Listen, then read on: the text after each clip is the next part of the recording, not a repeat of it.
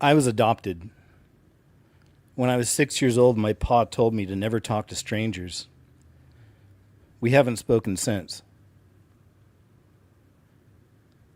I saw a close friend of mine the other day. He said, KJ, why haven't you called me? I said, I can't call everyone I want.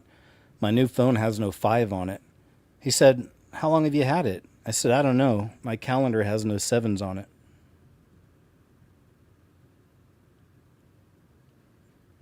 I once locked my keys out of my car. I had to break out of my car with a coat hanger.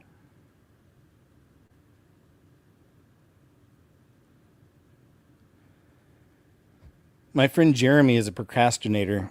He didn't even get his birthmark till he was 8 years old.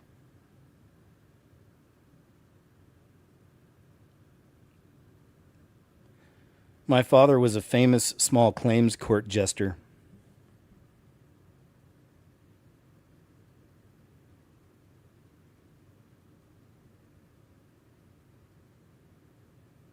And people think my friend George is weird because he wears sideburns behind his ears. I think he's weird because he wears false teeth with braces on them. These are just some things I wanted to share with you. My name is KJ Osborne, and I want to welcome you, yes, you, to the show. Hey guys, thank you so very much for being back here with me for another edition of KJ's What Happened on a very hot Saturday afternoon. I saw a map the other day. It looks like pretty much all of America now is above average, except for the upper Northwest. But I hope you're doing well. I hope you're staying cool, and I hope everything's going good. Tamara, good to see you always. Thank you for being here. And good to see all the friends coming in right now. Nice to see you all. Hope you had a great week. Hope you had a chance to check out my show last night. We had a fun and interesting topic last night with lots of interesting videos. I had a great crowd there last night too, so thanks so much. If you haven't seen it yet, please check it out. And I mentioned last night, I do have a new video, but what I'm going to do, oh yeah, big announcement. So next weekend, I won't be able to do a KJ's What Happened on Saturday. It'll be 4th of July weekend. I got plans, so I'll be gone Friday, Saturday, and Sunday. And what I want to do this week is do a KJ's What Happened midweek. It'll be Wednesday evening, 7 p.m. Central. I'll be doing a KJ's What Happened. I'm sorry, on Thursday night. Yeah, Thursday night, 7 p.m. Central, we'll do the KJ's What Happened. Then on Wednesday night, I may do a different live show because I want to have some of my content up for being off for a few days, so I may do a live show on the Tall Whites Wednesday.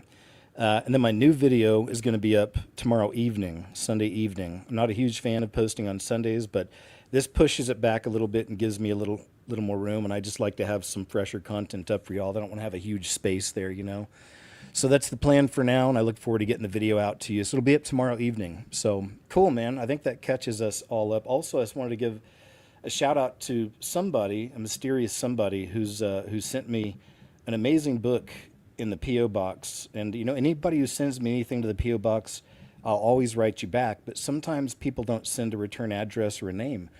And that was the case with this person. But it's a book on the Cabal. It's like a history of the Cabal, and it's intense. Like, this thing's huge. I've already been going through it. Very, very interesting. So whoever sent me this book, man, thank you very much. Very, very cool. Right up my alley. So I love it. Might even do a live show some night, and we'll just read from there some of the stuff I'm finding.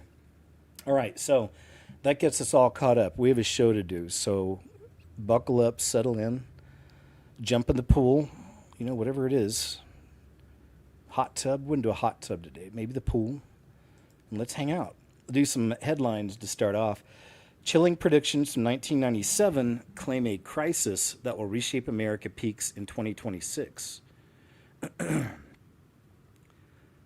A book published nearly 3 decades ago is capturing attention. In the 1997 work, The Fourth Turning, historians William Strauss and Neil Howe described American history as unfolding in predictable 80-year cycles divided into 4 distinct phases: a high, an awakening, an unraveling, and finally a crisis, the fourth turning. The authors also popularized the term millennials, anticipating that the current cycle, which began after World War II, would enter a time of profound instability starting in the mid-2000s, building toward a climax around 2020, and heading toward resolution by 2026. It's written in 1997. Theory gained traction. People seeing parallels. September 11th, the 2008 financial crisis. Of course, everything with 2020 and the insanity with that, and of course the current social and political divisions and upheaval and madness, all that.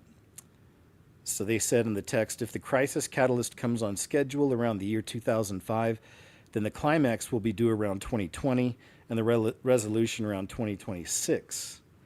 They further said, what will America be like as it exists, or as it exits the fourth turning? History offers no guarantees. So even this book saw it coming. Really they're seeing the end of the fourth age, if you will, in this book from the 90s.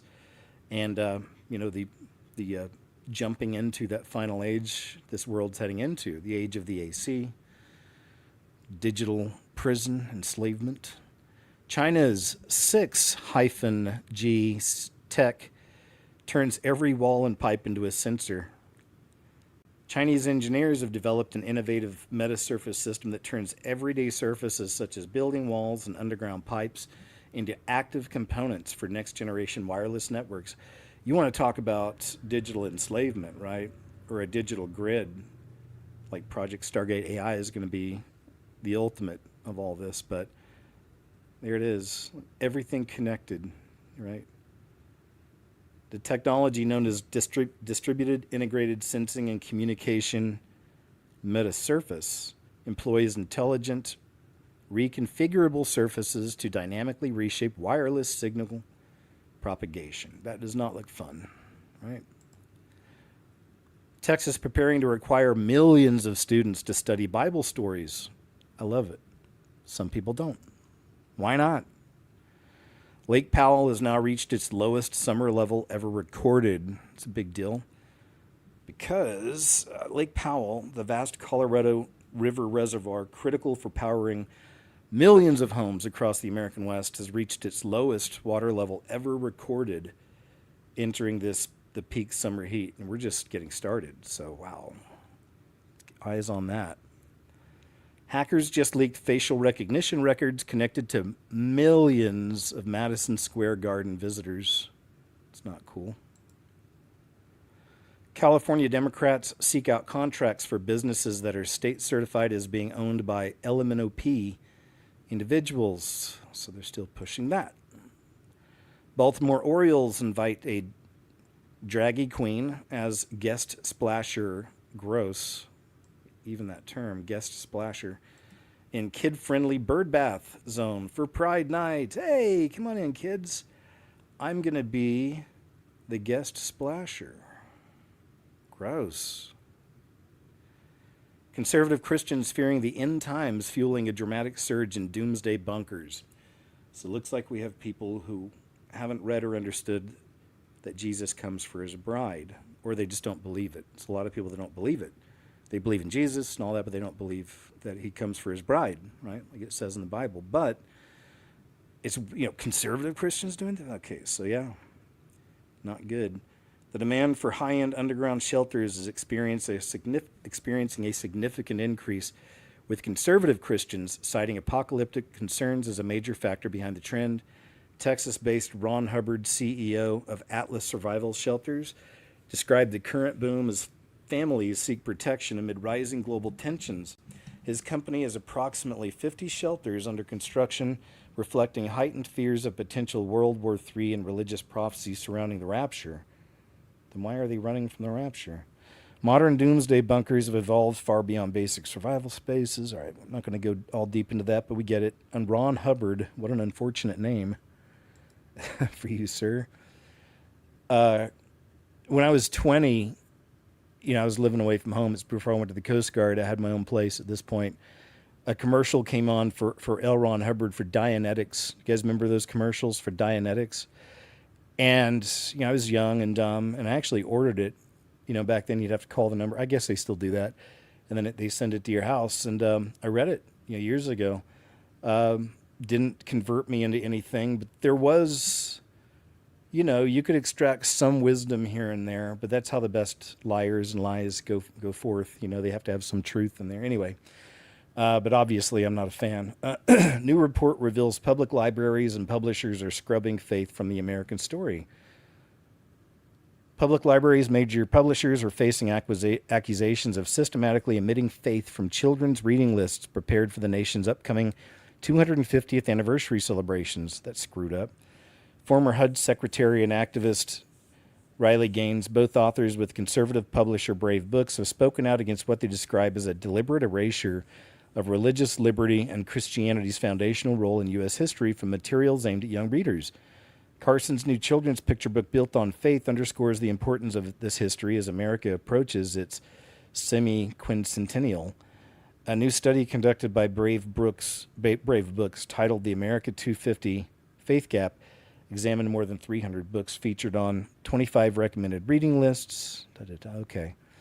Analysts found 0 titles that directly addressed faith, religious liberty, or the influence of Christianity in the founding of the United States, despite its explicit protection in the First Amendment. So we get the idea. This happens so often, but you Marxists, leftists, what do you want to call it? Woke mind virus, demonically influenced people.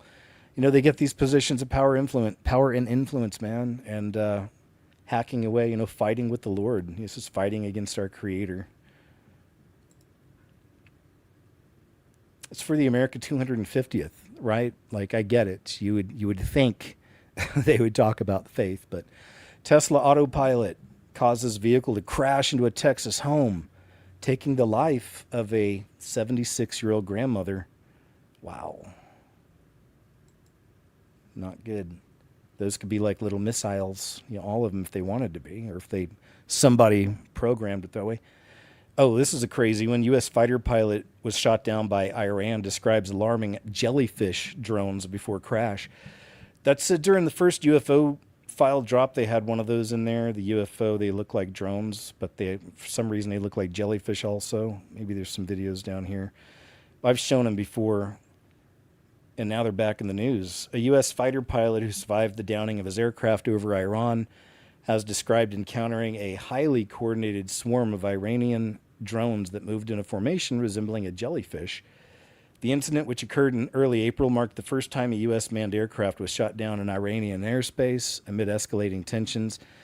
The pilot and his weapons systems officer ejected safely after the jet was hit, though the officer sustained serious injuries and evaded capture for more than 36 hours in the mountains. It's awesome, like real-life Rambo stuff.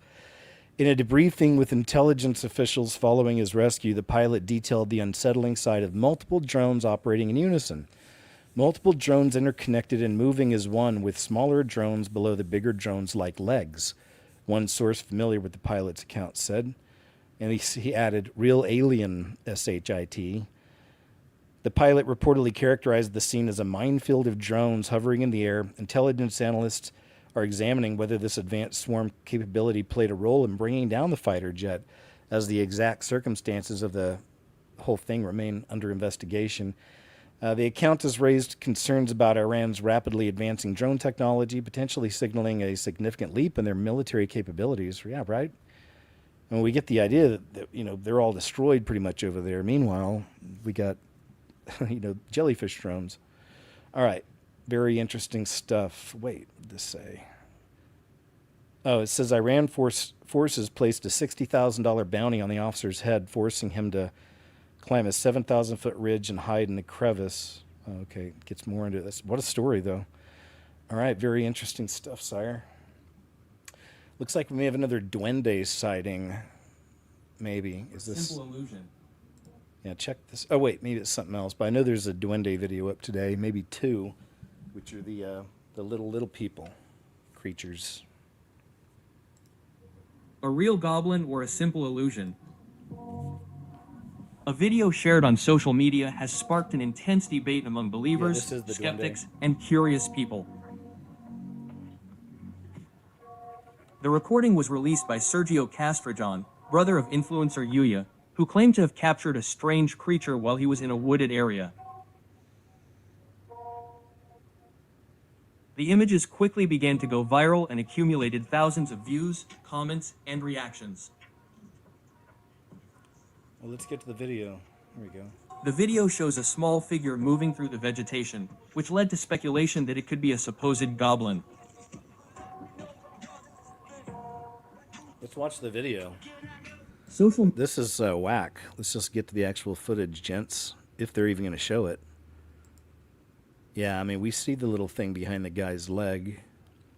I saw that, but I want to see the video. It's all just some random dude. All right. such as distance, image quality, lighting, or perspective can influence.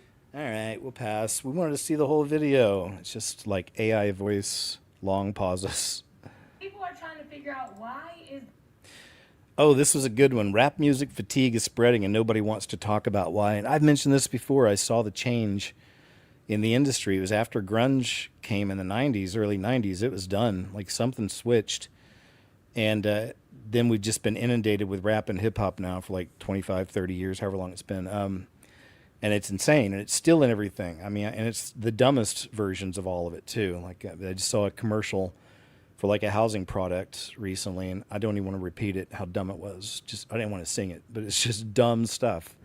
Anyway, dumb rap stuff. Okay, but check it out. People are starting to notice, finally. The music industry dying out. Everything has changed. The music industry has shifted the standard all the way. You feel like this is low effort, low energy from him? Yeah. I feel like a lot of music this year has been low effort, low energy. We have not had any club smashes, no real. Outside of the Clips album, you know what I'm saying, they had an incredible rollout. That definitely has been the most talked about thing in the summer, but there has not been any real club smashes from a DJ standpoint. Like, music is boring as hell, and everything is repetitive.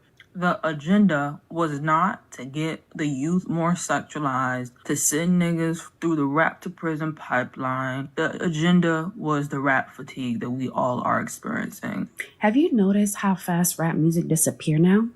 A song drops Friday, right? Let's jump ahead. I want to see some of those clips. Here we go. At one point, you have to go to a store, you would buy vinyl. Then you have to buy a cassette. Then you have to buy a CD. Then you could download music onto an MP3 player. Now you don't even download music. It's all about streaming. You don't even own the music. You're paying for permission. If it goes down tomorrow, Spotify, Apple Music, done. You have no music. And now we're at a point where you don't listen to the whole song. You go to TikTok, you listen to 15 seconds of the song, you decide if it's good or not, and that's it. So then when you have artists that the hottest part of the song is in the first 20 seconds of the song, whose fault is that? A Cardi B song, it was cool, but people gravitated to that song, number one, because of the drama her and Offset and the slugs that she was shooting to Offset. But outside of that, the song really ain't sticking. Ain't nobody talking about that. They talking about that song for maybe 2 weeks. It did its thing on TikTok, and then that was it. Like, nobody's talking about it no more. The Glorilla song, it was cool. I liked it. You know what I'm saying? Women liked it, but it was cool from a TikTok standpoint. And it's a slower paced song. You play that later on in the club when, you know what I'm saying, you getting ready to slow things down, but that song, I don't consider that a smash. Break songs are not sticking. Let's keep it real. That What Did I Miss? It was cool, but you're not finna play that during prime time in the club. You're just not gonna do that. It's sad, man. It's honestly depressing. If Beat King was still alive, this would not be happening, man. I swear. It's not an accident. There are people that are behind this. There's a system, and it's working exactly how it's designed. I'm not going to give you a full history lesson because obviously you don't need one. You got that while you were in school. You just need to remember or learn for the first time what rap was actually for. It was a microphone for people who didn't have one. Block parties in the Bronx, street corners in Watts, places where the news didn't show up unless something was burning. And in those places, people figured out that. All right, I'll go and move on. Just want to play a few of those clips, really. That's from Still Human YouTube channel if you want to check out more on that. The rap fatigue and hip-hop fatigue. Only city in America named Babylon. Did you guys ever seen this? This is crazy. Check it out. New York City's on the money, if you know what I mean. I think it's pretty interesting if you do a search for Babylon in the United States. It takes you directly to New York City. And I don't think that's a coincidence, personally. If you look and zoom out here, it is just east of Manhattan. And you guys know that I have come to the conclusion through scripture that I believe New York City is Mystery Babylon. And it just so happens that the only city in the United States named Babylon is in New York. There is one other place in Illinois that is an unincorporated community, but it is not a city. The only real city in America named Babylon is right here in New York City, just a ways from Manhattan. So pretty interesting. Things that make you go, Very much so. I had never really thought about that, so I'm glad that he put that out there. It's from a good channel, Generation 2434. If you want to check him out sometime, please do, if you want, or not. So this right here, let's check this out. They have a note on it. It says he didn't spend 300 days in Antarctica. He visited for a 7-day luxury expedition. So Oliver Tree stuff, as you know, we've talked about him. Many people, you've seen this online in the last few weeks after he's passed. Says, this is insane. Oliver Tree made a full-length documentary on Antarctica, screened 2 weeks before he passed. Wasn't publicly released. He spent 300 days, it says, in Antarctica investigating UFOs and alien bases there. Yeah, so I don't know about the 300 days. Then it looks like this is probably more accurate right here. There's the full doc. It says it's on YouTube. So you know what? Maybe we'll check that out on Monday's show. But let's check some of this out here. Alien base. UAP. UAPs we've seen UFOs, we've seen a wide range of things. We've seen ones that were oblongata, very long, more like a missile. We've seen ones that are more circular, the traditional, standard kind of boring textbook stuff. But we've seen a wide array of ones. Those are rare. I'm always watching. Have you seen them coming out of them underwater? Oh yeah, they work their way down. They finally make a hole. The way they go, that water drains down, and sometimes you see them shooting out the sides of these big chunks. I've been keeping my eyes pretty wide open, and I've been looking. We saw it one time. It was absolutely stunning. I'm on a rifle team with the military. Me too. I'm pretty good at ranging, looking at things. And like I say, just look at the stuff you know, and the length of it, give you a good judgment. If I was to bet, that little one looks like an entry fork right there. The one on the right, that small one, that's probably for a smaller ship. Get a close up of that. What I'd give to get a chance to go up in there. Are you fucking kidding? 1, 2, 3, 4, 5. I can count 5 different entry points to this alien base. This is the reason why I've stayed in Antarctica so long. Look at this fucking thing. I'm giving an interview about alien bases and one shows up right behind me. This is a daily thing here. This is something that has kept me in Antarctica because I want to know more. And without the proper military support, I can't go deeper into this because this is NATO territory. It's been closed off. But a guy can wonder and a guy can watch from a distance and document. We've got multiple cameras here so that we can try to get this footage and upload this to the internet where everyone can witness this for free. We don't have to hide this anymore. I'm so sick of the government hiding what's really going on here in Antarctica. This is what's going on. Alien bases that go underwater, where you have orbs, you have UFOs, you have UAPs, you have so many different types of vehicles, but this is what keeps me. And as much as I love it, I feel like maybe I've hit a threshold. Maybe at some point I can come back and work closer with more scientists.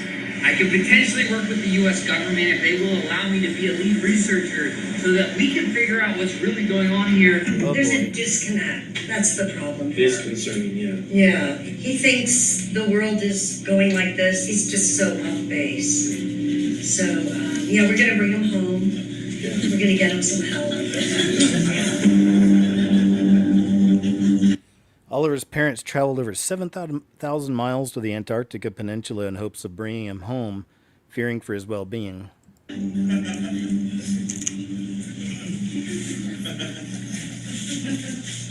think a lot of people are scared and they come at it from a fear angle. But for me, I come from an open heart and an open arms. That's dangerous. And I welcome the aliens in, and that's why I've had so many interactions with UFO ships. That's why I've seen them time after time. Because I know I have an open mind to this, but an open heart. And I know the aliens can pick up on that. Of course, there's also the walls that surround it, the flat earth theory and all that. I'm not going to get into that, but yes, we did find the wall. This is the perimeter of Antarctica. All right, so interesting stuff, man. We'll have to. Where's the full doc? I'll save. Oops, I'll save this for Monday's show. We'll watch some of it there. The story's still unfolding on him, and it's interesting. Canadian citizens are furious over their FIFA World Cup opening ceremony being in Indian. It's full of Indians doing Indian dances, multiple singers all sang in foreign languages. So this is what Canada gets now for their opening ceremony for their country for the FIFA games. Can someone please fucking explain to me, please, for the fucking love of all the fucking, how this is Canada's opening fucking ceremony? Come on, lady. Last time I checked, we're fucking... All right, we got you. That's not English. We don't speak Punjabi, whatever the fuck language is. We are not Indians. This is fucking Canada. How is this our opening fucking ceremony? Man, I want to look at that. I wonder what kind of symbols. If that's our opening ceremony. Fuck.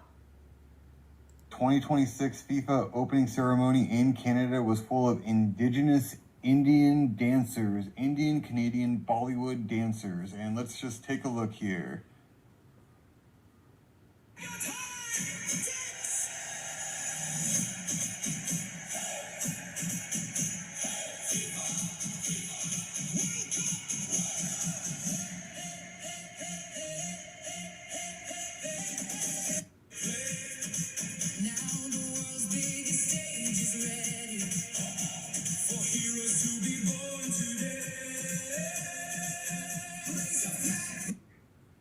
So look here again, and another one. So that was rage bait. Indians.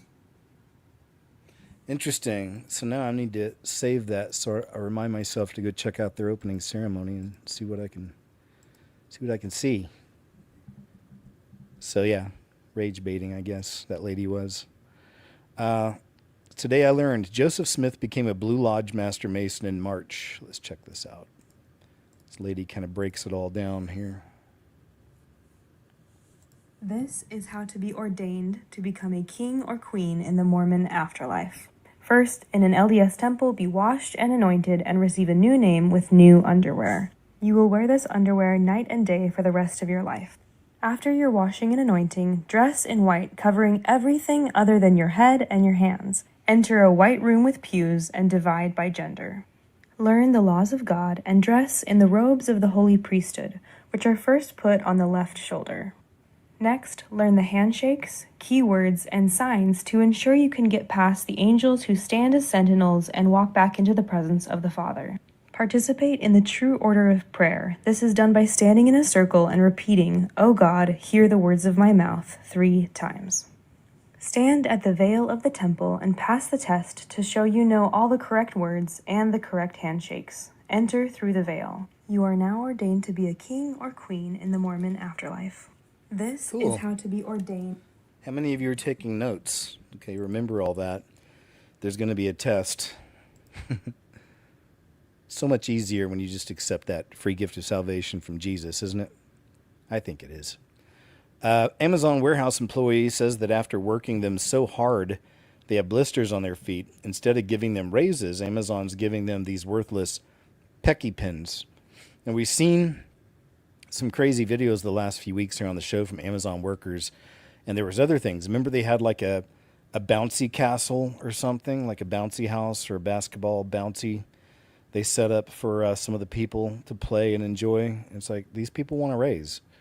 They had the other one where it was like the ice cream, little ice creams that they would have, I guess they're little ice creams that have set up in these little freezers all throughout there. And they'd, I guess, help with your energy and, you know, all that, somehow nourishing, I guess. Squishers or something. And they showed that those things are all empty and have been for a long time. So Amazon seems to be treating their people like poop, you know. Let's check this out.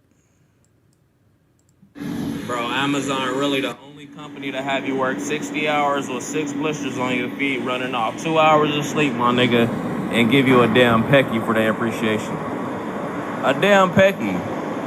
Man, fuck that damn pecky, bro. So what this pin is, it's an Amazon Pecky pin. Pecky is Amazon's official mascot, and they give these pins out to their employees as swag and fun branding to boost employee culture. So it's supposed to make them feel good about working for Amazon because they get this cheap, worthless pen instead of giving them a raise. Now let's go ahead and take a look at what some of the other Amazon employees have to say. Apparently they have something called Snack Attack in the break room, and it's basically just Amazon giving them chips. Another Amazon employee says that their facility ran out of water, so they can't even have water at their facility. Let's take a look. We got more of these. I got over 200 of these Pecky pins, 3 years strong here. So instead of raises, we got 200. Yeah, that's super lame. You know, I hope this stuff keeps going viral. Maybe Jeff will get the message. I'm sure he knows. Just don't care, right? CERN is shutting down next week. This is big news if you hadn't heard, and people are starting to panic.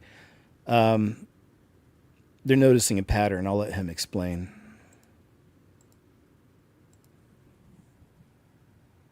This is terrifying news. CERN is shutting down next week, and people are starting to panic. On June 29th, CERN's Large Hadron Collider is scheduled to shut down until 2030, and people are starting to notice a pattern. CERN first fired up in the year 2008. Within days, Wall Street collapsed, and the world was thrown into the worst financial crisis since the Great Depression. Then, CERN entered its first major shutdown in 2013. Within 24 hours, a massive meteor exploded over Russia in one of the most powerful impacts in modern history. Then CERN entered its second long shutdown from 2018 to 2022. And what happened during that window? A global pandemic, worldwide lockdowns, supply chain chaos, economic meltdown, political unrest, and a world that never went back to normal. Now CERN is shutting down again,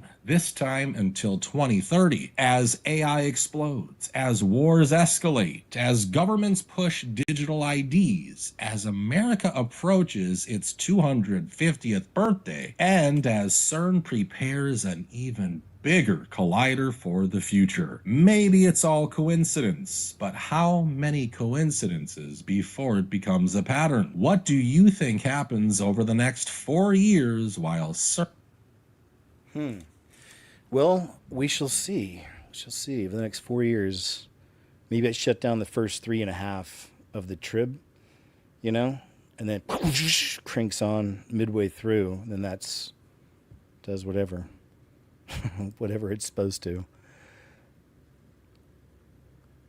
Every day more homes and businesses are using security cameras, and every day these security cameras improve the image quality and start to bring us images like this.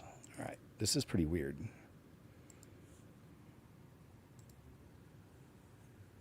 I do appreciate the security cams and the trail cams, though. I feel like you get a better shot at authentic type footage. Whoa, did a little orb just depart from that too? It did.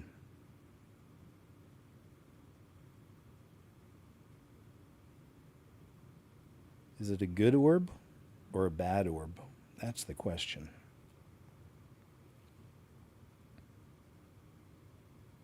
We've seen both.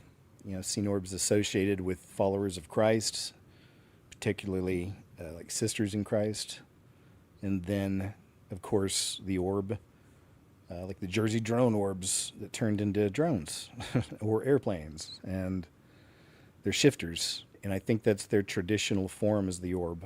That's just how they kind of mostly move around. But then they can turn into whatever. The Hat Man in your bedroom when you're 4 years old, freezing you in your sleep, in your bed, to a UFO and everything in between. All right, there we go. I guess that's that's pretty much it. Neat. But real quick, let's just quickly watch one more time what the original form was, because it looked pretty interesting. I was kind of hoping it would come back, but so it's about to drop. Here it is. What do you think?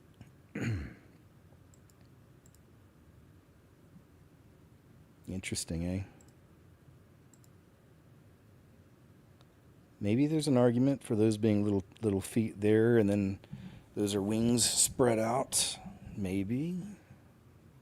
Maybe. And then bloop, little orb comes out, and the body or whatever, it just kind of goes away. It's pretty cool. Cool catch. Like it. Don't know what it is exactly, good or bad. IRS employee used Instagram DMs to recruit people to make fake SBA loans. Oh my goodness, here we go. Naughty, naughty. This one you will not believe.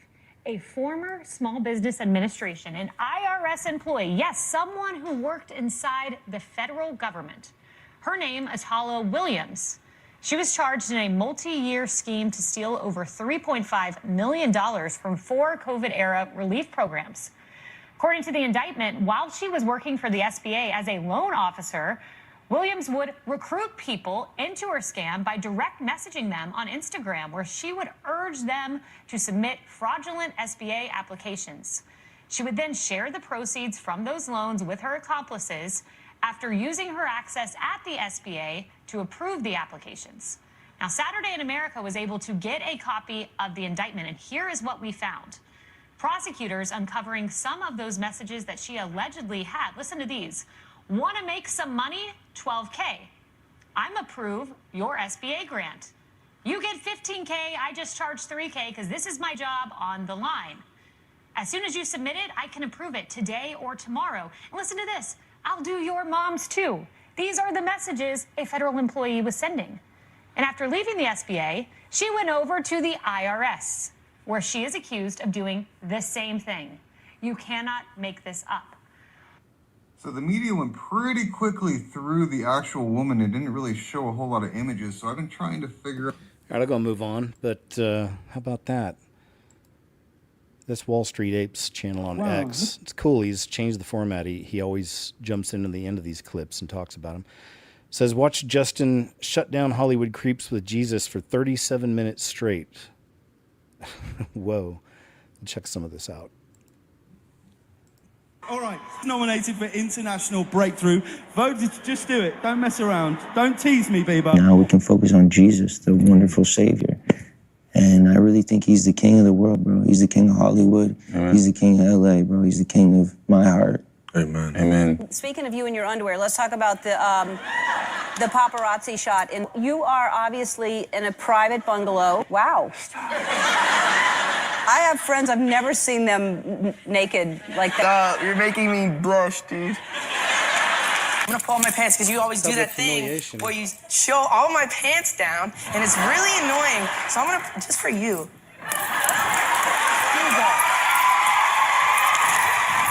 I think that I was just, living in this shame, living in all this sort of stuff of my past, and I wasn't able to move on. The next 48 hours, he's with me, so, and we gonna go full crazy. I'm just in a weird place, dude, and I felt it in my soul. Would you rather have to be naked on stage during one full song or drink a cup of blended worms? I really took a deep dive at the condition of my soul. I was just hurting and broken, and so I asked God, I said, if you're real, I need you to kind of show me. You think this is a game? No, that's not a game. You think this is a game? We're working, man. Exactly. At the expense of another human. People are always wanting something. I can never tell if something's really authentic. No. No. We're gonna set boundaries here today with all of you today. Justin Drew Bieber, the Grammy Award-winning musician who's practically been a megastar since birth, is absolutely fed up with the Hollywood/LA/music industry garbage, and it shows as he suffered a ton of abuse since he was a little kid. Yeah. I don't know, man.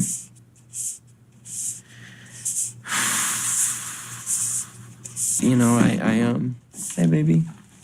Thank you so much. I appreciate you. Oh, look at that.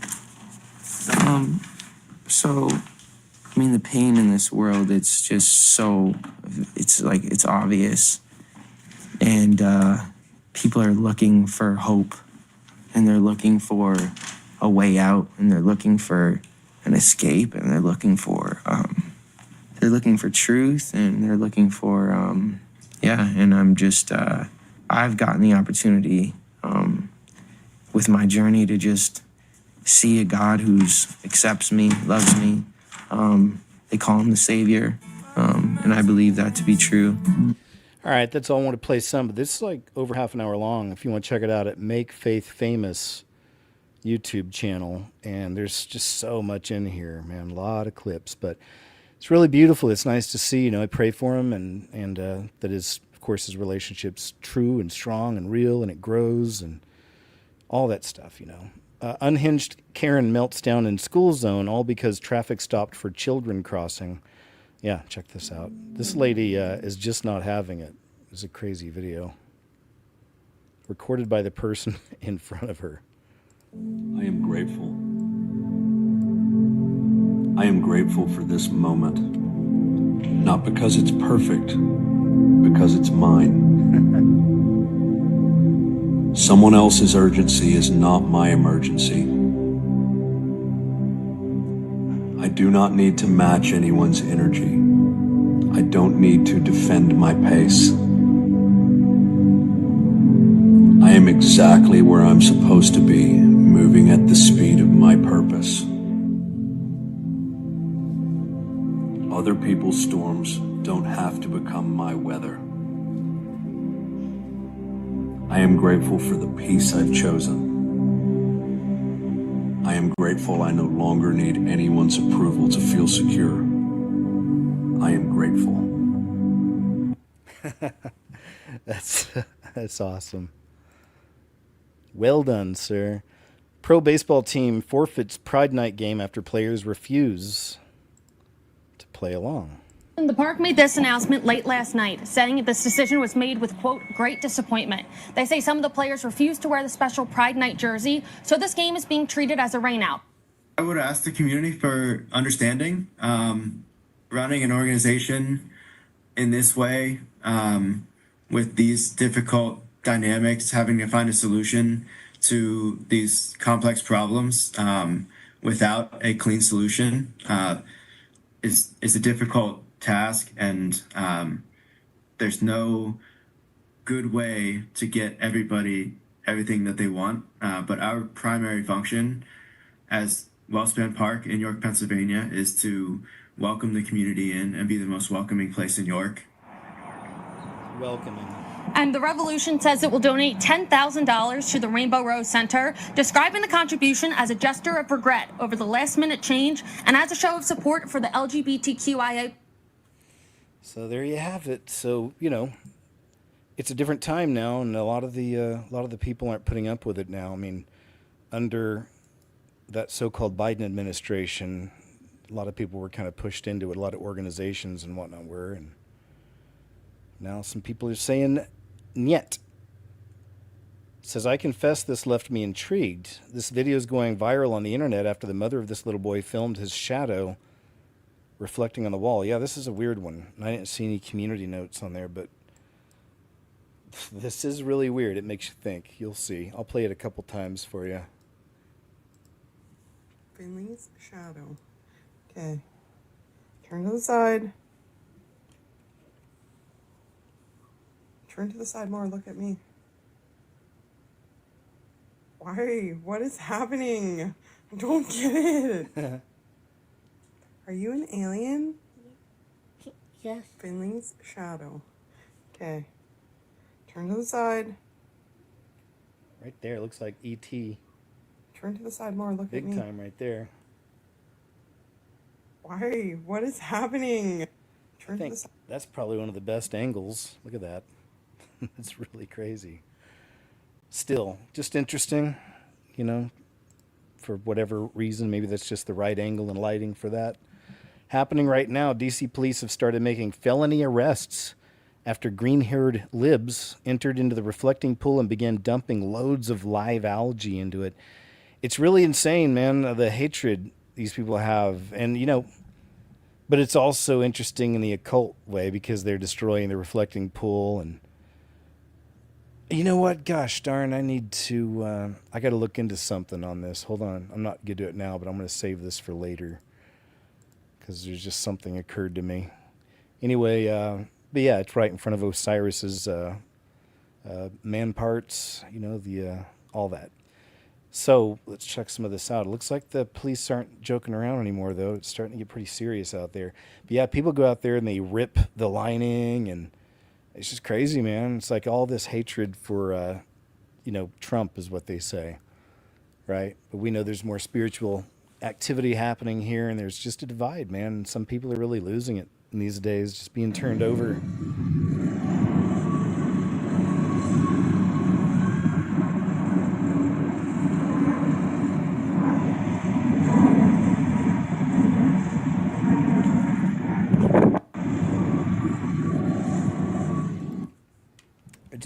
Just madness. People just out of their minds, right? Losing it. Says a political boom just went off in the White House briefing room. Oh, wait, this video's from July 2025. All right, never mind. Moving on, then. They said the tick invasion was a conspiracy. Now this is happening. Check this out. In some cases, I don't know if this is one of them, but they're evolving, and now there's different issues happening with people. This is pretty terrifying. We're now finding out that alpha gal isn't the only thing you need to worry about when it comes to ticks. There's something even more lethal. It's called the Powassan virus, and a tick can transmit it to your body within 15 minutes. Whether it's hunting or fishing, John Regan is an avid outdoorsman. But this active, on-the-go, freshly retired man has been hospitalized for weeks after a tick bite. And now it's like he's just from a tick, And I've never even heard the word before until they came out with it, And it's just tough seeing him in this position. Regan was diagnosed with Powassan virus, which is spread to people by the bite of an infected tick. And just like alpha gal, this virus has also been flying under the radar as it slowly takes lives across the U.S. A local family is warning people that a tick about the size of the mark from this pen tip could change your life forever. Kevin Boyce didn't know he got bit, but his life took a tragic turn around this time last year. He spent 24 days in the hospital with flu-like symptoms that ultimately led to brain damage. It was horrifying, but we knew what Kevin would want, so, we just had to let him go. His sister says it was Powassan virus, a rare but dangerous disease that's carried by the black-legged tick, which also transmits Lyme disease. Local environmental experts say that tick populations have been on the rise over the last several decades in Massachusetts because more of them are surviving milder winters. And that's the... All right, so we'll actually cover the rest of this over on Monday's show. We'll get deeper into that subject, cover a lot more of the medical type stuff over there too and whatnot. This is a real ad for a nursing home on Instagram. The comments are gold, so I guess they posted some of the comments for this, and they are funny. I don't know, ask yourself, because many of us, especially Gen X type, you may have folks at that age, and maybe they want to go to a home, and maybe you're shopping, and if so, then you're welcome. This is called Royal Destiny Assisted Living. We know that the hardest part of finding a care home isn't the paperwork, and it isn't the packing. It's that heavy moment when you have to walk out the door and leave your parents in a new environment. Before Royal Destiny, we were foster parents. We know exactly how it feels when someone moves to a new place. We know how scary and hard that can be. And that is exactly why we built our care model with a focus on comfort. We promised ourselves that moving day here would always feel like a warm, personal welcome. Because of our strict 1-to-3 caregiver ratio, your loved one is personally accompanied every step of the way. They have someone right at their side, walking at their pace. Before they even walk inside, we know their favorite music, we know exactly how they like their coffee, and we will know how to comfort them when they feel worried or upset. And for families navigating the unpredictability of dementia, we want you to know this. We step completely into your loved one's world. When there is a moment of confusion or a tough afternoon, we meet them right where they are with patience, validation, and absolute dignity so that they always feel safe and they always feel seen. So there you go. Remember, that's Royal Destiny Assisted Living. Oh boy. Did you read those comments? Organite. Pyramids are absorbing the EMF radiation is the claim. Let's check this out. He does a little test.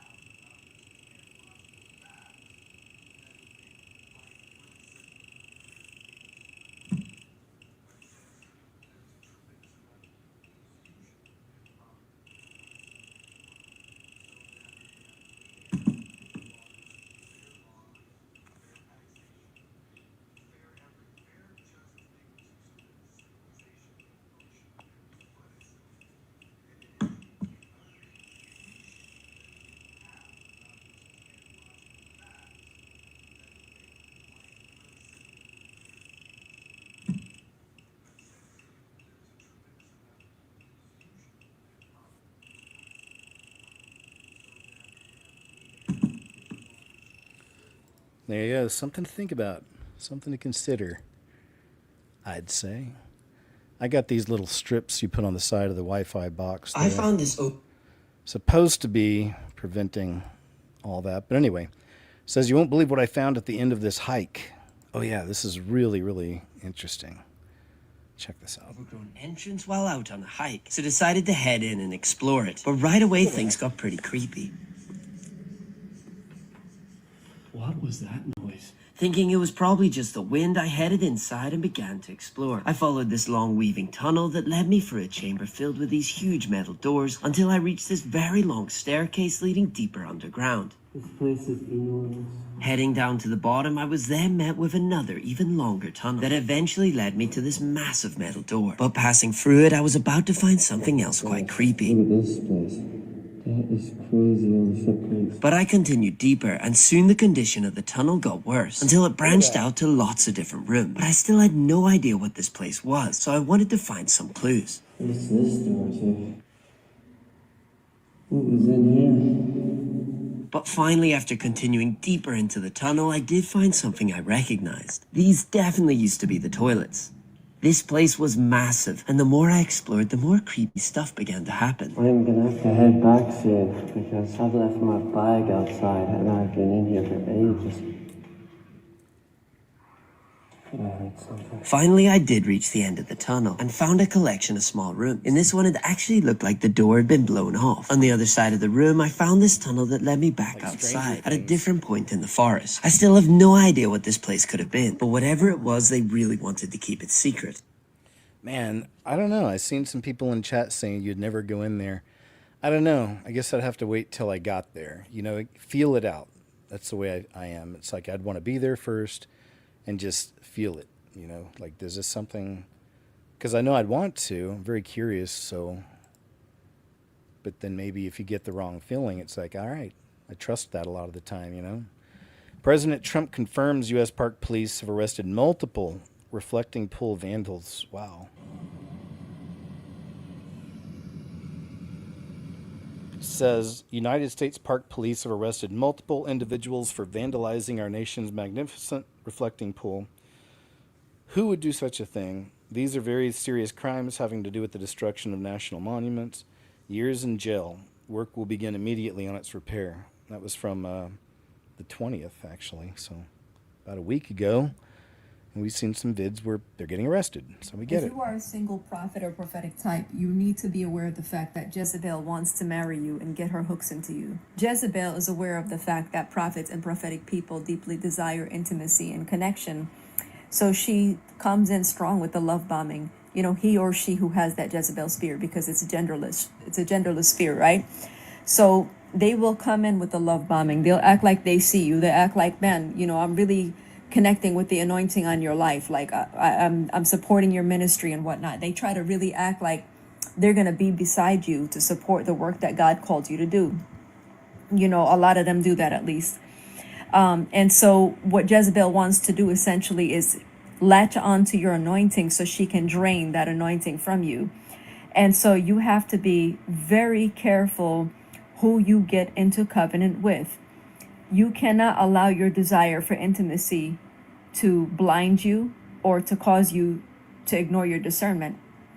Because I have watched Jezebel destroy prophets and prophetic people through marriage. Okay, I have seen Jezebel wear out great men and women of God through her relentless witchcraft.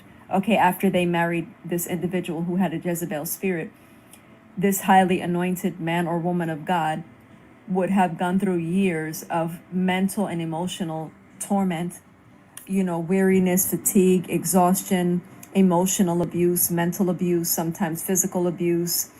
And once they marry you, that mask comes off quick, and they really try to rush you into marriage, these people, because they don't want you to see who they are. And once they get you, into that demonic covenant with them, the torment comes in strong, and it's like you cannot hear or see or feel, connected to the Lord the way you did before you got married, because they steal that from you. They steal your intimacy with the Lord. They rob you of that connection. And I've seen it. I've witnessed it. I've, firsthand experienced seeing what that spirit does, to anointed men and women of God, and how it steals your destiny. It steals your ministry, kills your ministry. And so I just want to urge prophets and prophetic people, prophetically sensitive people, to surrender your desire for intimacy to the Lord. Yeah. And don't rush into marriage. Don't rush into relationships, because Jezebel is on the prowl. All right. Thank you, lady. Great message. Agreed. Got to be careful. And I like that she pointed out that video where those people. It's a genderless thing, like it's pops up and they're oftentimes like very attractive people, big personalities. All right. Goosebumps warning. Oh boy. I'm scared already. Were sailing over where the Titanic sank, and in the video they captured all kinds of strange noises of what sounds like people screaming and stuff. This is gonna give you such bad goosebumps. Listen.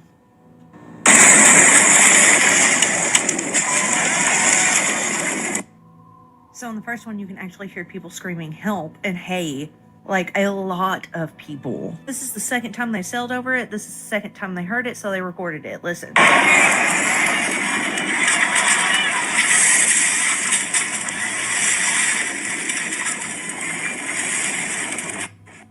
They caught a violin playing. That is so creepy. And it just keeps happening. They described it as it was like blowing in the wind, like it would come and go.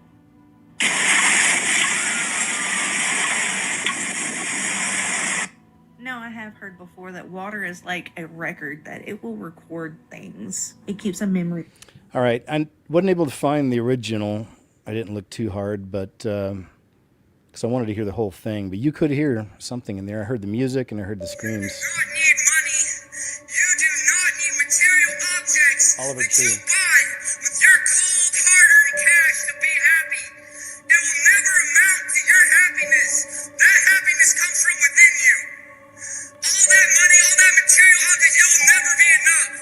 Oliver Tree is right.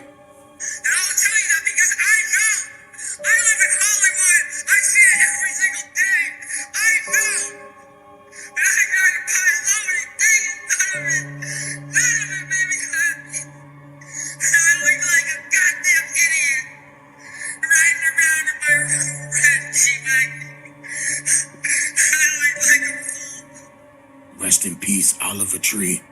He was going through so much, guys, as you could see, he broke down right there, guys. You heard what he said about HW. We've been hearing about this for a long time, guys. Something's going on at HW, and Oliver Tree was a part of it, so he knows exactly what was going on. I'm starting to feel bad for him. Because all these people wanted to do was be famous and rich, and it came with a whole bunch of other shut up that we didn't supposed to know about, or they wasn't supposed to do at all. But it already happened. Rest in peace, Oliver Tree, because you saw how emotional he got in that video, guys. It's not a game. Everything he said was true, no cap. I don't know. We'll see. There's so much unfolding about him, and it's just kind of cool to see all this. And, then there's the question, was he genuinely someone on that level that was wanting truth? Or, is he a jester of the ha-luminati, for the public, for the people? Just, you got to question these things. Google is testing a new reCAPTCHA system that asks users to make simple hand gestures in front of their camera instead of solving image puzzles. Y'all know what reCAPTCHA is. You enter a site, and I guess they do it to prevent DDoS and bots and stuff.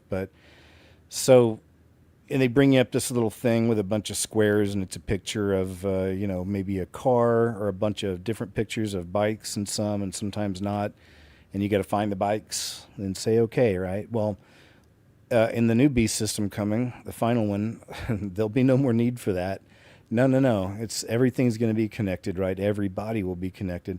I still refuse all this stuff. I'll even stop using something if they start making us have to do that. And especially the facial ID. I always get asked, especially on my bank app, if I want to switch to facial ID. I'm like, no thanks. So instead, now we're going to, it's just the picture, I think. It says, when used, the browser requests camera permission and records a short video of the user's hand movements. According to Google, it does not record audio and deletes the video after the check is complete. Don't believe them. The new method aims to stop bots and AI tools that have become better at solving traditional CAPTCHAs by verifying, of course, now it's AI's fault. It is because of AI, guys. It's out of control. By verifying real hand movements, Google hopes to make it harder for automated attacks to create fake accounts or abuse websites. Google says hand gesture verification is an optional feature and will not replace existing image and audio challenges. For now, right? For now. No thanks.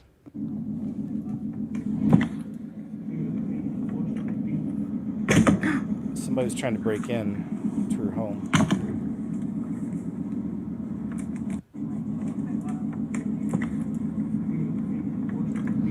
Anyway, I thought it was more interesting. Moving on. Part 2 on how someone tried to break into my apartment at Sky. There it is. So we just saw the little short video. Now, here's the story. House Frisco Station. I was in my apartment with my boyfriend and my dog. I was cleaning. My boyfriend was about to take out the trash. He comes up to me and he's like, somebody's knocking at the door. I go and I look out the peephole. I don't see anyone, but then I hear aggressive knocking. So I'm looking out my peephole. I can't see anybody. He's crouched down to where we cannot see him. So I call downstairs because we do have 24-hour concierge, and I'm like, hey, someone's knocking at my door. I can't see who it is. It's really strange. She's like, okay, I'm gonna call the courtesy officer, send someone up there. It then escalates and he starts trying to shove himself into the door. He's like running into the door. He's kicking the door. At this point, me and my boyfriend are freaked out. My boyfriend is telling him, hey, you have the wrong door. Stop doing that. My boyfriend's like, get the fuck out of here. You're at the wrong place. He starts saying something about his wife. If you actually go back to the first video I posted, which I didn't even notice this at first, a friend reached out and was like, hey, he's actually said, hail Satan, worship the demon. Mind you, I have only lived here barely 2 months. I just moved in. I just got settled in. I have no idea who this guy is, but I have seen him in passing and he has seen me in passing. We have come up either at the same time, and I've seen him go into his apartment when I've been going into mine. What's really interesting about the whole situation is in the little forest square that I'm in, it's all guys. I am the only female. I am so thankful that my boyfriend just so happened to be with me, because I had actually been alone the whole week. My boyfriend was literally had his whole body weight pressed up against the door to keep him from breaking in. I'm also really thankful that Frisco PD responded quickly, as well as the front desk 24-hour concierge. They've been nothing but amazing. This was probably going on for around 10 to 15 minutes. In the midst of all of this going on, I actually had another neighbor that came up and saw him kind of crouched down by my door and thought that that was weird. When my other neighbor came up and was going to his apartment, the guy that was trying to break into mine actually went back across the hall back in his apartment. Also, it got to the point to where he was trying to break in so aggressively that the other neighbor ended up hearing and started looking out his peephole That's what the second video was that I posted. It's a video that my other neighbor took. My other neighbor also called the cops, which I was so thankful for. And now me and my boyfriend have been spending our entire Friday trying to figure out what to do. Thankfully, this guy is still in jail right now. All right, we'll go and stop there. Just want to play some of that crazy experience they had. It says, what was everyone staring at off the coast of Carlsbad, California? This is just one of those I got to resave because it's a classic to me. But look at this. It's pretty weird. Watch all the people and everybody just seems to be staring off. I guess I'll let her explain a little. Footage was recorded by a man by the name of Chris out of Carlsbad, California. On June 20th, he was just enjoying a day at the beach when he noticed something weird happening with some of the people around him. Mind you, it wasn't everybody, but just different people sporadically down the beach. They stopped what they were doing. Some stood up and looked out towards the ocean, and he thinks they were looking at something specifically. He couldn't see what. But this completely terrified him. He has no idea what happened. These people eventually just went back to what they were doing like nothing happened. Take a look at this footage. Comment below. Let us know what you think is going on.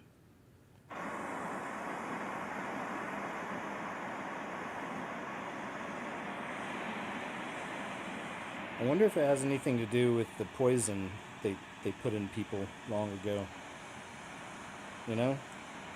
Like maybe the people that did that had some kind of a short circuit, or I don't know. It's a test. I'm not saying this is true. I'm just throwing ideas out there. It's kind of weird. I would think you might at least go up and talk to some of these people afterwards, right? Like that'd be the idea. And just ask them. And it would be weird if their response is like, like they just was in a trance. Like, what? No, I'm just sitting here. Everything's cool. Yeah. I wasn't looking at anything. And you look down here, and again, there's not everybody. You see some people walking, no worries. And then you got that couple standing there like that.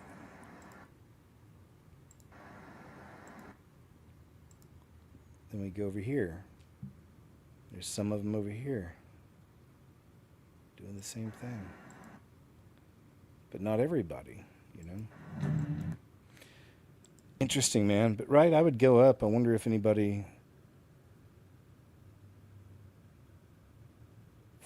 mentions that, if there's a follow-up here.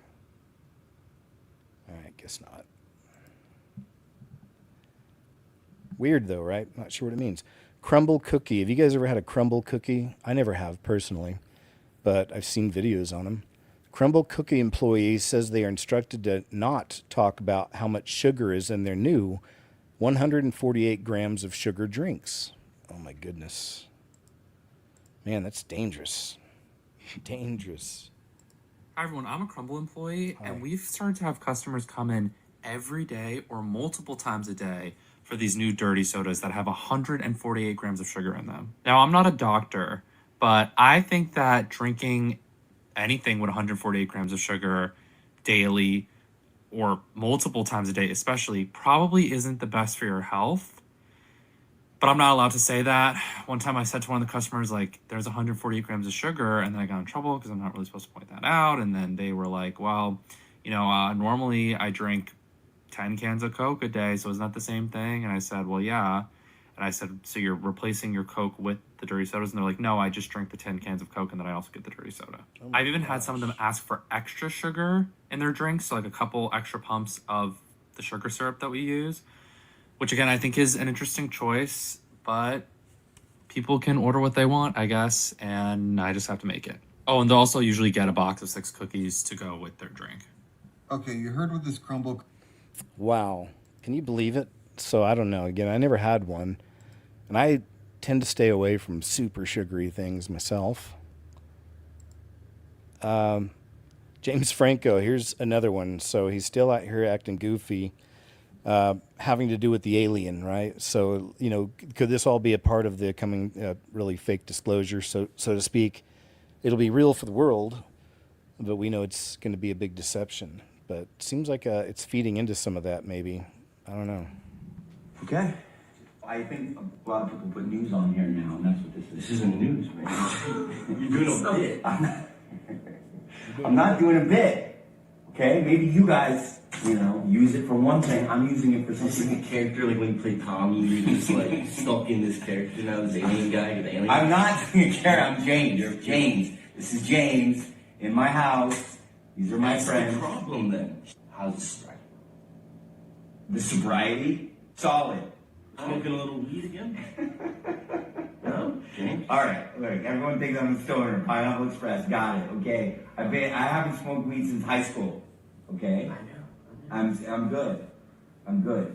Warning a lot of people, man, over these videos. They just don't know where your head's at, man. Did you guys see the hearings?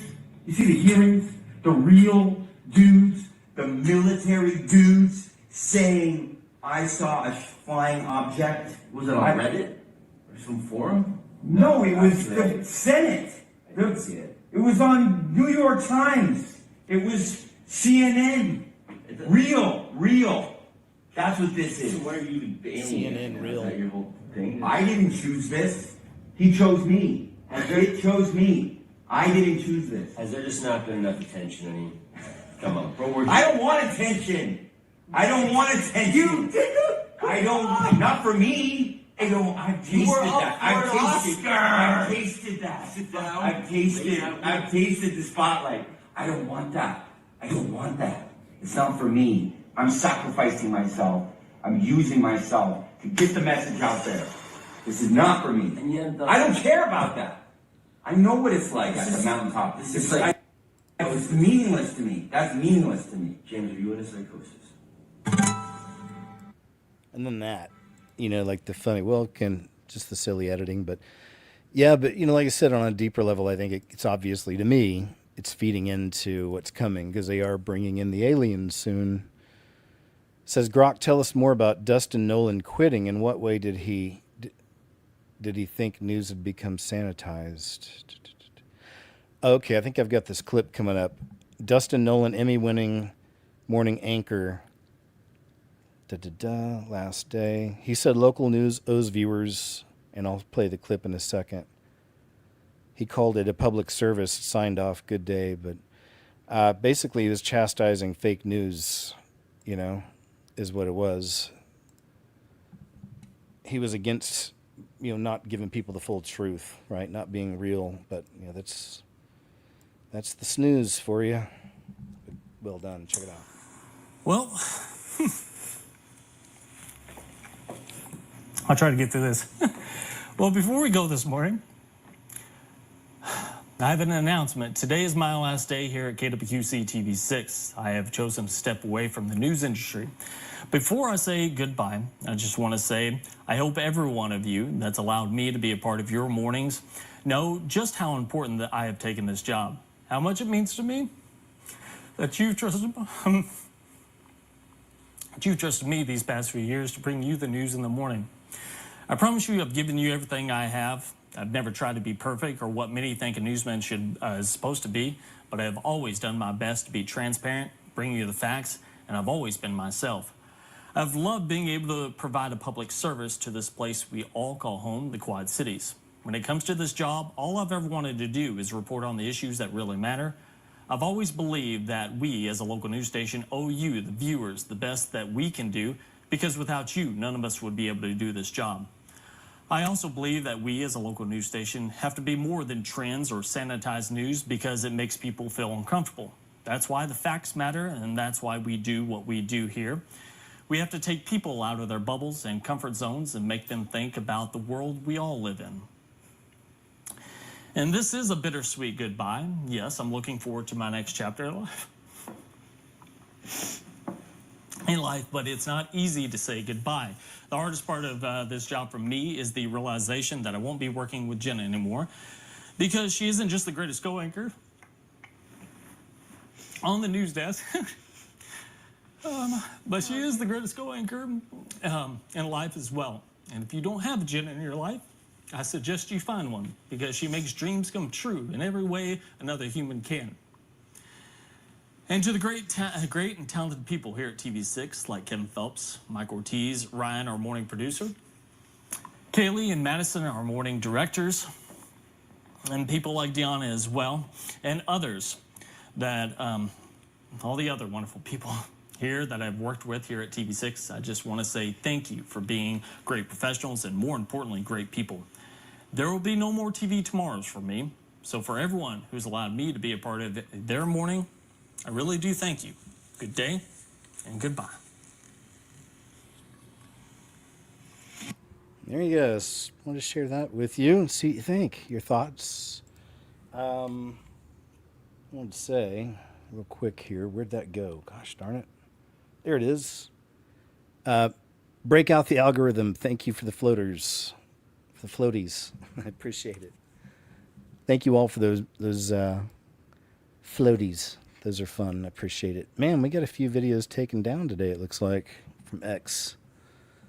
No puede ser. Okay, now, this one is for your consideration. It's got a lot of views. It is interesting. I first didn't watch the whole thing. At first, I thought the whole thing was fake. But then the rest of the clip goes on, and then, you have to wonder, if they'd set it up, how they did this. So really interesting paranormal clip here. You decide, but watch how this plays out.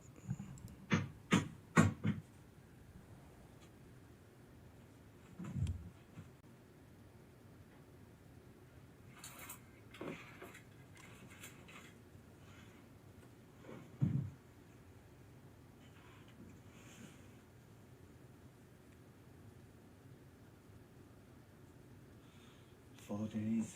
I've had no fucking sleep. 4 fucking days now.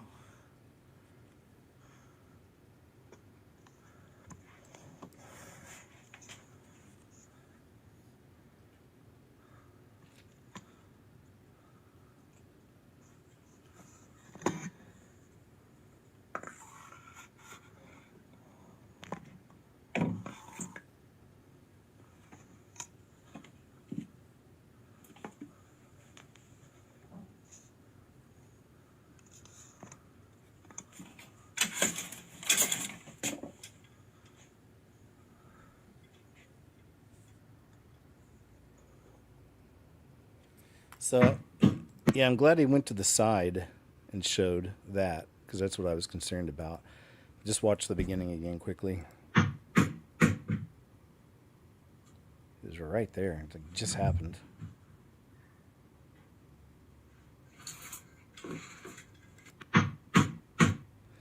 Pretty interesting. As always, you decide. It's a good one, though. Says, is Keanu Reeves the devil's advocate? Good question. Check this out. He's got a reputation for just being the most down-to-earth realist dude out there in Hollywood, and he earns it. There's lots of clips of him in like New York, just riding on the subway, being on a bus, and just not bothering anybody. I mean, it's a good look, right? But is there more to this? For entertainment purposes, if I wanted to convince you that fallen angels are real and that they've positioned themselves to be in sight, I'd start with Keanu Reeves, and here's why. First, I noticed a lot of songs in the music industry use his name, and there's a common theme surrounding those lyrics. Here's an example. Fuck Illuminati, that boy 6 got my back. 6 make this beat, 6 bring the heat, you got on repeat. 6 got my back, 6 make this beat, 6 bring the heat, you got on repeat. Which, by the way, this is the album cover that song is on. Next, I'd point out the comic book that he did. Not so much the fact that superheroes can be equated to the Nephilim. It was this. You end up coming up with the storyline and everything. I mean, where do ideas come from? I know, yeah. So that's a very deep question. Where do they? Yeah. It came to me of just, were you on a character that could punch people through the chest? Yeah. And then, what if they were half god, half immortal? And then, what if they were alive for 80,000 years? What did you do with this idea? If you with that, and then be used, but then he's cursed with violence. He doesn't want to be violent. He doesn't want to be violent. No, but it's in his blood. He can't die, and then he doesn't know who his father is. Saying he doesn't know who his father is was the cherry on top. Next, I'd say his response when asked about the old photos that look like him. Also on Jimmy Fallon. Have you ever seen the website KeanuIsImmortal.com or heard about this? I've heard about it recently. Yeah. This is fans of yours. You have a lot of great fans out there, and what they do is they find old paintings and old pictures from like the 1500s of dudes that look like you. So this thing that you've been on the earth since you've just been around. There's just different generations. I just wanted to show you just in case. We're all stardust, baby. I know.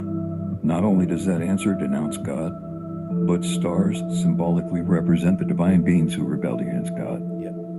I'd also have to point out some of his movie titles or plots, such as The Watcher, The Devil's Advocate, Constantine, Good Fortune, Exposed, a movie containing angels and demons, The Matrix, Replicas, Johnny Mnemonic, The Day the Earth Stood Still, Dracula.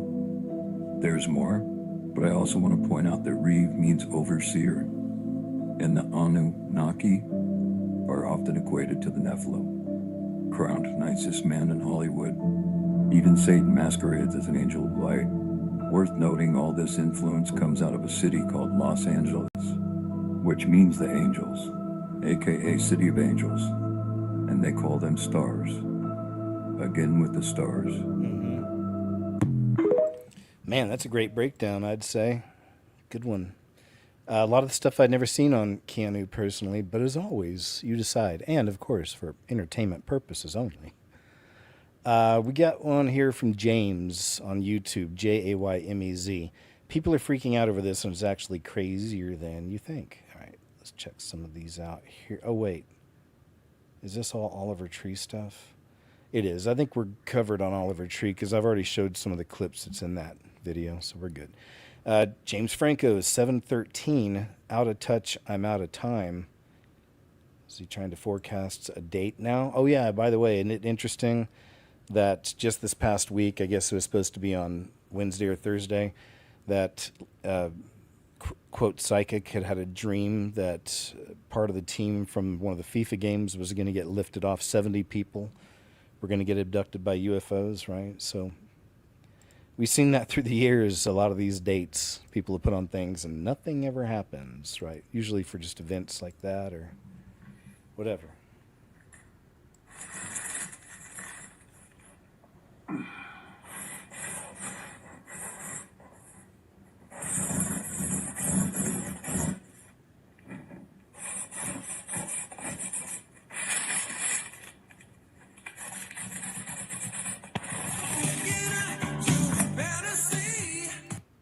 Dude. Writing something. Okay, so 713. So now I'm going to have to look up the meaning of 713 in the Bible, just in case. I don't know if I'm just... Never mind. I'll do that on my own time. 713 meaning in the Bible. Or if one of y'all want to look up Bible Hub on a side scroll or something, or a side bookmark, look up Bible Hub, meaning of 713 in the Bible, and Greek and Hebrew. I think it'd be interesting to see. As you know, there's a Jonathan Kleck's revealed something called the language of angels. It's not something to play around with at all. That's why I'm not trying to take it, But it's, it doesn't always apply to every number. There's, you have to have, of course, the Holy Spirit. You get guided by these things. It's true and it matters and it's real. And when you find it, it's like a real thing, and it applies exactly to whatever is happening at that moment. It's pretty interesting. Jonathan has a lot of examples. Like I said, I've done only a few throughout the years, just added in things into the videos whenever I find it, and it really matches. Like there was one for, there was that witchcraft Disney show they had, Scarlet Witch or whatever, right? The witch lady. And in the opening, they have a sequence where her and her husband, he's holding her. It's like a black and white, 50s thing in front of a house. And they turn around and they go into this house. But the number on that house, in my spirit, I felt like, I'd known about the language of angels from Jonathan, but I went and looked it up. And sure enough, it was like, to build a house, to create a home. It was like all this was really wild, man. So sometimes it really hits. But again, it's not something to play with. It doesn't apply all the time. it's a serious thing, you know, and yeah, you gotta take it seriously. Like, I just wouldn't play with it a lot. All right, so going to the movies in 1987, I really like this. Yeah. And you don't charge them. 745.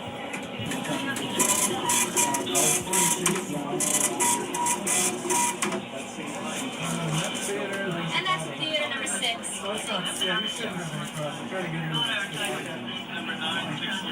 How many? $12, please. Hi. Yes, I have passes for the 9 o'clock? Quimby. Okay.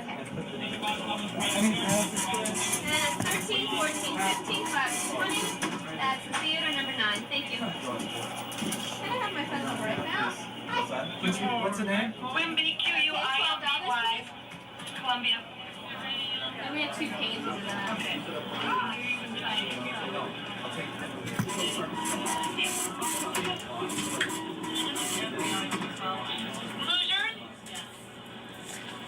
And that's 13, 14, 15, 5, 20. And you're in theater. Okay, we'll jump ahead some. There we go.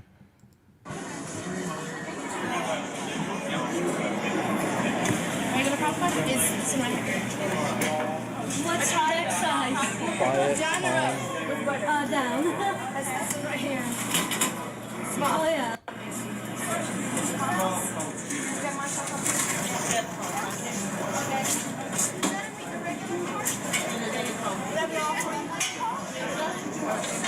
No fights, no phones.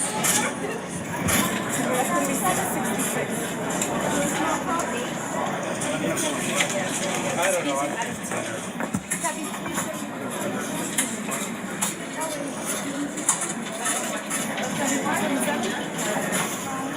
All cash. Everything works fine.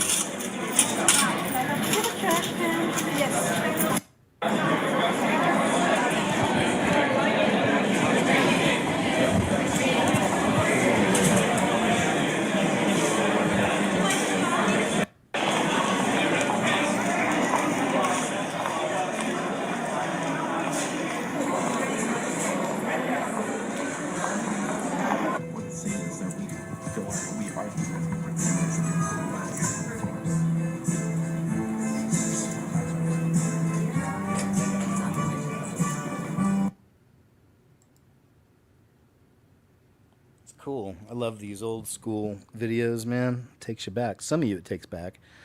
Some of you weren't born yet, or you were little bitty bitties. But look at that. It's nice. No screaming, yelling, fighting, phones. No phones. That's so nice to see. All right.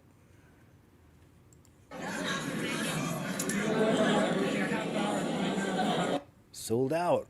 All right, man. Cool. From Vampire Robot YouTube channel. If you want to go see some more of those. This one's one that I haven't seen this video yet, but I knew there was some weird thing happening between Metallica's Kirk Hammett and Taylor Swift, of all people. There's some kind of weird drama happening here, so let's check this out. We've seen a lot of feuds over the years here on Rockfeed, all kinds of crazy situations, but this might be one of the most bizarre ones yet. Ladies and gentlemen, the Swifties all around the world are pissed at Metallica right now because of something that happened on stage during their show in Budapest. Quite frankly, I think this might be one of the funniest things a member of Metallica has ever done. This is absolute 100% sending Taylor Swift's fans into a spiral over this. Let's take a look at the situation and see why Swifties are so pissed at Metallica. Kirk Hammett walked on stage in Budapest wearing a t-shirt that would set the internet on fire. It says, Taylor Swift is a CIA psyop. Within days, Metallica, one of the biggest bands on earth, got dubbed the Unforgiven by an army of furious Swifties. Metallica is currently mid-European tour, packing out the arena in Budapest, and lead guitarist Kirk Hammett is wearing a t-shirt featuring a black-eyed, scary-looking Taylor Swift, captioned with that now in... And I've shown you guys that because at the end of some of her concerts, that image will show up on a huge screen with her eyes whited out. And I've done some videos where people are recording people in public and their eyes are going white. Even that famous one behind Kamala Harris during one of her speeches or whatever, her rallies. But at the end of her concerts, man, it shows basically a possessed Taylor Swift on a massive screen. It's pretty crazy. And I guess this is how he's using it. I just thought it was kind of a trip that he's using that image. His conspiracy slogan. Now, the shirt was barely even readable. The text was split in half, and at the bottom, it says, "Is a CIA psyop." It was hidden most of the time behind Kirk's guitar, but it wasn't really a clear statement. It was just Kirk Hammett being Kirk Hammett, I think, wearing something that he thought was hilarious. It's objectively hilarious. It also may connect to that recent story saying geese was a psyop in that article, basically saying that their rise was artificial. Maybe he's suggesting that about Taylor Swift as well. But all it took was that one photograph of Kirk Hammett wearing this shirt to set the internet ablaze. A few days later, it made its way to the Swifties, and a fan account posted the photo, lighting the fuse. The caption took a shot back, calling Metallica a has-been band, which is hilarious considering they play sold-out stadiums around the world. Footage he claimed that showed a Pentagon employee pitching NATO on using Taylor Swift to their advantage. Except the woman he showed wasn't actually a Pentagon official. She was a Johns Hopkins researcher speaking at a NATO cybersecurity conference. Oh boy. The idea most likely traced back to a single tweet from a former Trump-era official. Now, what's hilarious is the Pentagon actually did respond to it at the time. A spokesperson was asked, and they said simply they were going to shake it off. Then it got political. The Swift-Kelsey romance got recast as a Pentagon plot, supposedly engineered to swing an election with a perfectly timed Super Bowl endorsement, and a real slice of the public actually believed that their relationship was manufactured, like they have a contract to be together to maybe push the NFL or push politics. Her 2018 Tennessee Democrat endorsement, that was reframed as a CIA youth vote mobilization. Some even say that her use of emojis are secret CIA ciphers. Now, just days after Kirk Hammett wore this shirt on stage, Taylor Swift fans who are furious with him had the last laugh because, unfortunately, Kirk Hammett had a nasty wipeout on stage during their show in Dublin, Ireland. So the angry Swift fans were poking a lot of fun at this. And Kirk being Kirk, he leaned all the way in. He posted the fall to his Instagram story, "Slip and Destroy." So for Kirk Hammett... All right, there you go. A little bit of music news. Yeah, I like that channel, Rock Feed, though. He does a lot of stories that aren't just related to music. Even the ones he does are good, but he's a good reporter, I think. The Voice of God patent, the coming anti-AC deception 5 days ago. From Ashley. The United States has a patent called the Voice of God. People have no idea the level of deception that they are about to face. No idea. They have no idea the level of evil that they are about to face, that they are about to live through, that they are about to experience. Satan has weapons that we don't even know about. He has technology that we don't even know about, entities that we can't even fathom, that we can't even imagine. The evil on this earth, as horrendous, horrific, and unimaginable as it is being held back. Think about that for just a moment. The evil on this earth is being restrained. And it is soon going to be unrestrained. It is soon going to have no limits. And there are people out here who say if you get the right essentials, if you stock up, you can prepare, you can endure what is coming. And they say that because they have no idea what is coming. Over 90% of the world's population dies during the 7-year tribulation. Over 90% of the world's population dies in a 7-year time frame. Over 25% die in the first year or two. Over a quarter of the world's population dies in the beginning few years. And this is an important point that needs to be said. We talk a lot about the mark of the beast. We warn a lot about the mark of the beast, and that is absolutely important. But it's also important to mention that over a quarter of the world's population doesn't even make it to the halfway mark, because the mark of the beast is implemented at the halfway mark or in the latter half of the tribulation. Over a quarter of the world's population dies before that happens. They don't even see it. And this is why I keep saying, y'all, that second to the gospel, because that, of course, is the most important thing that we could share. But second to that is exposing the deception that is forming, because they are laying the foundation right now. The stage is being set, and guess what? It's almost complete for the deception that is coming. And this is something that so many in the church miss, and of course the world misses it, and many are going to fall off a cliff because of it. But the church also misses it because they want to stick their heads in the sand and ignore their enemy. Satan masquerades as an angel of light. Satan masquerades as a Christian. Satan is going to masquerade as Jesus Christ. So if we are sharing Jesus, that is absolutely important. But we need to, at this point, be very specific in what we talk, how we talk about Jesus. Because Satan is going to step out on the world stage and talk about Jesus. See, here's the point, y'all. Satan doesn't deny that Jesus was crucified. He changes the reason that he was crucified. And because the church today wants to stick their heads in the sand, they don't want to understand their enemy. They don't even want to talk about the enemy. They don't want to understand his tactics, how he operates, how he presents. They are missing this deception, and therefore they can't warn about it. And that is our job.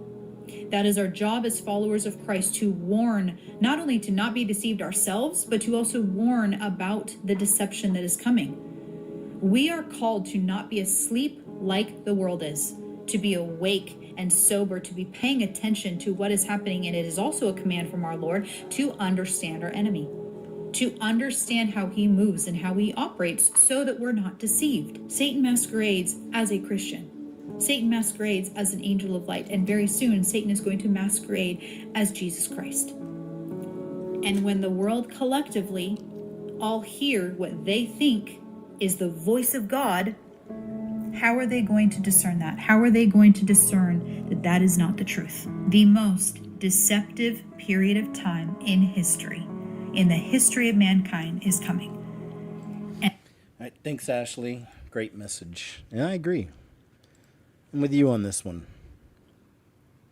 Trees falling from the sky. Man, here's another really crazy one. It kind of reminds me, I don't see any community notes, but it kind of reminds me of the video of kind of the random people staring blindly off to something out there in the water, if anything at all. Again, they may have just all been in a trance or something. I don't know.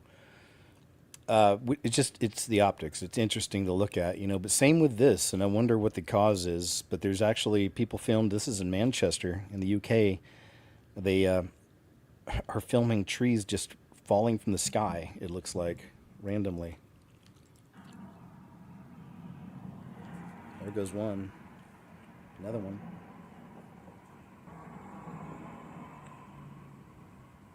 Look at that. Yeah, they say Dementors. What if it's the sky squids? I don't know. Or they say trees. What if it is the sky squids? But I guess they would know better. They're actually there and have a better view. But several of them, one of the sky squids, just wraps its tentacles around you. Weird footage though, right? There's a lot of them. I guess that's about it right there.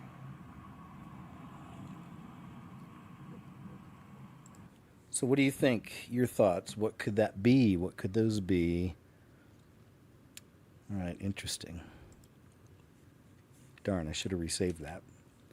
Says, looks like the U.S. Park Police are using plainclothes informants to catch people screwing with the sealant in the reflecting pool.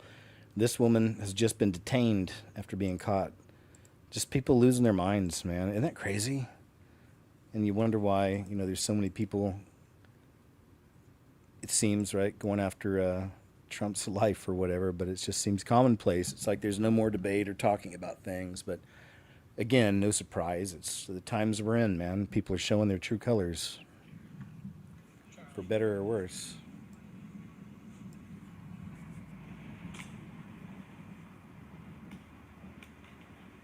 Filming it too. This is cool.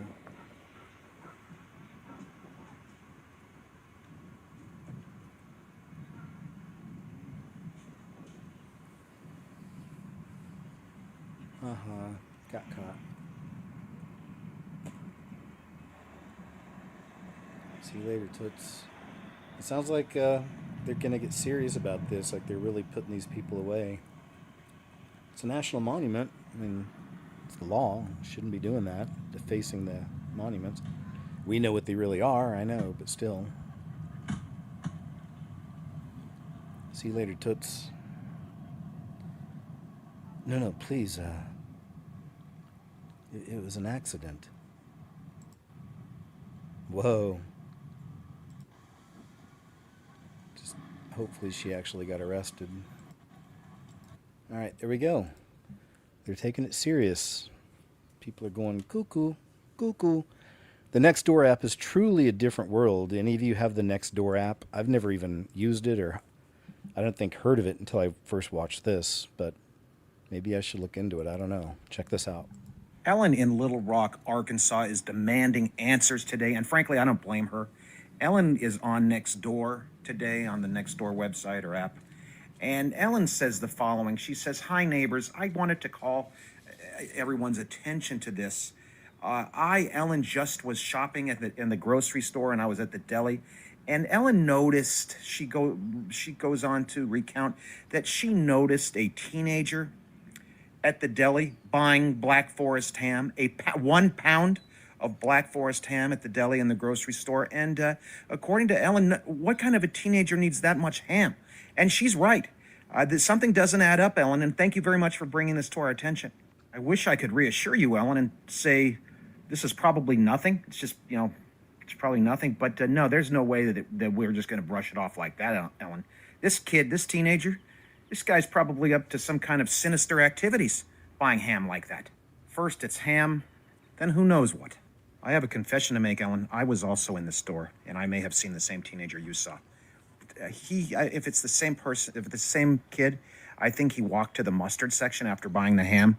Make that of what you will. My wife says it's probably just for sandwiches, but that's exactly what this teenager wants us to believe. We're going to continue the investigation. I have kids. I have grown children. I don't want them exposed to ham and mustard like this. Ellen, do you recall whether he paid with cash or a card or credit card? The details matter. I don't want to jump to conclusions, Ellen, but why wasn't turkey good enough? Thank you, Ellen. Well, everyone else is out here living their lives like nothing happened. You're out here asking the hard questions, bringing this to our attention and all that, and this is why you will probably win a Nobel Peace Prize or something. And I'm just glad there's people like you out in the world, Ellen. Funny, but apparently it's one of those, I guess, spy neighbor apps, and they even run a commercial over here that they have a new site here in the city, in the big city, but for the surrounding areas, and they literally say, remember, if you see something, say something. I'm like, are you kidding? This is Janet Reno stuff, man. Oh, man, no. But we know where it's going. But they're actually putting it on in commercials now. So, if you see suspicious activity in your neighborhood, contact us here. It's like, dude. Anyway, moving on. Spy society, eventually. It says definitely, especially when there's going to be stakes involved. The big stakes. Definitely don't do any of this gentleman says. So remember, that's the message. Definitely do not do any of what he's about to say. We all want to keep helping the flock camera companies by continuing to give our facial recognition and geolocation data to them, right? So the best way to keep giving them their data is to first cover your license plates with an infrared blocking film or spray. You can do the same to your windshield and driver and passenger side windows.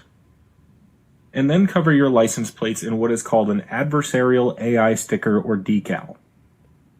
The adversarial AI stickers and decals have nearly invisible dots and patterns that definitely help the flock camera see your license plate more clearly.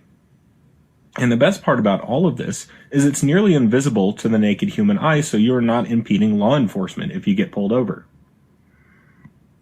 Now, for some reason, these sprays, stickers, and decals can be illegal in some states like Florida, which I don't know why they would be illegal if we're helping out the flock camera companies and police scanners. So just make sure you read your local state laws before applying any of these things. So let's all continue to be super helpful to the flock camera companies and do this to our license plates, windshields, passenger, and driver side windows.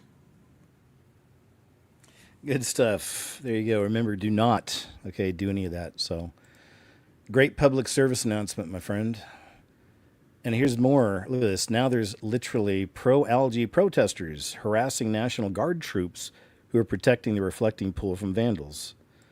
Total clown world stuff, man, isn't it? It's amazing. $1.1 million for y'all to watch porn scam. Our money's really being fucking spent well for y'all to watch porn scam. Let's go, Aldi. Let's go. So the National Guard to come and watch porn scam. $1.1 million a day so the National Guard can come and watch porn scam. You're trying to find something to arrest me for, right here. Right? You're going to try to find something to arrest me for. 1.1. So there you have it. Clown stuff. And it's really, I always have to remind myself that these people are in a bondage in their mind anyway. It's good to pray for these people always. I know it's hard to do sometimes, but remember that. Jesus wants all of his children, and it doesn't happen. It's a bummer. The Creator didn't get that. A lot of people don't make it out of the system, right? They don't make it back to home. Thanks, Chad. I appreciate that, sir. And thanks for your messages today. Sorry, guys, I'm not on chat all the time, of course, through these shows, so I may miss messages, comments, and things like that. But just thank you so much for being here either way. Great to have you all. Thank you. Young girl shares startling details from her end-time dream. Yeah, that's pretty wild. Every detail gets darker, it says. All right. Let's see here. And I left my room and I went into the hallway and I looked and I saw nothing. It was just dark. And I went back into my bed and I saw something creak my door open and it was a shadow and it turned into Satan. And I was like, what do you want? Because I'm tired of what he's doing. And he said, Brooklyn, you want to explore with me? I was like, no. And he's like, why not? And I was like, because you're not of God and you don't know how to act, because you are God's creation but you don't know how to act. And he was like, whatever, and he just left the bedroom and he came back in. He looked like Jesus and he was like, now you want to explore me? I was like, that's not Jesus. And he's like, whatever, and he just flew up into the ceiling. And then he went down and he told his demons, he said, get Iran and Israel to do war. And they was like, yes, sir. And they left. And it's like I saw a light come into my room and I knew it was Jesus. And he was like, I was like, Jesus. I was like so happy and proud to see him. And I was like, why can I not see you? He's like, because it's not your time. And I was like, well, why can't you let me see you in the other dreams? He's like, because. I was like, because what? He's like, and I was like, filled with peace. I was like, am I still a prophetess? And he's like, yes, you are. And I was just so proud that he let me see him in the other dreams. And it's like he flew up, and it's like I saw my mom come into my room. She said, I saw him. And I was like, you saw who? And she was like, I saw Jesus. And I had a dream that I saw him in. And when she was so happy to see Jesus in the dream, and after that she left, and after that I heard sirens, and it's like I saw Iran, and I saw President Trump, and I saw other armies, and I saw the ice like on a mountain, and it was like behind the other houses, and after that I saw them say, release a bomb, and then they released one bomb and it went into my yard. And I was just looking out the window, and after that I saw like Gabriel in the clouds, and he was like, are you sure about this, Jesus? He's like, yes. And it's like they said release 2 more bombs, and they released them, and it's like Gabriel blew the trumpet right before we left, and like when they hit the bombs on our roof, we left because the dead rose before us, and then we went second. And tell her what the trumpet sounded like again. It said da da, and when I opened my eyes, I saw Jesus, but he was like a light, and everybody was hugging him. And when my mom was standing there, he said, you want to explore me? And she was like, yes. And he grabbed her hand, And my brother's like, Brooklyn, you know what time it is? And I was like, yeah, I know what time it is. And we went to a stadium in heaven because he had gifts there. And he's like, record it, Brooklyn. And I recorded it. And when I recorded it, Jesus grabbed my hand and I stand in front of the Father.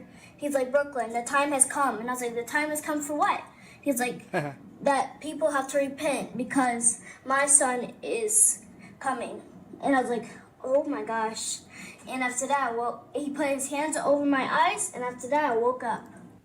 Love it. Love to hear from the little ones. It's from Cloud9 Blessings YouTube channel. If you want to hear some more. The Bible tells us that the devil know who God gave authority. The devil know who God has chosen. The devil know who is really of God and who is not. Marlon commented under my video and said, this is a dumb A nigga. None of this ish makes any sense.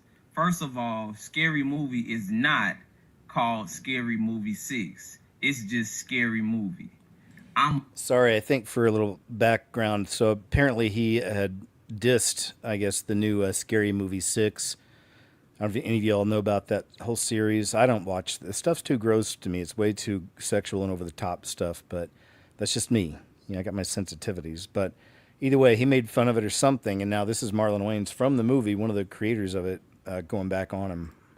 A God-fearing man, and I only speak God and Jesus. The devil is you. My family is successful because of God.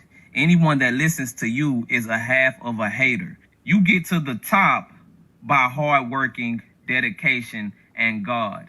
Keep my family name out your bitter, unsuccessful mouth. You gonna be in a sketch. People like you make for great characters. It's not called Scary Movie 6. It's only called Scary Movie. Which scary movie is it? The 6th one. You say that you are a God-fearing man, but look at the stuff that you do. You promote pride. You stand with pride. You take what is of God and you turn it into a lie. You take the rainbow that God gave for a covenant and you support it with an abomination. What is this, man of God? What is this? Me speaking the truth does not make me your enemy. This is reproof. If you really say that you are a man of God, you have to walk in the ways of the Lord. You can't just be a hearer of the word, but you have to be a doer also.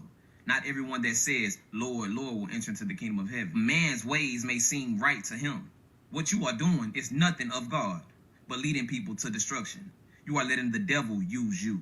Say that all you do is speak of God. Look at this. Not of God. Look at this. What is you and your brother doing right here? Y'all didn't make it to the top by hard work and dedication and because of God. Yes, y'all were hard working and dedicated to compromising. Red, black, y'all and were white. dedicated to the devil, and he put you in this position, not God. God is not blessing nonsense. I don't know what success is. You are of the world, which means you are not of God. You cannot serve two masters. Finding Jesus Christ and him giving you peace, you have an everlasting life. That is success. Well done, my good and faithful servant. You can have all the money in the world and not be successful, not be fulfilled, not be at peace. True. And here, depart from me, for I never knew you. So were you really successful? Because the world tell you that you are successful, but God tell you, depart from me, for I never knew you. Were you really successful? Worldly success is not success. That's the problem. So in God's eyes, I'm very successful. I come from the streets, bro. I come from the hood, bro. I come from poverty, bro. I come from a lack of understanding, a lack of knowledge. I came from depression. And God has given me peace, given me understanding, given me knowledge, given me salvation. All right, it's only halfway through, so if you want to go see the rest, it's from, let's go check him out. Jay, J-A-E. I'll follow him. Thanks, Jay. Good message, man. These people are putting this stuff right in y'all face, bro. Oh, here he is again. My bad. Double post. I'm 100% sure that I am not the only man that is noticing this, but as we continue to move forward into a new year and time progresses, there becomes more of a lack of real men. Men no longer want to do the things that required a real man to be doing. Men don't want to get their hands dirty. Men don't want to cut no grass. Men don't want to build homes from ground up no more. Do things that comes with the the blood, the scars, you feel me, the pain, the hard work, the dedication, the things that pay off in the long run. You can't even tell these men to go change a tire no more because they don't even know how to do that. Real shit. Men don't even know how to change oil. Like, it's getting sad as fuck. They focusing on things that women are focused on. Aesthetics. Trying to look cute. Stand in groups together. Do family shit. Be at concerts screaming for men. Like, we don't operate that way. We don't move that way. Who the fuck gonna take care of shit nowadays? Who the fuck gonna fix vehicles nowadays? Who gonna get grass cut nowadays? Who gonna be the one to count on when some real shit need to be taken care of nowadays? If a home need to be built, who gonna do it? If a home need to be held down and taken care of in a proper way, in a masculine way, who's gonna do it? Cause it's like nowadays, all these men are trying to be the women, and I don't understand this shit, and I'm not feeling it. Where's the masculinity? Where's the testosterone? Cause it's like it's going with a lot of them. I'm 100%. Yeah, I mean, they slowly, but surely, systematically, they have been attacking the men, as you know. And I remember many years ago when it really, really kind of started kicking off, and they called it metrosexuality. You guys remember the metrosexual movement? That was, to me, one of the most obvious, obvious big moves, in that direction. That's around the time they started making female action hero movies, which I've got nothing against. There have been some awesome ones, but now the pendulum has swung way too far, as you know, so people are noticing. Toy Story 5 is about to come out. I don't even think I've seen... I watched bits of the first one, and I made a video about it, because there's a bunch of symbols in it. I guess I should have watched the rest, and messaging. But it says Toy Story 5 has got some messaging, and it's the feminization of male characters. So let's check this out. Glimpse into what you parents are talking about and what the Matt Walshes of the world are talking about when you say that the programming for children nowadays is deliberately meant to depict men as more and more feminine and more weak. Because I don't have kids, and I don't really spend too much time with my cousins who do have kids, and so I don't really ever get a chance to see what these children are seeing nowadays. But today I was with family and we saw Toy Story 5, and there was a decision that was made optically where I was like, oh, that is deliberate. And before I continue, I'm not gonna freak out about this movie and be like, oh, this is such a disgrace. Overall, it's a good movie. Some classic Toy Story heartfelt moments with a good message about how kids need to get off of their devices and spend time playing again and having an imagination like we all used to. But there were a couple things that they try to sprinkle in there where I'm like, yeah, you're not sly. And by the way, if you wanted to see Toy Story and you don't want to know anything that happens, then just save this video for later and come back to it. But basically, throughout the movie, Buzz Lightyear is like kind of, scared and a little timid, especially when it comes to asking the cowgirl Jessie if she would marry him, right? Like, he's mustering up the courage the entire movie. And towards the very end, there are two scenes. Number one, where he kind of asks her. He doesn't even get to ask her, and she just kisses him, and he lifts his leg behind him like a woman would classically do in a movie scene where a man and a woman kiss. But that wasn't even the worst of it, okay?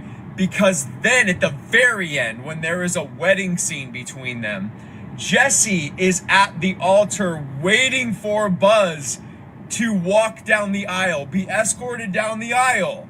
And then Buzz is wearing a kilt. So it literally looks like he's wearing a wedding dress. And there were a couple other things optically where I'm like, whoa, they really went out of their way to make the man be depicted as feminine here and to be depicted as smaller and weaker and have no courage and nothing whatsoever. Like, literally, when they kiss after being pronounced husband and wife, Jessie is the one to tip him over and kiss him like that. It's really crazy. And so look, this scene is not going to make or break your children, but like when I saw it, I was like, okay, I get it, because even if it's sprinkled in throughout the programming, show after show after show and movie after movie after movie that does this, it can plant the seeds of this in the minds of the youth. And I just see things like this and I'm reminded just how insane it is that they are deliberately trying to disrupt the masculine and feminine balance in our society. And it's just crazy. I finally got it. It's true, man. He's seeing it. That's right. He pierced the veil. Well done, sir. So that's another Tory story that I won't be watching. Just more prop, right? It says people have completely lost the plot. Let's see what this is all about from Asmongold clips. Oops, there we go. Trying to sabotage the reflecting pool. Looks like the park police are using plainclothes informants to catch people screwing with the sealant in the reflecting pool. This woman has just been detained after being... What the fuck? The Lincoln Memorial reflecting pool was recently drained, cleaned, and coated with a new reinforced blue sealant. Charlie. Cutting it. Filming it.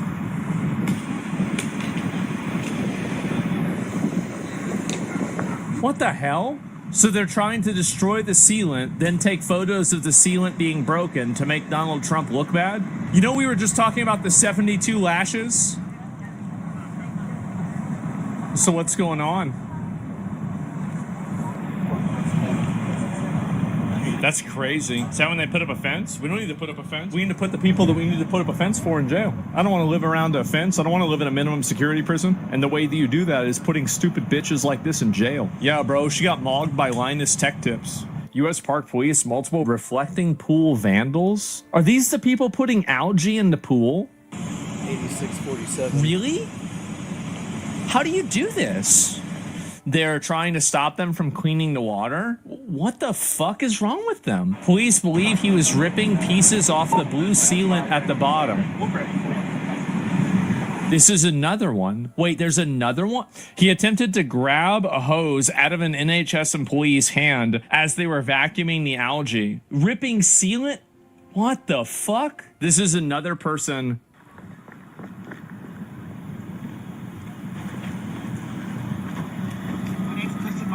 Why do you do it? I'm just trying to have a better understanding. Lick the boot. If you love the boot, lick it. You guys have no idea how much I can't wait for a person. These guys, they all seem a little feminized as well. I mean, it's just by appearance, you know? Wait for a person to just come down as hard on these people as I want them to. A literal pro-algae protest in DC. Can you explain the algae thing? They want algae to be in the pool so it makes Trump look like he's wrong or something like that.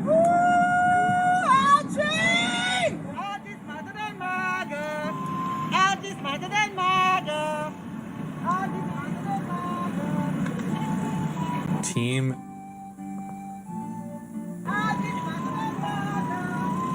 I mean, at a certain point, you've got to really ask yourself, is this a mental disorder? How do you let this, how do you do this to yourself? Yeah, that's a good question, sir. It's just spiritual stuff plus programming, which is all part of that. They don't tell you this. Over all these years.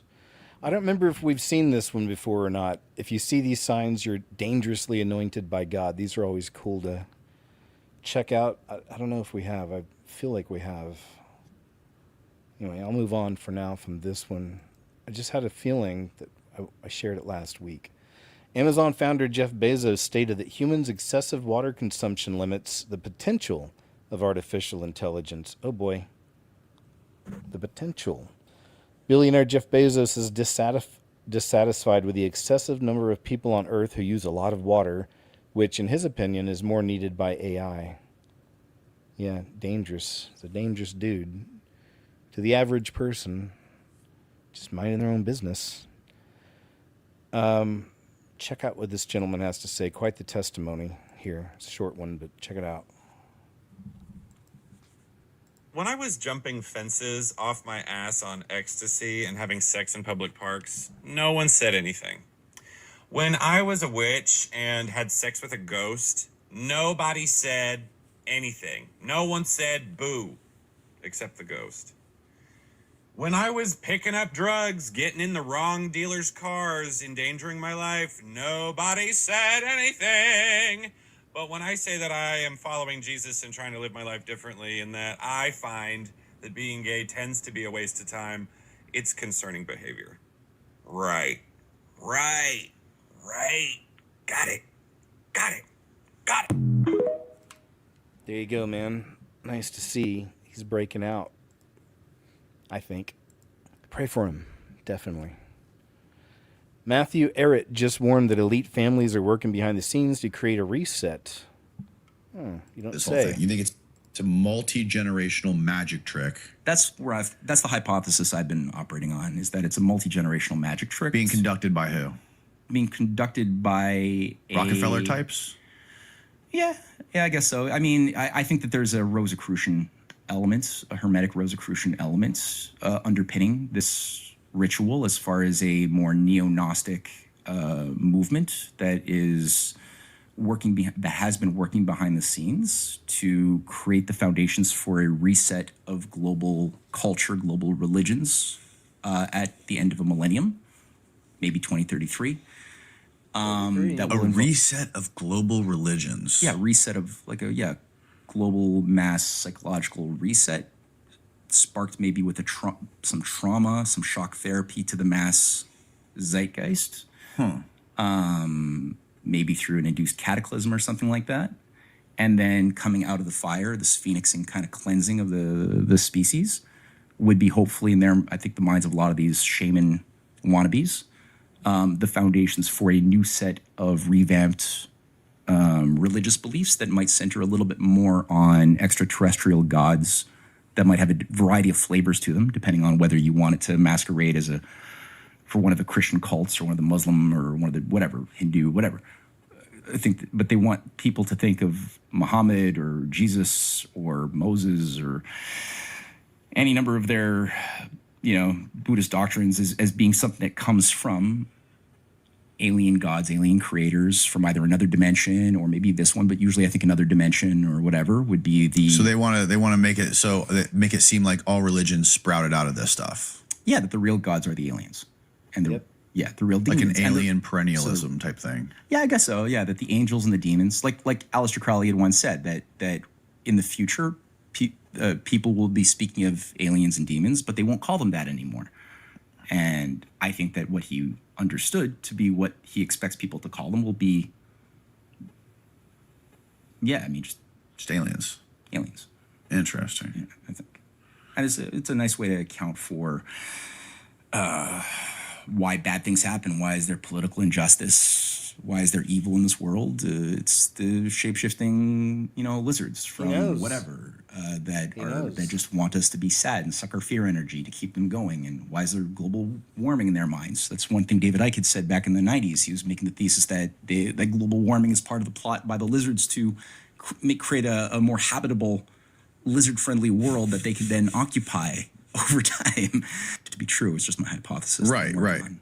Yeah. So Rockefeller, he was doing this thing. He was funding all the psychedelic stuff in conjunction with MK Ultra. He was doing all this other crazy stuff. He was lobbying to get the Roswell stuff out there.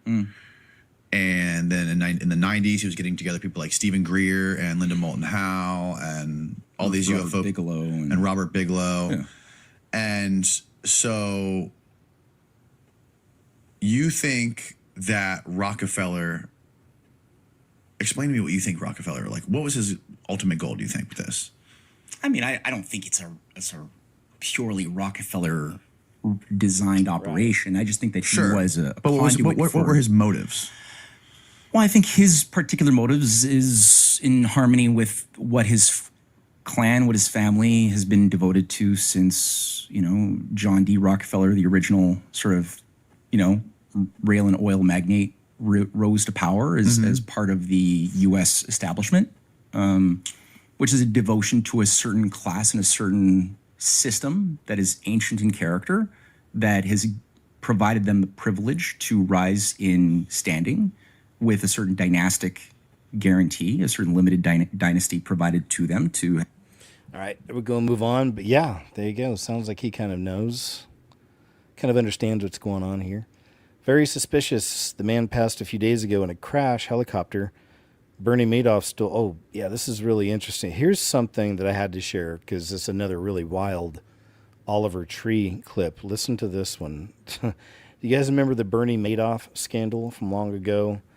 It was some kind of an investor, I guess, for the Stars or something, and just stole a bunch of money. got imprisoned for it. Because of Mr. Madoff, you lost $800 million? It says here his Ponzi scheme involved a total fraud of nearly $65 billion. Yeah. And the largest from a single anonymous person, around $864 million. You're this anonymous person, dude? This is a trip. And I don't know if this is crazy. What but did you hear? 17 million in 1 month? Are you laughing? Is it more than that? Oh, shit. I'm sorry. Bro, that's literally about what we do in a week off the merch drops. Whoa. Whoa. Whoa. 17 milli a week is what you're making. No, that was at my peak, bro. Oh. That was at my peak. But where did all the cash go? I don't really want to talk about it. That's fine, man. We did a thing. Are you familiar with Bernie Madoff? No. So he's a financial advisor. What's his name? Bernie Yeah. Madoff. Bernie Look Madoff. him up. Okay. It's a pretty famous Bring him a story. picture for the audience, Joe, if you can, so we can see who it is. Bernie Madoff. They are together. So I started working with this through my aunt. She lives in Florida. Okay. And she connected me to Madoff. Right. And so he was doing all my financial advising. And there was a brief stint where Oh, no. I don't like where this is going. basically I just, during my pinnacle, we were making close, 72 million. 72 million what? A month. A month. Wow. $72 million a month you were making. No, what is the math then? How much is that? It's $864 million a year. 864 million a year. You're making 72 million a month. 864 million for the year. Damn. Yeah, can you just talk? I don't really want to talk about what happened with Madoff, but That's fine. I'm getting a little worked up here. But if you want to just share a little bit about what happened with that what is it? situation. I think he went to prison. He went to jail. Yeah. For what? For Don't tell me some weirdo shit. What did he do? I think just embezzlement or something. Financial embezzlement? Oh, so you Oh no, a big Ponzi scheme, I guess. Oh my god, dude. So would you It think was you, all gone. you lost all your fortune to him? Everything, yeah. How much did He you was say? using my money to pay off other people. You know what they say? Say robbing Peter to pay Paul. That's the old phrase. That was the whole fucking scheme. Rob He would Peter to take pay- money yeah. from one person and pay the next and get everyone to make it look like that they're making their money back. But there was some of the bigger fishes, such as myself and some of my associates. And So because of Mr. Madoff, you lost $800 million? It says here his Ponzi scheme involved a total fraud of nearly $65 billion. Yeah. Wow. And the largest from a single anonymous person, around $864 million. You're this anonymous person, dude? This is a trip. I never knew that. can we just talk about Yeah, that? no, we can move on. I'm sorry about that. Wow, right? So I'd never heard that. So as I told you, man, his story is still unfolding. And I think it's pretty interesting here. It says, this is why warehouses are suddenly catching a flame. Yeah, there's been a few of these stories over the last month. Hello everybody. Today I investigated all these damn warehouse fires happening recently. The Boyle Heights warehouse in LA carrying over 80 million pounds of food is on fire as we speak. It is completely intentional. This fire has been burning for almost 2 days. If they wanted it to be put out, it would be by now. BlackRock and Vanguard owned. 1 week ago, a medical supply warehouse burned to flames in Tracy, California. BlackRock and Vanguard owned. Coincidence? This is the game that corporations like to play when they're fighting bankruptcy. You burn down your building so you can file an insurance claim. And of course, so Governor Newsom can declare state emergencies for funding. Share this now. Hello, everybody. Today I investigated... So there you go. Pretty interesting investigation. Thank you. Gotta love the citizen reporters and journalists. That's kind of a difference, I guess. Elon Musk posted this. All right, let's check this out. Wait, is this a Monday thing? All right, let's check it out. I'm actually glad that Charlie Kirk was murdered, but probably not for the reason you think. I was at work when I first found out. A fellow employee had wandered up to me, cell phone in hand, and asked, "Did you hear that Charlie Kirk just got assassinated?" And I, without even a moment's hesitation, responded, "Good! Fuck that Nazi white supremacist piece of shit. Oh boy.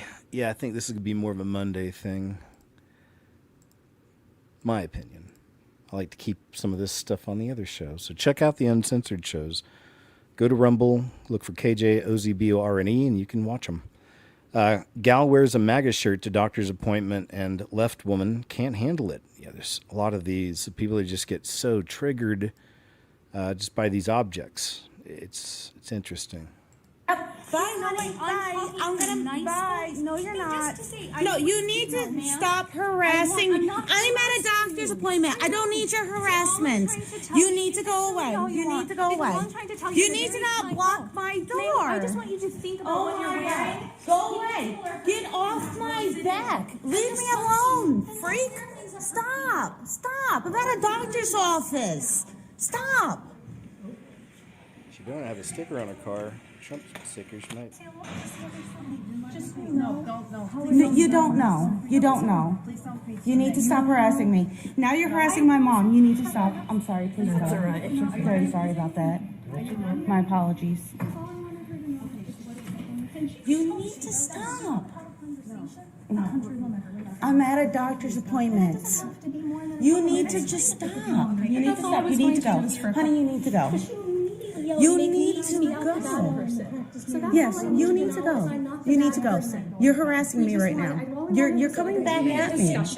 You need to go. No, I'm not going outside because you don't have the time. I want to wait for my appointment. I know. We're going to be right here. No, I don't need a 2-minute discussion with you. It is my right to wear what I want. It is my First Amendment. Listen, let me just call Bethlehem Police and have them come. Okay. You need to stop. You need to stop. No, you need to stop. You're harassing me. Man, right? Just the triggered. Been triggered. Couldn't help herself. Just couldn't leave. You need to understand what you're doing is very dangerous. It's dangerous to our democracy. He translated ancient Hebrew texts from the Vatican for years until he was fired for speaking up about what his translations revealed. This is a good one. It's right up there with Jonathan Kleck territory in a lot of ways. When I started to write what I really read in the Hebrew Bible, I was fired in 1 minute.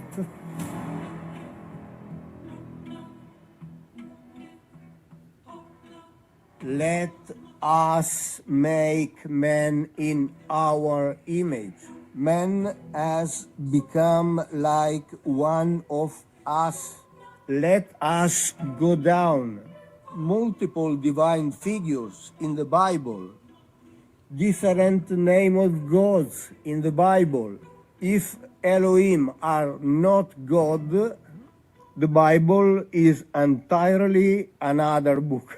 So the Elohim were individuals in flesh and blood with a life longer, much longer than the life of humankind, but they were mortal.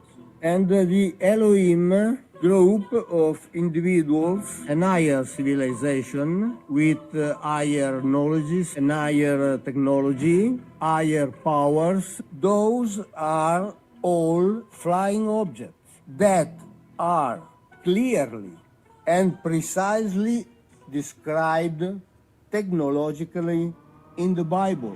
The system controlling the world is the system clearly described in the Bible. There are a sort of preparation.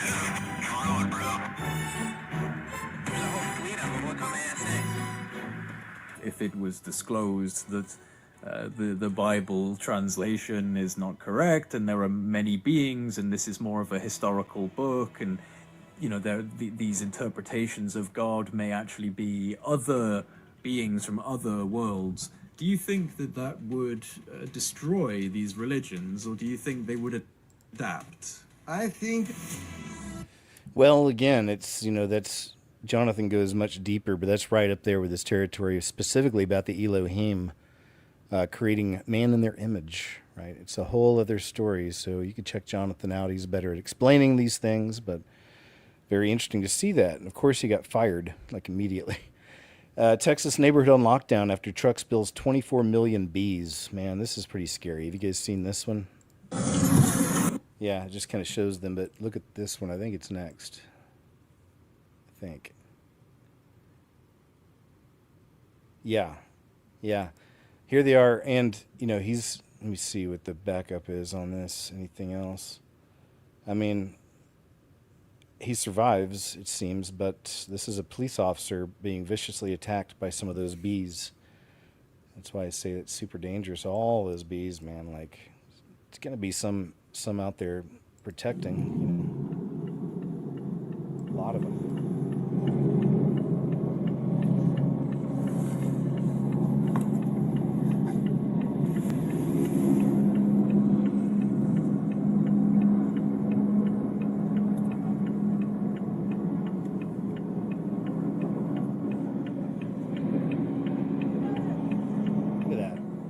Not AI. This is real. It's scary.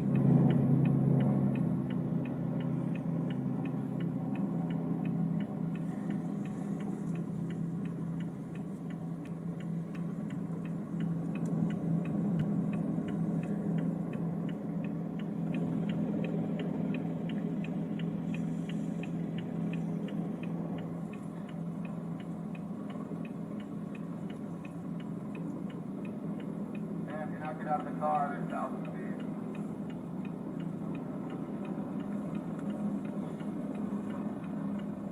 Sir, keep walking down away from the bees.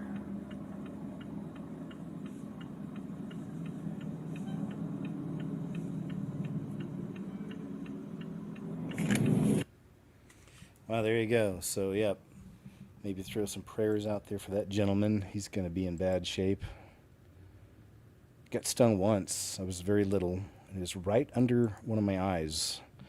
When I was little, in our backyard, we had, this is our first house. I was very little. But we had the metal posts in the backyard that had the wires hanging across. You could hang your clothes out there to dry. And they were hollow on the inside. And one time, I guess, a nest of wasps had built their home inside one of those. I didn't know, but I'm walking around with a stick and I'm banging on those things as hard as I can because it made a pretty cool noise. And then sure enough, one comes out, and it was almost like slow motion, and I was frozen and just screaming because it was coming right at me, closer and closer. I was like, I couldn't move, and it got me right under my eye, man. I was messed up there for a while. Yeah, I think this is a new one from James. We're going to follow this. Even though I feel low-key it has something to do with the setup, the coming UFO alien agenda. I've been reading your comments, and I want to make it clear that this is not a hoax. This is real, and I guess I didn't make it clear last time. I think it's an alien. Okay, I'm saying it, an alien, and I'm going to go out there. I'm going to show you, okay? You don't have to take my word for it. I want to be clear that I'm only doing this to show you. That's it. And I honestly don't even know what I'm supposed to do. I don't have any guns or anything. So, I guess my weapon is the camera, proof, expose it. I don't know what's going to happen, but I'm going to do it, okay? All right? That's it. I'm not crazy. I'm going to show you. Okay? You see it, but I've been reading your comments, and I want to make it clear that this is not a hoax. This is real, and I guess I didn't make it clear last time. I think it's an alien. Okay, I'm saying it. Okay, we got it. There you go. Yeah, it's right in line with all the other stuff coming out about UFOs and aliens. Foreign-born judge, or Biden judge, Sparkle is her name, Sparkle Suknanen, has just barred the Trump administration from checking citizenship data for voters. So this is one thing people may forget, but this administration is constantly dealing with activist judges trying to stop what they're doing. It's pretty crazy. America Act, you are now urging Republicans to add that to this third reconciliation bill. Yeah. What's your perspective on why election integrity matters so much for national security from your perspective? Well, we as the need it editor-in-chief? for our elections. We need to have voter identification, which you don't have right now on a national basis. We need it for, and the voter ID is very important. We need it for proof of citizenship. Do you believe it? The Democrats are fighting. They don't want you to prove your citizenship when you vote. You know why they want that? Because they cheat. And we also want it with mail-in voting, where you have people that are sent 7, 8 ballots, 2 ballots, 4 ballots, and a lot of them sign those ballots, mail-in voting, and we want to be very judicious if you're in the military and you're far away, or if you're handicapped, or if you're sick, or if you're on vacation, that you have but you're not going to, millions and millions, look at California, they send out millions of ballots, tens of millions, they have no idea what's going on. Those elections are so corrupt, so we have a mail-in ballot, then we have no men, and we had 2 more, no men in women's sports. We're talking about saving America, right? No men in women's sports, another one, very popular. I think it's 99-1. They say it's 80-20. I think it's 99-1.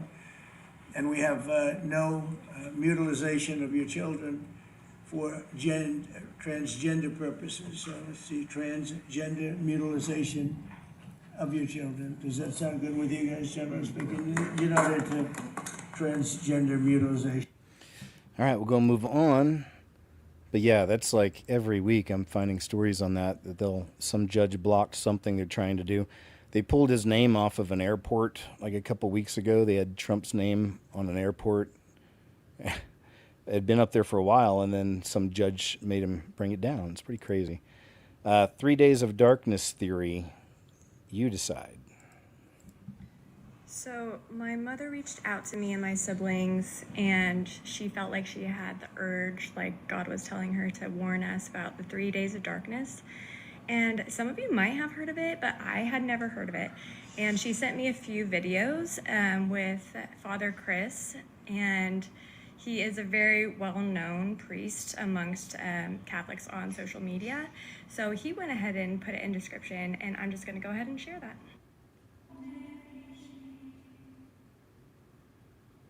Hi, I'm Father Chris Alar of the Marian Fathers here at the National Shrine of the Divine Mercy in Stockbridge, Massachusetts, and welcome back to Living Divine Mercy, the show about God's most important attribute. Now, Holy Scripture refers to God using 3 days of darkness in human history. For instance, Exodus 10:21 through 23 gives the precedence of God covering Egypt in darkness for 3 days as part of the 9th plague, but allowing his people, the Israelites, to have light. Joel 2:30. Actually, I'm going to move on this one. That's the highest their audio goes, so I don't like it. And when I first watched it, I wasn't crazy about the theory personally, but I thought it might be interesting. What an amazing recording this woman made. Claims these glowing... Oh, this is a good one. It's actually a classic. It's been around on the internet for just a couple of years. We've seen it before, but it's so cool. You remember there's different types, but we know that darkness can come as light. We know that orbs can be good or bad. Shifters also. But so what do you think's happening here? But listen to her talk to this thing and watch how it reacts. And the footage she caught is startling. After all the UFO videos you've seen on these shows we've seen together, this one really stands out. Maybe it's an angel even. You'll see what I mean.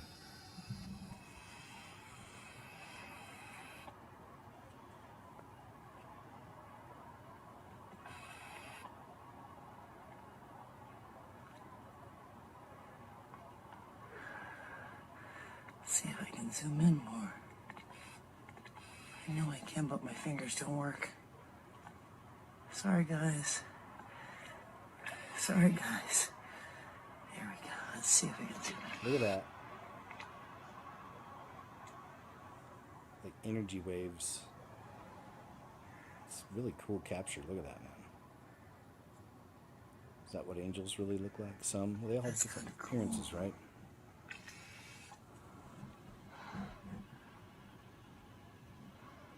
Look at that.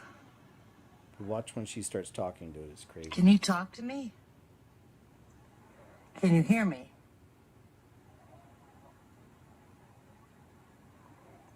Jesus loves me. Look at that. Oh, you know Jesus. Wow. You know Jesus. Jesus is awesome, isn't he? Is she talking to an angel? Yes, he is.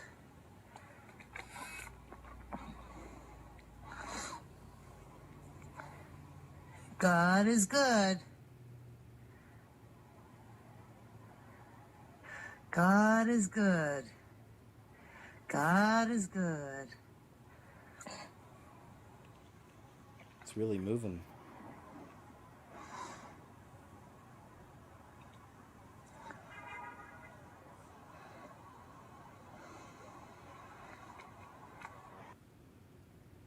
Yeah, great capture. Yeah, that's a good one. A modern classic, I might even say. I gotta try to save those when I find them. Because I hadn't seen that one in, gosh, probably a year or so, I guess. A majority Muslim city council in Michigan. Okay, here is, check this story out. Listen to the way this plays out. As if there's so many people that just didn't see this coming, that let these things happen. It's pretty amazing. But this is a good example of like that kind of far leftist kind of wokish mindset leads to destruction. You know, they'll lead to their own destruction ultimately. And now we're seeing that speed up. So check this story out. I'll probably play this one again on Monday. It's one of the subjects we cover there. Majority Muslim City Council in Michigan voted to permanently ban LMNOP pride flag on private public property. But check out how it started. They banned the pride flag. So now you have an all-Muslim city council and mayor, and now they've taken down all the pride flags. One of the best examples, I think, of suicidal empathy happening in real time is a town in Michigan called Hamtramck, and I believe it was the first town in the United States that authorized the Muslim call to prayer in the morning. The liberal people in that town wanted to protect Muslim rights. There was a whole bunch of people from Bangladesh and I think Armenia coming into the town, and these were the people who were very much pro-LGBTQ++. So they welcomed tons of refugees into their small town, who eventually became the majority. And then what happened is you got the first mayor from this country. City council became all Muslim. It's an example of you have to be careful of the unintended consequences of good intentions. Because what happened in that town this year is that they banned the pride flag. So now you have an all-Muslim city council and mayor, and now they've taken down all the pride flags. And the liberal women who were behind this whole movement are now like, what's going on? And now they're being completely rebuked. And it reminds me of communism, where the agitators and the revolutionaries are just useful idiots for the people who want to take power. And whether it's communists, people from a different country or worldview, take a look at that town. Tell me what you think about it, because I think that is a little microcosm of what could happen on a grand scale in Europe and North America if we're not sure about making sure people share our values before we put them in a position to take over. Here's a story of how a liberal town that was very pro-LGBTQ went to a town that now bans Pride Month and Pride Flag. Isn't that something? That's such a great analysis right there. And, you know, like you said, a microcosm. We've already seen it play out in other places. They're trying to make it play out full on in countries right now. So yeah, it's happening. Have you ever heard about the Limp Bizkit Woodstock theory? I'll go and just read this. And this is interesting. It goes back to what we're talking about music and how it changed in America drastically back in the 90s. It says Limp Bizkit performed Break Stuff at Woodstock 1999, and the young white male crowd erupted into riots, fires, and chaos. The elites saw firsthand the dangerous mobilizing power of angry nu metal music on white men. They didn't like the possibilities that the white men could rise up full of anger. They had to stop us before we realized ourselves what we could actually do together. They responded by pulling back support for those bands. In the 2000s, I say earlier, the music industry shifted heavily toward promoting rappers and hip-hop. The goal was clear: stop white male anger and prevent it from rising up against the system. Rock was deliberately sidelined. This was cultural control. It's pretty interesting. There's Limp Bizkit playing. I was never into all that. I've always been even more alternative. Anything, I'm less radio friendly. But There were some pretty interesting bands that came out, some cool songs from the new metal, but I was never fully into it. But I appreciate it. I'm glad it was out there. That's a pretty good point there raised. Says Oliver Tree reveals what he discovered. Oh, we've seen that earlier. Told you, man. That's interesting. If I find anything else really wild, I'll share it with you. She's buried with nature now. New Nancy Guthrie details are worse than anyone imagined. And I've been saying for a long time this whole story felt very suspect. And I showed you there's an interview Nancy Guthrie did with Trump, and where they made the stage into a pentagram. He's had this happen a few times, and they had him sitting in one of the points of it. You guys remember that? And she was really vicious with him. He even called her out on how mean she was being. She just gives bad vibes to me. Even just look at her face. You know, I don't know. They let Nancy Guthrie die and tried to cover it up. According to a new report, the search for Nancy Guthrie went off the rails in the very first hours. I'm sure you remember the first ransom note. It allegedly described exactly what Nancy was wearing when she vanished. It even mentioned a broken floodlight in her backyard. Details that supposedly only the kidnapper could have known. I will say the letter begins by saying she is safe but scared. And they go on to say she knows exactly what the demand is. A lot of it is information that only someone who is holding her for ransom would know. Some very sensitive information and things that people who weren't there when she was taken captive would know. The FBI also revealed that some of the notes had included a demand for money with a 5 p.m. February 5th deadline. Instead of paying the ransom, investigators allegedly tried a different strategy. They reportedly sent just $152 to the Bitcoin wallet. The hope was that the kidnapper would cash it out. But according to the report, the person caught on security cameras never took the bait. Then, just days later, another message arrived on February 6th from the same IP address. This time, the sender apologized. They claimed Nancy had died by accident. Then they demanded $4 million in exchange for returning her body. According to the report, investigators realized their mistake by this point. Every lead had gone nowhere. And that's when Savannah Guthrie and her siblings released an emotional public message. We received your message, and we understand. We beg you now to return our mother to us so that we can celebrate with her. This is the only way we will have peace. This is very valuable to us, and we will pay. As you can see, it's clear from the word choices that they know their mother is no longer alive. But if they knew Nancy was dead, why was Savannah offering money weeks later to bring her mother back? Right. But we need to know where she is. We need her to come home. For that reason, we are offering a family reward of up to $1 million. That leads us to her recovery. Why keep pretending that Nancy Guthrie is alive? Look, there are a lot of strange things about this case. Right now, of course, Savannah and her family are in unspeakable, unfathomable pain. You know in the U.S. that her extended family is legion. Savannah, my friend, it's the same way here. Did y'all see that? That was weird, right? Why'd she say that word? But Savannah's behavior is the strangest of them all. Good morning. They've been waiting for How does it feel? These signs are so beautiful. You guys have been so beautiful. I've received so many letters, so much kindness to me and my whole family. We feel it. We feel your prayers. So thank you so much. It's not just today. They've been out here every day. Every day. This is such a nice pocket square. I don't want to slobber on it. Okay, no, it is. I know. I'm sorry. Bunch of unfortunate triple P's out here in the audience. They've been waiting for you all day. Goodness gracious. Sad to see. But there's a lot of that in this world. But did you know that Roblox has a version where they're teaching your children to do witchcraft? Oh boy. Any of you have children or grandchildren playing Roblox? This isn't the first story we've seen where Roblox is not looking out for the little ones. This is a warning to every parent out there.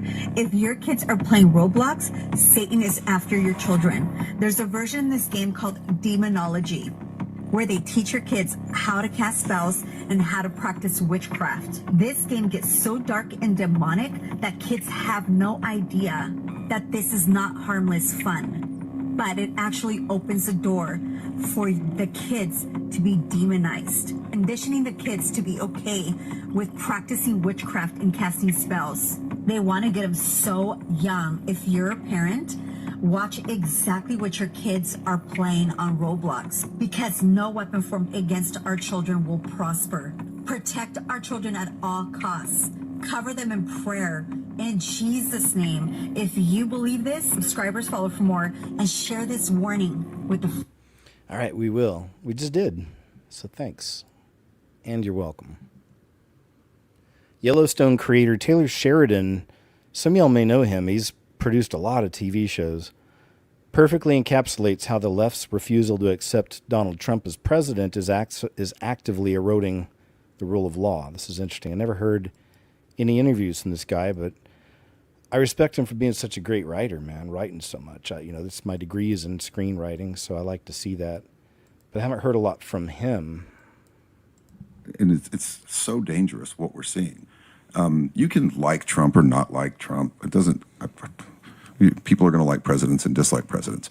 But now defying the rule of law because he happens to be the head of the federal government and openly defying the federal government, the repercussions of that are going to be, okay, fine, you can't stand this man, you think he's a terrible president, and you're not going to follow his laws, but that's the new normal now. So when a president gets in that you do support, then the other side, because we've established this precedent, they're just not going to follow his laws either.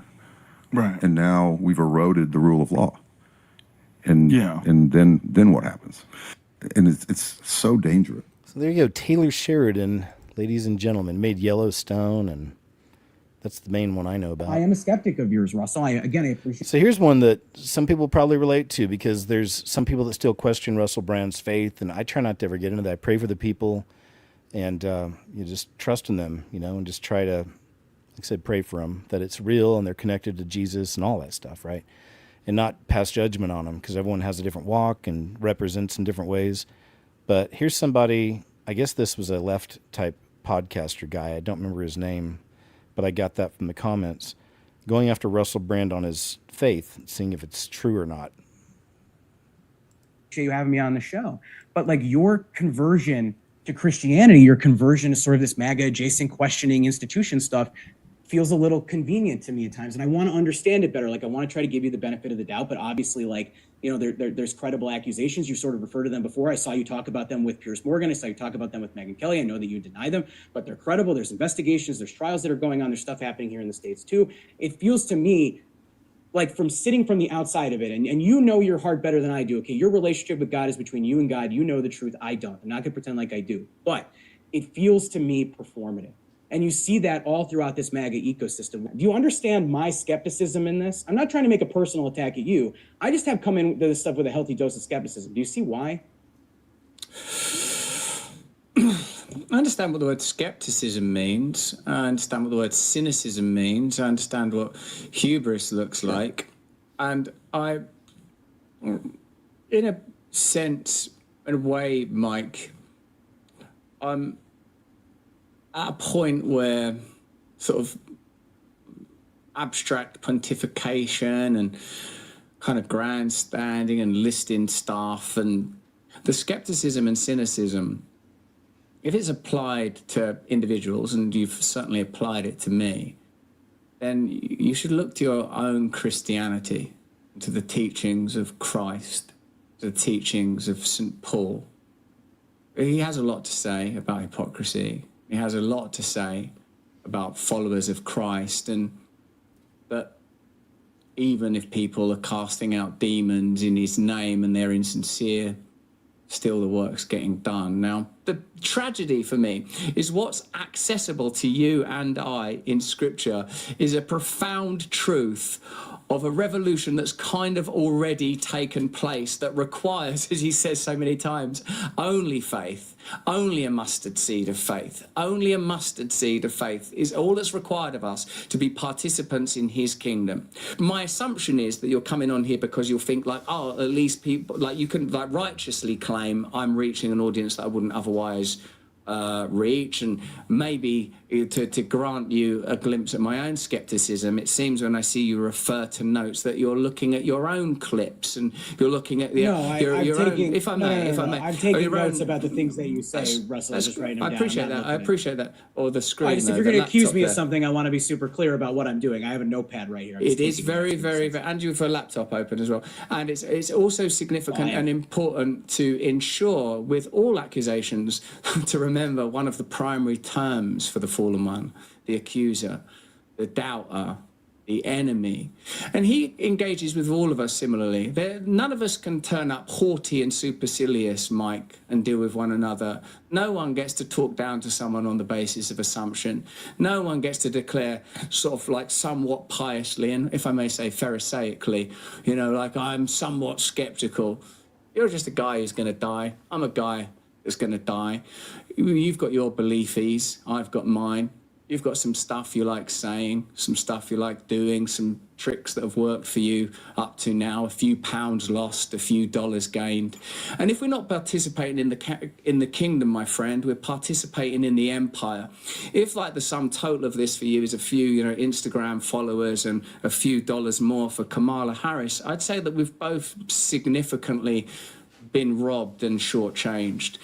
So how do I feel about your skepticism? I understand it, and I don't mind. I'm here recognizing that moment to moment, I'm surrendering to him. He must become greater, I must become less. If part of that process is I listen to you for a minute before I go to my next interview, I do that. If part of it is I attend a trial because of stuff that I'm if I may sort of politely direct you in the right towards the right territory, it's something I can't really talk about because I've been instructed that there would be consequences. So but so what am I saying? What's the point in having this conversation? Because precisely, actually, I'd like my audience to see how I speak to someone that's a Democrat. Hopefully, they'll say with respect, with compassion, with consideration, with an open heart. If we can learn to find some respect and good grace for one another, and that I think we'll know that by its fruits, my brother, because it won't sound like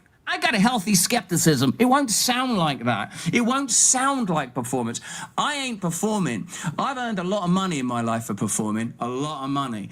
And what I know now is the authenticity is the only currency we have. So if you talk to people and they're very honest about their brokenness, their flaws, their addiction, the mistakes they've made, they're probably telling the truth. They're not going to be perfect in the same way you're not perfect. But when anybody sort of seems sort of slick or polished, for me, even prepared slightly appalls me because of his spontaneity. I may not yet have the maturity I need, but I have the spontaneity that he's modeled for me. And I'm telling you, mate, I ain't joking when I say that any of us that are willing to sort of garnish and garner the good assume the good intentions of the side we're affiliated with and condemn as malfeasance the failings of our opponents, we are not loving our enemy. We are not loving our enemy. Love your enemy. So it should be like, oh my God, I hate that person. I don't trust them.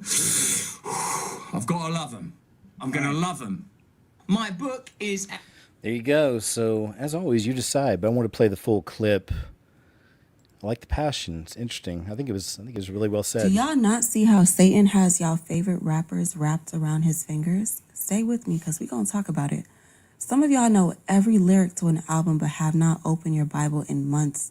You can instantly recognize an artist's voice, but you can't recognize conviction anymore. That alone should scare you. You watch this industry normalize lust, anger, drug addiction, violence, cheating, pride, narcissism, demonic symbolism, and complete rebellion against God. And because the beat was hard, because the visuals look fire, because they got money, chains, cars, women, influence, people started questioning the spirit behind it. Now, seriously, y'all really need to think about it because it's right in our faces every single day. Half of these artists openly tell y'all that they're battling demons and popping perks to cope. They tell y'all they're empty. They tell y'all they're depressed. They tell y'all they're sold out. They tell y'all fame is destroying them. And instead of people getting concerned, the world turns it into entertainment. That's scary. The Bible literally says in 2 Corinthians 4:4 that the God of this world has blinded the minds of unbelievers. And honestly, that's exactly what's happening right now because the enemy understands that influence is more powerful than anything. He doesn't need to make evil look evil anymore. He just makes it look successful, cool, popular, rich, and untouchable. And now an entire generation is being discipled by people who are spiritually lost themselves. Romans 12:2 says, do not conform to the patterns of this world, but be ye transformed by the renewing of your mind. But how can your mind be renewed if all you constantly consume is darkness? And before y'all say it's just music, ask yourself why your spirit feels different depending on what you consume. Because music is spiritual, whether people want to admit it or not. What you constantly listen to eventually starts shaping your desires, your mindset, your relationships, your emotions, your language, your confidence, your temptations, and what you normalize on your day-to-day basis. Proverbs 4:23 says, guard your heart above all else, for everything you do flows from it. And the scariest part, most people don't even realize that they're slowly becoming what they consume. Yeah. Great message. Thanks, lady. Smooth voice. Elon Musk posted this one. Nobody can save you on this earth. Nobody. You can join force with America. You can join force with NATO. You can join force with the whole Germany. And nobody gonna save you guys. Trust me. Nobody gonna save you guys. They can put you on the Middle East with nuclear bomb, RPG, AK-47. They surround you more than 200 billion soldiers, and you are in the middle. They cannot save you. Trust me. It's coming. That's right. All these police officers that played the game, went along with it, and allowed all this to happen, and nobody ever has to pay a price or anything, of course, as you know. Yep, they'll come for them too. They'll come for all of them. It's just like we've seen, like that little town. It'll work out the same. It's not going to be a good outcome for these people. They're just, as I said, useful idiots, as that video said. The report will say aliens are demons. Here's an interesting angle on what's coming with the UFOs and aliens, because we know they're demons, right? They're shifters, tricksters. But let's see this. No, what they're going to say is that there are no aliens. That's what they're going to say. That's what. You think so? Yes. That's what the report and the investigations have said. Yes. That's why J.D. Vance said what he said about it being demons, because there's been versions of the report that have already been submitted to the White House. They've already been briefed. Wow. That's crazy. That's what they're going to say, that in fact that there are no aliens, they're demons. And they're going to reveal the breadth of fraud that has been perpetuated against the American people. Listen, I would say, oh, happy day if that came out. I would start singing, I'm telling you. And I'd go, let's go. Just like trying to find, invisible Somalian children all over the USA, okay? And the trillions of dollars has gone towards that mess. I would say, oh, happy day. But boy, it's going to take some doing to do that. This is why you're seeing all these documentaries and films coming out now that are trying to reinforce the alien narrative, because it's about to come apart. They're going to rip it apart. Okay, well, I hope they do. I do too. I hope they do, man. I did too. I'm kind of have the skepticism he does. I'm not sure, but if they do, that'd be awesome.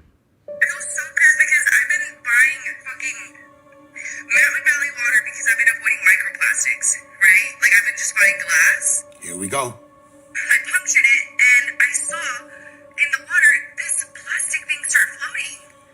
And I was like, why is there plastic floating? I literally pay $120 for these. How I need water, because I don't like microplastics, and microplastics are so bad for you, right? So I see this, I literally see this. That's wild. Bro, I checked the whole bottle. Look, I don't know if you can see it. I'll take a picture. One of those floating. Bottles, they all have this. And I called the company and they said, oh, that's just how it is. Like, that's our packaging. Bitch, you literally are a multi-million-dollar company. I know you don't have to put this shit in there, bro. I'm so fucking sick. Companies and the government, like, they don't want us to be healthy, brother. Can somebody explain to me why Mountain Valley Spring Water is putting plastic bottle caps inside of their glass jars. This is what people are saying. She said that, and she showed you that they put in plastic in these things. When it's not supposed to be plastic, it's supposed to be straight glass. What is going on with Mountain Valley Spring water? Nobody wants plastic. That's why they got glass, and you still put the plastic in the glass to make sure they get the plastic. Something is going on here, guys, and I need you to check yours right now. Why are they doing this? They said that the company said that's how it is. That's what she said. I don't know if that's how it is. I don't work at that company. Shh. Shut up. Something is going on at Mountain Valley Spring Water, and we need to check it out to make sure that we're not getting caught up like this bait. Not just playing on, guys. Entertainment purposes only. All right, good stuff. He's always funny. I think I'm following him on TikTok. Shocking new video surfaced of a portal opening up over a house in Sedona, Arizona, and you can clearly see dozens of orbs coming out. This is a pretty weird one. It's almost got 1 million views, so people are digging it, I guess. Okay, so this is never before seen footage of a portal opening up near Thunder Mountain in Sedona, Arizona. You can clearly see a buddy of mine, David, put an infrared security camera on his roof and captured this portal opening up above his house. You can see orbs coming out. This is never before seen footage that was shot in Sedona, Arizona.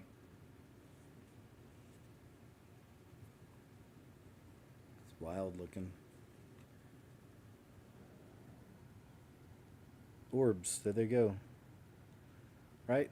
It's like they're traditional, it seems, their traditional shape. They can do whatever.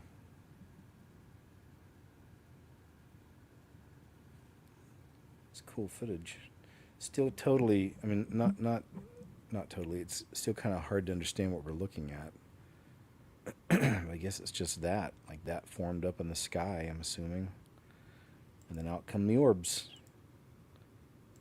I don't know. I guess that's how it works in some cases. It says, I crank up the suspense even more. Chris Pratt filmed a movie in 2021 called The Tomorrow War about an invasion. And terrifying part was during a soccer match between Brazil and a team in blue. Scotland plays in blue. So this is they put this out before the this last week. They were alleging there would be a alien abduction during a soccer game, and they found it something similar in the Tomorrow War. If that makes sense. They do that a lot, but nothing happened. It says, bring iron. DMV employee exposed. Running a $300,000 bribery scheme. Oh, boy. But I always like seeing the criminals get busted. Excuse me, are you here for a CDL appointment? Ma'am, Homeland Security, step away from the terminal. Security! What y'all want with me? You're under arrest for conspiracy to commit bribery. She wouldn't get a chance to finish her sentence. In the 11 years since this scheme began, at least 185 commercial truck drivers had obtained California CDLs without ever passing a written test, without ever passing a behind-the-wheel exam, without ever demonstrating they could safely stop an 80,000-pound vehicle. So there we go. That's why that one's important, because we know that, I wonder how much blood's on her hands, really, down the road, big picture style. I wonder.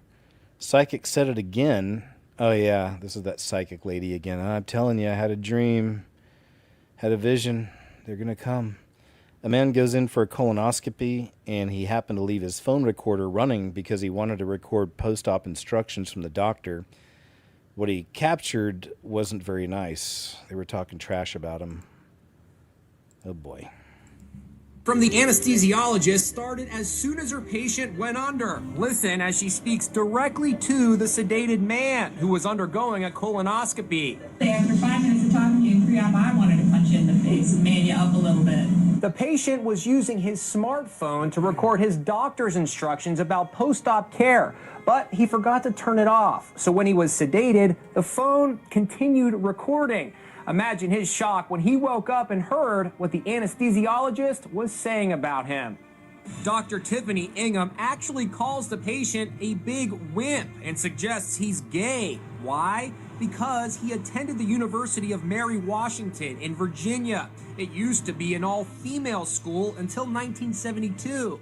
For some inexplicable reason, the doctor says she's going to falsify his medical records. I'm going to mark hemorrhoids even though we don't see them. We probably won't. I'm just going to take a shot in the dark. Dr. Ingham also complains about her other patients. The nasty comments from the anesthesiologist.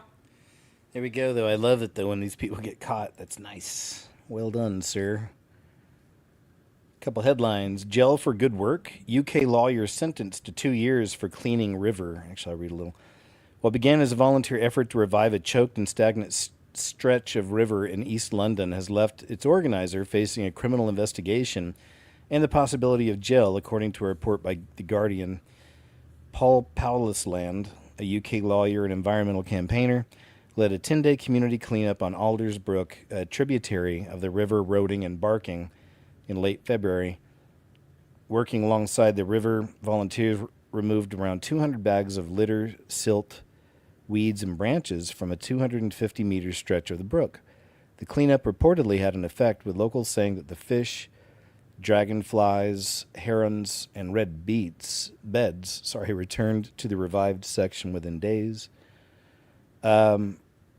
Where do you get in trouble? Oh, so the environmental agency investigators visited the site and sent them a letter stating the government was under investigation, that the group was under investigation for unpermitted works. Great. Red tape, bureaucracy, right? In breach of environmental permitting, England and Wales Regulations 2016. All right, so there you go. UK, not surprised, because they're really bringing the hammer down on their citizens, you know. Woman who emptied Nick's trash can on street, then stole it, fired from J.P. Morgan Chase, was DEI executive. Did you guys see this one this week? She got famous this week. This person right here. They wanted to steal one of the trash cans, so they dumped it all out. I think I got a video coming up of it. But it says a woman caught on video emptying a public trash can on the street, then stealing it during New York City's Knicks championship parade, was a director at J.P. Morgan Chase who was fired Tuesday over the incident. Angie Baez, 40, was promoted to Executive Director of Community and Industry Engagement for Card and Connected Commerce at J.P. Morgan Chase. Jeepers. Oof, more than a year ago, according to her LinkedIn profile. What a title. Hi, what's your name? Oh, I'm Angie. What do you do for a living? Oh, I just do stuff online. What do you do? I'm the Executive Director of Community and Industry Engagement for Card and Connected Commerce at J.P. Morgan Chase. Jeepers. Previously served as Executive Director of Diversity, Equity, and Inclusion at a New York-based review website, The Infatuation, which Chase acquired as part of its broader push into lifestyle and experimental content. So no surprise, there's the DEI connection and the madness, unfortunately. This one's a fun one, kind of a doom break, I guess. Might be a little scary for some of you. 2 Americans freak out in the back seat of an Argentinian cab as apparently their roads were designed by a drunken Mad Max. I'd never seen this before. I didn't know Argentina was like this. I rode in plenty of cabs in Central and South America when I lived out there. Every 3 months I had to go to somewhere else. I had to leave the country for 3 days. I actually did what you're supposed to do as an immigrant in another country. But so I was in some cab rides, and there was a couple I can remember that were pretty wild. Belize was one of the craziest. I met a 33rd degree Mason. He's also a cab driver. He's also a weed dealer. He was a lot of things, a real Renaissance man, if you will. And he was real cool, interesting to talk to. And he ended up taking me to the best beans and rice I ever had in my life. He was on the side of a road or a path, and there was like a line of people there. And it was a little boy stirring up all the stuff, and then the mom was working some of the food and taking the money, and it was incredible, you know. Anyway, memories. 2 Americans freak out. This is pretty funny. Check it out. Hey, yo, bro, we going. That's pretty funny, huh? What do you think, Chubbies? Sometimes if you hear my mic moving around, that's because he's up here looking for some pettins.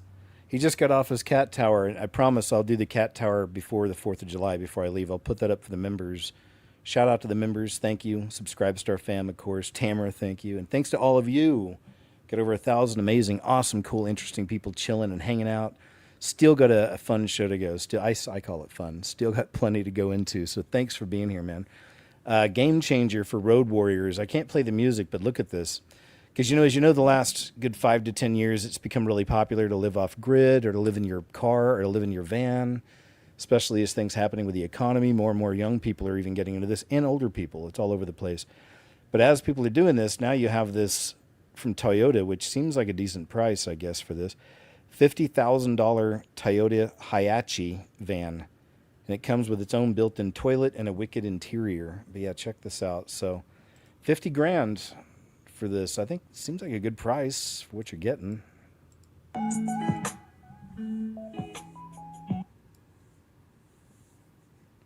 Except, I don't know, the bed's a little questionable. You'll see what I mean. Like that was the bed. There must be something you could fold out or do something. I don't know, but look at that. Nice chairs. There's the bed, but you gotta kind of, I guess, I don't know, lay to the side. Yeah, so that might be a bit of an issue. Maybe you could fold that chair down right there in front. I bet you could do that and then lay it all the way out. That'd be nice. That makes sense. That massive TV. Huge entertainment center right there, built in. That's freaking awesome. And then it lowers down, and then there's the front cab. So look at that, 50 grand.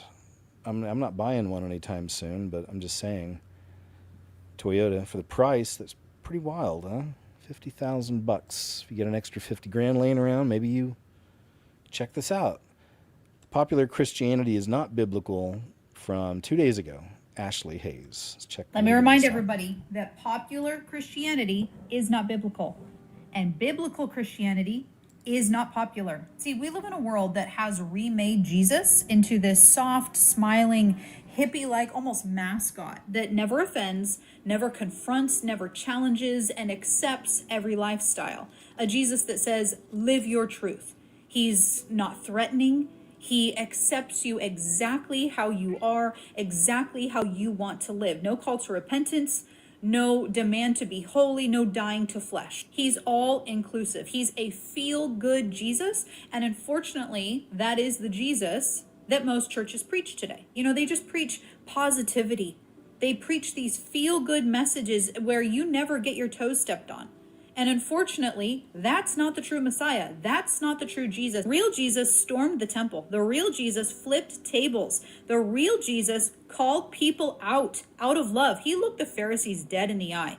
These religious, well-respected, law-following leaders, he looked them dead in the eye and he called them out. He said, woe to you hypocrites. You are like whitewashed tombs. You're beautiful on the outside, but on the inside, you're full of nothing but dead men's bones and everything unclean. Listen, Jesus didn't come to make everyone feel affirmed in their sin.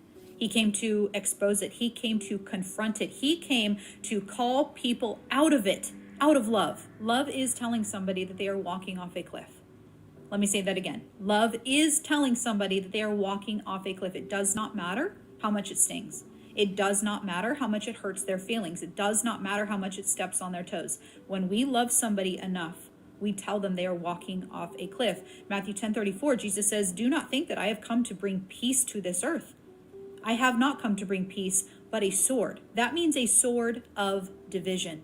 The truth that cuts through sin. It cuts through lies. The light that exposes the darkness. Jesus didn't come to say you do you or whatever makes you happy, and neither does biblical Christianity. Biblical Christianity is narrow road living in a wide road world. It is offensive to our flesh. It is going to make us uncomfortable. It is costly. It is going to cost you friends. It might cost you family members. It's going to cost you comfort, possibly even status. The world loves this calm, miracle-working Jesus until he starts talking about repentance, until he starts talking about surrender, about dying to flesh, about carrying your cross, about exposing darkness, exposing demons, exposing false doctrine, confronting sin. The world loves a watered-down gospel.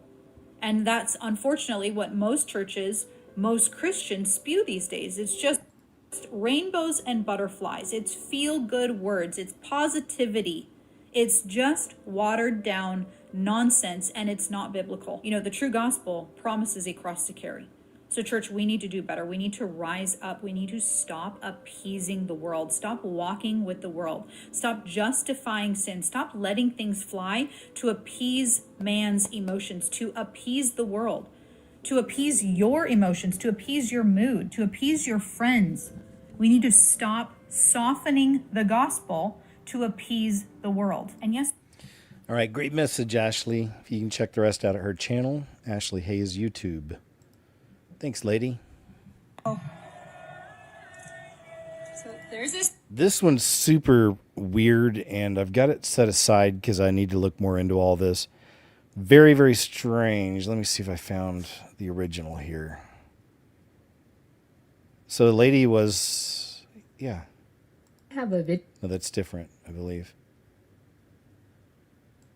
Yeah, so this lady was in, I guess she's going to explain, riding around on her horse out in the countryside. Can't remember Mount Shasta, near Mount Shasta. And she found this. She found all of these, they're solar-powered speakers. So they can just sit out there all day, for God knows how long, get charged up during the day, and then play all night. And there's really kind of cool technology like that with the solar-powered stuff. Actually, for Mother's Day, I got my mom something. They have a real pretty garden, and it's a turtle with all these different colors all over its shell, and it's one of these. It charges up during the day, and then all night it's glowing all these colors. It's real pretty. But anyway, she found this. It's very strange. Very, very strange. What do you think? And the noise is coming out. I swear I hear kind of a call to prayer, if you know what I mean, at one point. That's just me. But there's a lot of stuff coming out of this. Look at This one. Noah seems unfazed by it. But then look, over here.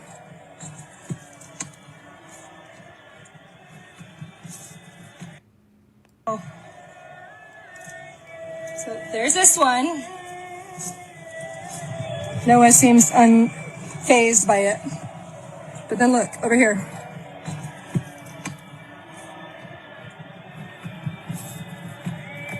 You hear that noise? There's a mountain. Sounds really weird.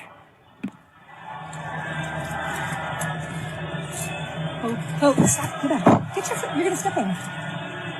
No, back up. Back up.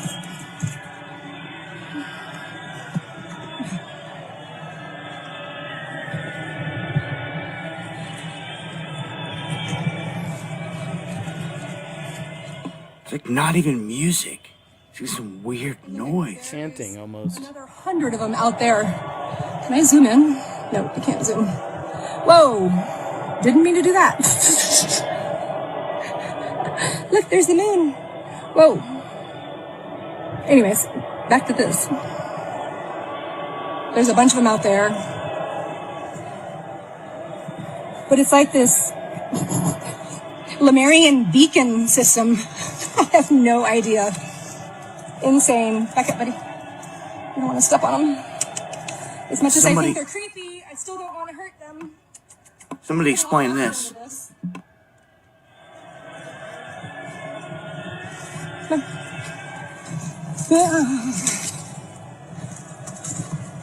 Who would do this and why?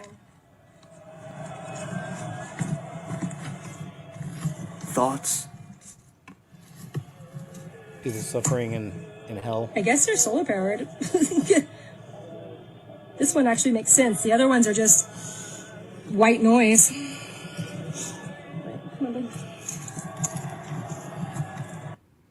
I know. I have to wonder if there's just my mind. I got to wonder if there was a witchcraft component to this somehow, or is it the call to prayer and stuff like that? Is it something else? Something demonic? Something bringing in that energy? Are you listening to people in hell? You think of everything. Doesn't mean it's all right. I think of all the possibilities I can. Here's another duende video. Did this Ring camera actually capture a duende? Another one of the little people. Video for you today. This actually was captured by a woman's home security camera by the name of Charlene. As she was going back on her footage, she noticed something caught her cat's eye, and it actually spooked her. But then when she looked closer, she realized she captured something, an unidentified being, on camera. And some are saying this is a duende or gnome, little people, stuff of legends. Take a look at this. Comment below. Let us know what you think.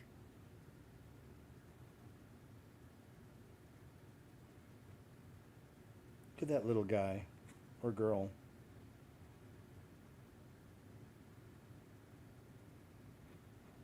It's a quick little one. But it just totally looks like a little person, fully formed, but little, wearing a cloak or something. It's so interesting. These are so interesting to me. We did a live show. I did a live show on the Duendes a while back. Showed a bunch of videos from all around the world. People capturing what looks like little duendes. There's one in America where the guy was shopping, and for a moment you saw one under his leg. Remember that? Some weird ones. It's a good one, I think. Good capture. Interesting. Little stinkers. It's like you'd almost want to pick it up and think it's cute, maybe. Have it as a little pet. I don't think it works like that. The Theater of Illusion that announces the end of reality. That's a cool title for a video. Look closely at these effects. It's not cinema. It's not Hollywood post-production. It's a live theater performance in Japan. The precision of lights, smoke, and synchronization with the actors is so perfect it blows your mind. So I guess this is something of interest here. Holograms, whatnot.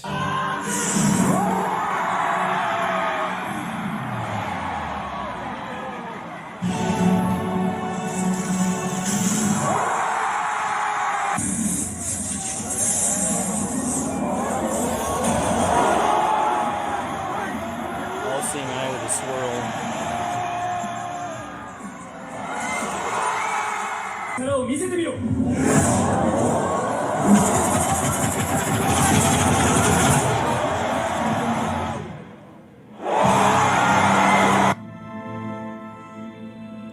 They have some symbols there. It was interesting. That was pretty crazy. The all-seeing eye with a swirl in the middle, because they got the other side going out. See? All-seeing eye with a swirl. And the cube. And then that looks like an alien up there, right? Like a gray. Some kind of alien creature. And then a black cube. Interesting stuff, because it all comes from him and his system. He's going to try to deceive people, as he does.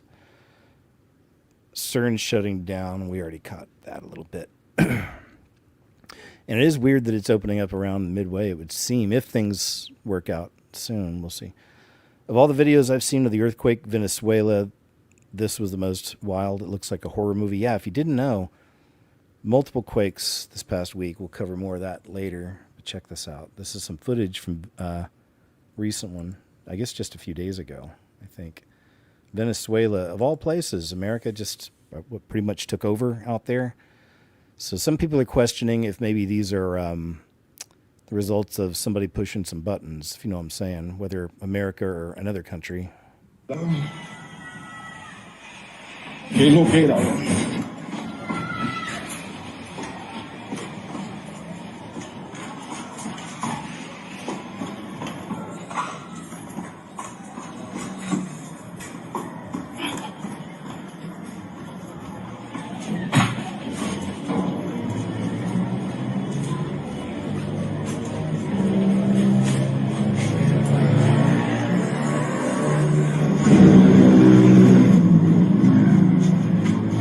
Mierda, weón.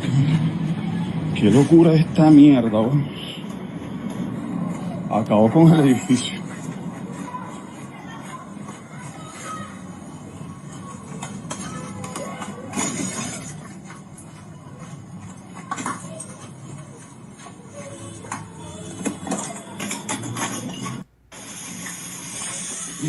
Dang, it's something. But there's crazier footage out there. I think I got some set up today.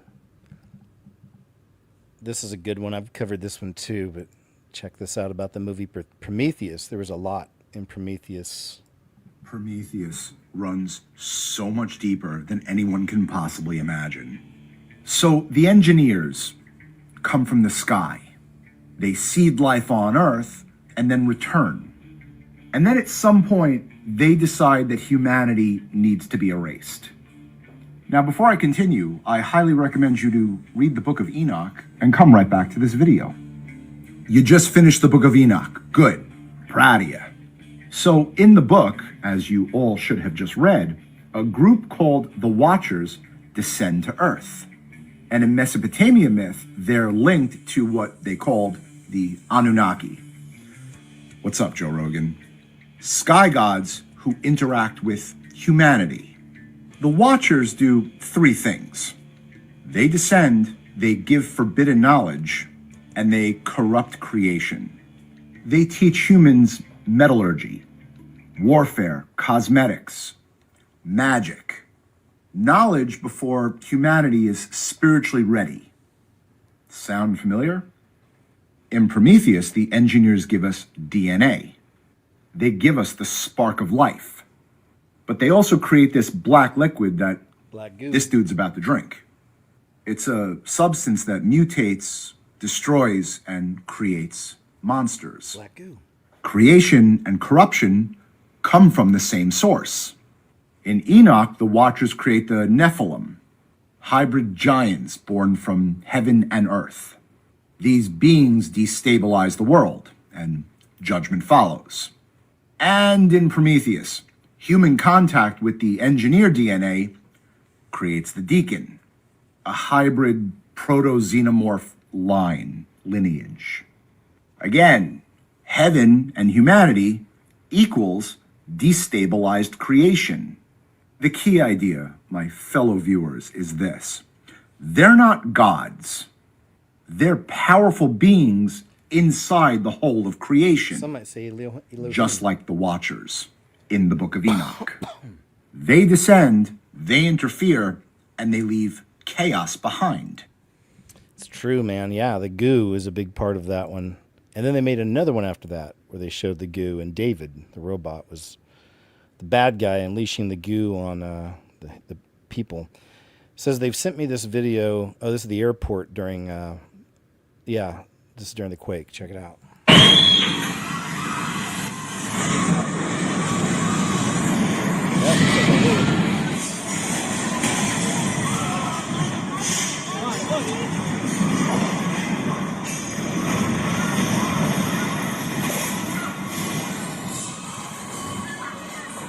Ya.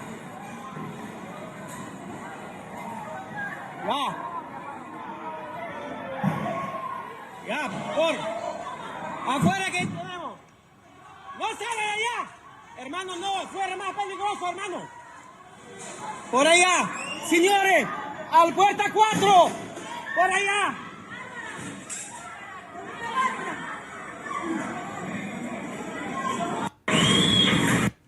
Yeah, that's way more of a scary movie, I'd say. And they got hit a few times, actually. Again, some people might say someone might be pushing buttons. Florida Division of Elections confiscated Palm Beach Pete's DNA test results, revealing whether or not he's actually Jeffrey, and advised him to withdraw his candidacy for mayor. So I'm going to put this on Monday, and we'll cover more of that there. Cool, but that's pretty interesting. Palm Beach Pete, some people, and I've shown some videos where people are making comparisons between the two, and it's pretty interesting. They even have the same problem with the word F, I believe it is, like a stutter or something. So something to consider. It's on AJ Network, Alex Jones Network. They just caught a time traveler, they say, at Elvis Presley's final concert, and nobody can explain it. Look at what this lady's holding. We've seen a few videos like this, and it looks like people from some of these old-timey photos are holding modern technology. They just caught a time traveler at Elvis Presley's final concert, and they think it's a CERN scientist. A resurfaced video from 1977 appears to show a woman holding what looks like a modern smartphone nearly 30 years before the iPhone and years before the first commercial cell phone.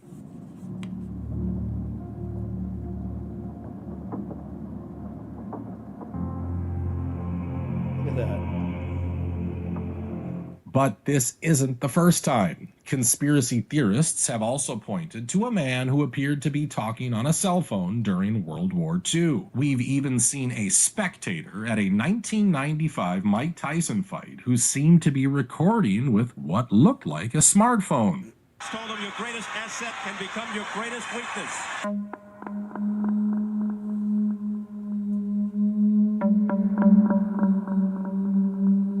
Makes you think.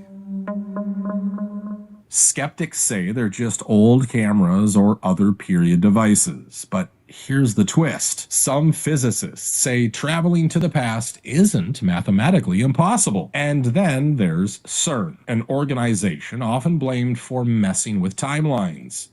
All right, fine. I will tell you why they keep trying to jump timelines and why CERN keeps skipping through time. And it's because they've already seen into the future. Okay? Rumors speculate they've seen 45,000 years into the future. Speculation though, you know. But there's also Project Looking Glass that, they've already took a peek and saw that they lose no matter what. So they're just rolling the dice. And if you listen to what they're building, you might start to believe these insane time-traveling claims. Replacing about 1.2 kilometers of the 27-kilometer ring with the high luminosity LHC magnets. This will give us a machine that's 10 times brighter than the Large Hadron Collider, 10 times more data. So it really is an opportunity to explore the universe in a way we haven't done before. Good clip. Good clip, yeah. So the timing is interesting. Hopefully that's right, because that means soon. What? Come here, sir. It says, there are mansions in heaven that are 300 times larger than the size of the earth. This is a cool one. I always like stuff like this. Check it out. Your grandmother's 100 years of age. Let her go. Y'all crying. The woman is in a better place. But see, you don't have a revelation of a better place. That's why you just say it religiously. You know she's in a better place? No, I don't cry over any Christian that dies, because they crying over me. That's why Paul said, he said, I'm really struggling. He said, I could go to heaven, which is far better. And he said, but I think I might stay down here just to help y'all a little bit. He said, I'm going to be out in a second. Enoch was so close to God, he apparently wanted to leave his family behind.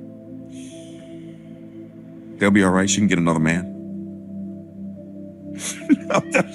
I got a relative that he had a visionary experience like that, where he experienced a rapture. He said he was flying through like outer space at a phenomenal rate of speed, and he said the old skin was coming off and a new glorified body was coming on. He said it is beyond exhilarating. He said the music unbelievable.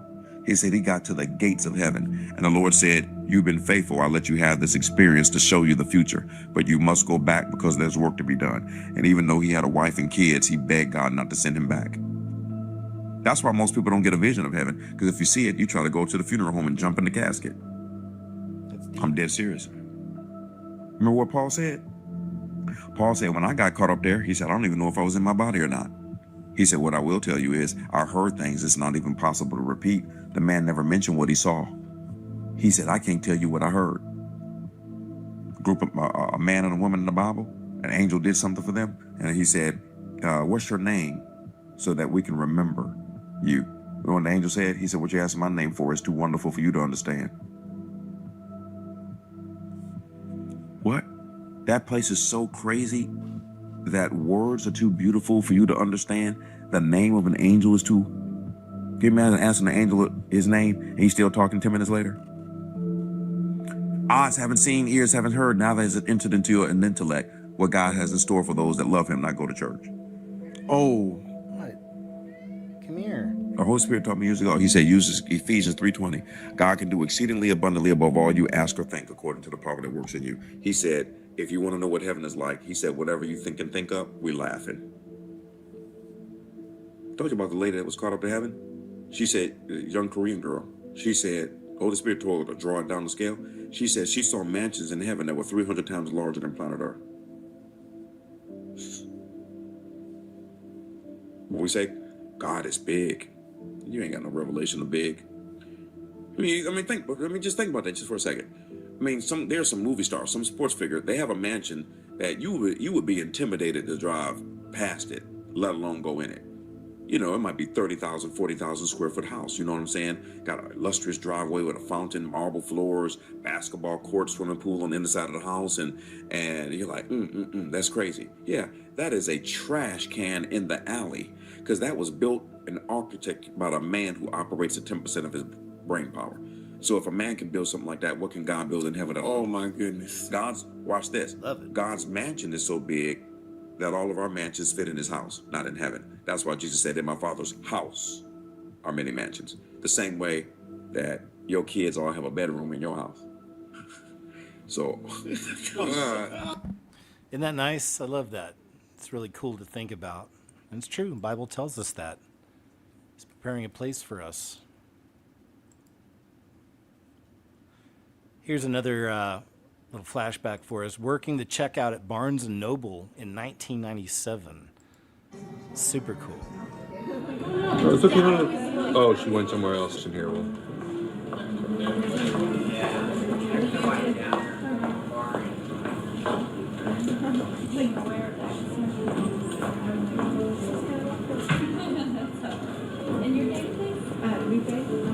Hi, how are you? Fine. She was 1866. What are we doing here? It's a story on sales tax and one of the programs that it helps to. I was gonna say, am I wanted for something? 18 what? 66. 20?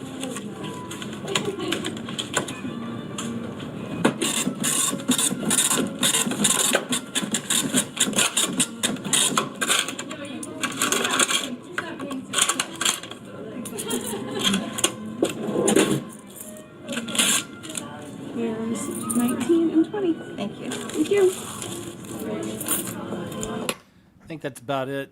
It's mostly just this. But no cards, right? All cash, looks like, for the most part. A lot of cash. 97, man. See, I had told y'all that the music industry has collapsed and they're keeping it hush-hush. Do y'all know Lizzo over here, all right? Here she is herself exposing that all of your favorite artists have been dropping projects, albums, summer bangers, right? But nobody is hearing about it. Excuse me, and on a side note with this, excuse me, I'd read that some people are saying that this is because of the U.S. aid getting all dried up and taken, that what this is showing is that so many of these people throughout the years that are forced upon us in mainstream media and music, it's all set up. It's always set up, and a lot of it was pushed out there on us through this USAID money. It's interesting to think. Unless you are Beyonce. I told y'all in that last video with Cardi B, but a lot of y'all was saying I'm capping, I'm reaching, and all that type of stuff. Well, she is saying that everyone is moving to TikTok and interacting with their fans in real time, performing live performances and all that type of stuff because everything has changed. Check this out. The music industry is in complete shambles right now, and you can use that to your advantage. Back in the day, the music industry was very algorithmic, as any other industry was. But that industry was controlled to a certain extent. Now that we are in the digital streaming age, there is no control over the algorithm. And it is stressing people the fuck out, myself included. Every major artist besides Beyonce has dropped music this year, or is planning to drop music this year, or has featured on somebody's record this year. I dropped a mixtape over the summer. I had SZA and Doja Cat on it, and I just dropped the deluxe to my mixtape today. And yet there are still people who don't even know I dropped music. Every major artist from Lady Gaga to Drake has dropped albums this year, and yet everyone is saying there's no song of the summer. I'm going to be completely honest with you guys. It's not because the music isn't incredible. It's because the way that the algorithm is set up, no one can serve the masses anymore. This industry used to be based on serving the masses, basically like servicing your song out to certain channels and certain radio stations. The internet space wasn't so congested. There was a clear channel back in the day for major artists All to set put up. their music out and serve the masses. Now you have to serve your people. So yeah, think about it. Everybody's got their own private television or computer in their pocket now, and you can That's right. And it's really interesting. It falls right in line with Hollywood dying and burning, as we've been seeing. So all these fourth age concepts, ideas are changing, dying. Like that new arm. Says this is why they replaced Jim Carrey, says. Strong guy. Have you seen him on the talk shows? Neil Armstrong being the first man to walk on the moon. Talk about a fish story. Yeah. Man, and they're buying it. Okay. I just, there's no meaning to any of this. So I wanted to find the most meaningless thing that I could come to and join, and here I am. You don't believe certain icons have the power to make change, to think differently, to be bold, to inspire others? Artistry, you're one of them. Yeah, no, I don't believe in icons. I don't care. But Jim, you got really dressed up for the occasion. You look good. No, I Was that didn't an get dressed accident? up. I didn't get dressed up. Who did? There is no me. There's no you. No. We're not here. This is a dream. There's just things happening. It's not our world. None of That's this the is key. real? Yep. So you're just passing We don't through. matter. We don't matter. Oh. I don't exist. Right. So we think of that compared to what we saw in France. And it's like, what is this? You know? Got another flashback, guys. Back to school shopping at a mall in 1996. Remember Payless shoes? Hot Topic? I think that's still around. Used to be a big deal.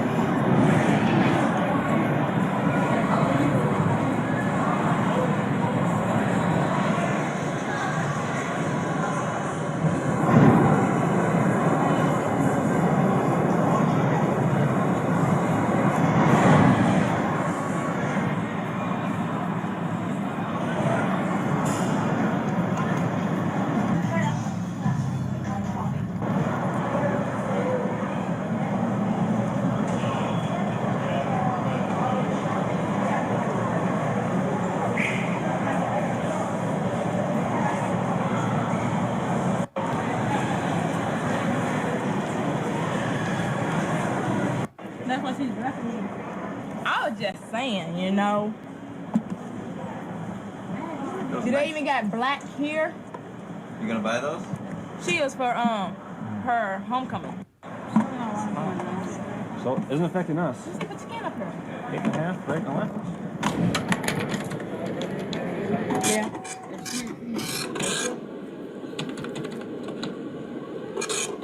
And the nylons?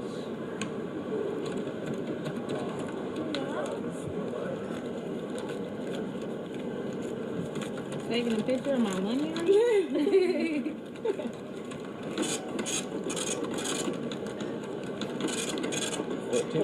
Oh, shoot. So, how much was these? About not long? These got you for like, what, 50 cents? Just about $1. 20. $1. 30 cents right here, correct? My mom always took us to Payless. Buy one item, get one item half price. One pair? Yeah, you guys remember that? I remember that. When I was little, we used to have to go to Payless all the time.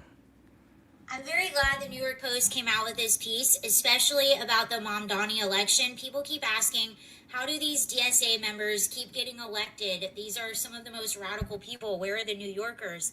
And a lot of people will say, oh, it's because of whatever fraud. And I'm not saying fraud doesn't happen. Of course it does. We see it. It happens on local levels. People do it all the time. It happens. But there is also another issue that the New York Post brings up.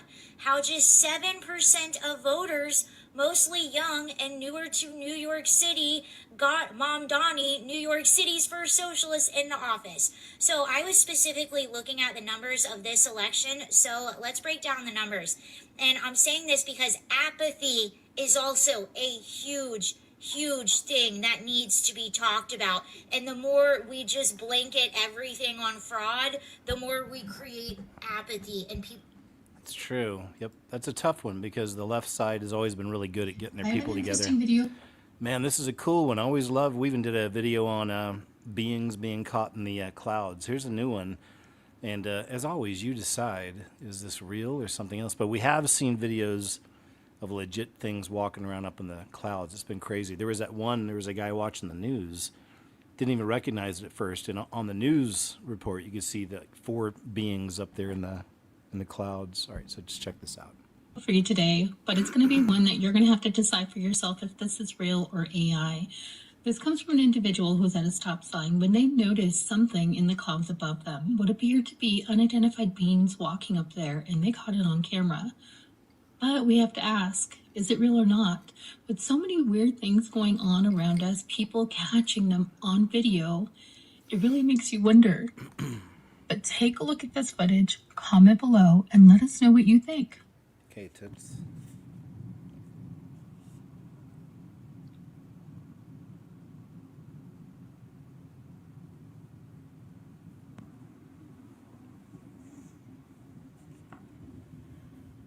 Are they waving? Hey guys.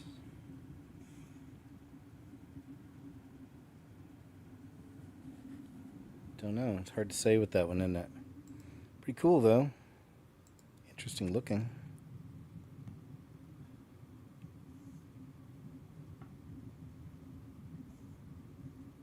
Yeah, I can see where some people would say it might be AI because it does look weird. But, like I said, knowing that we have seen that kind of thing, but it's 2026, right? Have to ask Grok.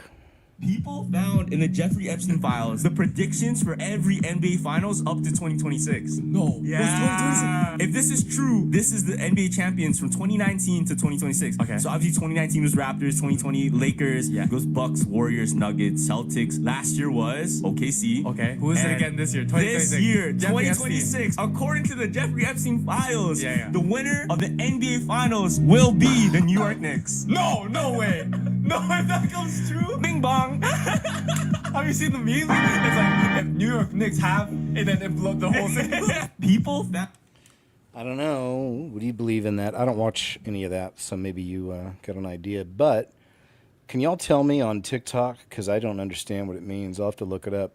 Sometimes the response, they'll put sticker. See how they all put sticker in parentheses?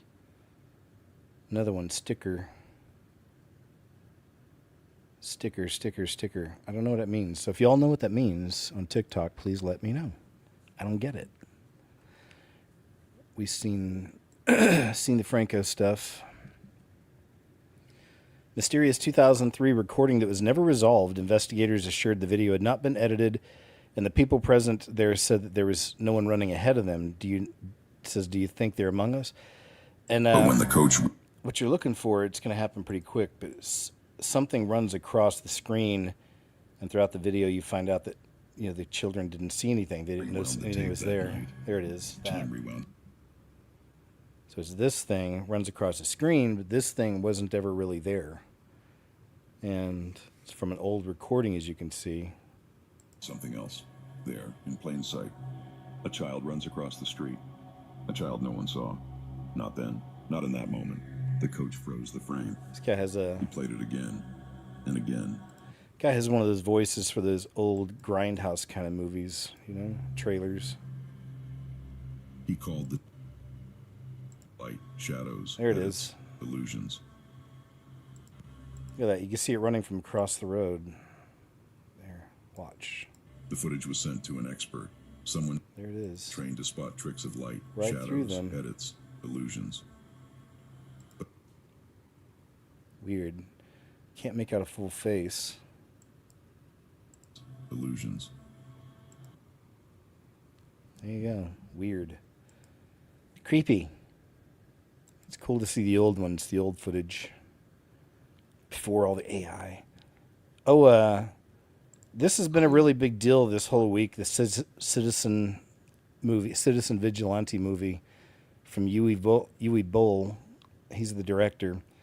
And I'm going to cover more of it over on Monday's show, actually. But Citizen Vigilante, about a guy that's going after, even specifically at one point, the Islamic folk, who do bad things. So I'll talk more about it on Monday. But it was pretty wild because Elon Musk actually promoted the movie this week and played it for free on X for like 2 hours or something, or was it 2 days? I can't remember. The filmmaker of Citizen Vigilante. It's a very controversial movie, obviously, as you know, and the way the world is now. So it's been interesting to follow. In 1 hour from now on, we made a decision to have that movie for the whole world to see on X. In 1 hour, you can watch that movie worldwide. Everybody's waiting for that movie for 48 hours, exclusive on X. Big reason they did it also is for Germany, because they banned the movie there, but they can still watch it on streaming. And then, of course, Elon's like an ultimate wolf, in sheep's clothing. So, is he doing it for the good of free speech? Probably on some level, right? Maybe. But then on the other, is it going to be stoking more of these flames? But then on the other, is this all inevitable, that eventually it's all going to come to a head the more they let unwelcome visitors in and they're hurting the people that are there? I mean, it has to come to some kind of a head, right, eventually. So, yeah, we'll talk more on that Monday. New Ross, I'll even show you some clips. New Ross Coulthart warns of catastrophic disclosure on UFOs. Short clip. Yeah. My big fear is what people like Lou Elizondo and others have spoken about. Catastrophic disclosure. Let me say this delicately. People aren't aware often how much information like people like I get told. Mm-hmm. They're often shocked how much journalists get told. In my career as a journalist, I've been told national security secrets that I've made a decision not to run. I can remember inadvertently a soldier once blurted out to me that the Special Air Service of Australia, our elite Tier 1 troops, were being deployed to the western desert of Iraq in the days prior to the last Iraq War deployment. And I realised if I ran that story, I would have compromised an entire military operation. Yeah. It's only by the grace of God that things that could compromise American national security haven't been revealed about the program to date. And I think there is a genuine risk that unless somebody in government shows leadership, we are going to see catastrophic disclosure. Okay. He's another one, though, that's a bit sus. Part of the UFO disclosure group and all. This guy just found out he's been using the screen door stopper the wrong way his entire life, and so have I. And so have I. I've always used it, I guess, the wrong way, but this is a crazy video. Over 2 million views. I guess a lot of people have been using these the wrong way their whole life. Check it out. So, growing up, right, everyone kind of said to me, when you open the screen door, you open it up, you slide this thing all the way up there, and then it fucking holds the door open, right? But the other day, this old fella, I go and I see this old fella, and he's like, oh, that's not how you do it. You fucking slide this thing to here, you open the door all the way up, that little lip grabs the fucking screen door, just there, and you let it go, and that holds it fucking every time perfectly. What the fuck? Why did no one fucking tell me that that's the way it's meant to be done? Isn't that crazy? To me, that was crazy. I saw that. Like, wow, I had no idea. No one ever showed me that either, sir. How about you? DHS Secretary Mullen just torched purple-haired lib Rosa DeLauro in front of Congress. Yeah, this lady's always really annoying. Let's check out what happened here. When you take your clothes to the cleaners, they give you a tag, and you then go back and you retrieve your clothes.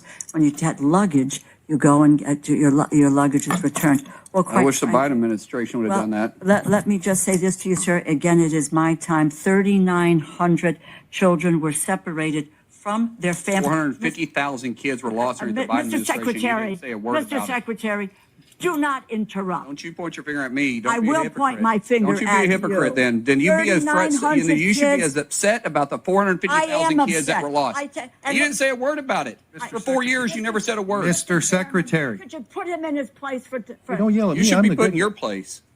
Mr. Secretary, if you would like 4 minutes for a closing statement when everybody's done, I'll give you that. But while members are on their 8... All right, we don't want to hear all that, but nice to see Mr. Mullen. Some of these people won't take that nonsense. It's good to see. Yeah. Pastor JD shares how in the last days the AC will rise and destroy wonderfully. Let's check it out. A few minutes. 2 minutes. this should be a familiar prophecy to many, but I'm just going to read it and point out a couple of things. Daniel, by the Spirit of God, prophesies and says, and in the latter time, the last days of their kingdom, the final kingdom, when the transgressors are come to the full, a king of fierce countenance and understanding dark sentences shall stand up. That's the Antichrist. And his power shall be mighty, but not by his own power. Well, then whose power is it? It's satanic power, demonic power. And we'll see that shortly. And he shall, this is an oxymoron, destroy wonderfully. Wait, destroy wonderfully? Don't you mean destroy horribly? No, wonderfully. You can look it up in the original in your own time in God's Word. It'll, I hope, open your eyes. And shall prosper. This is his power and might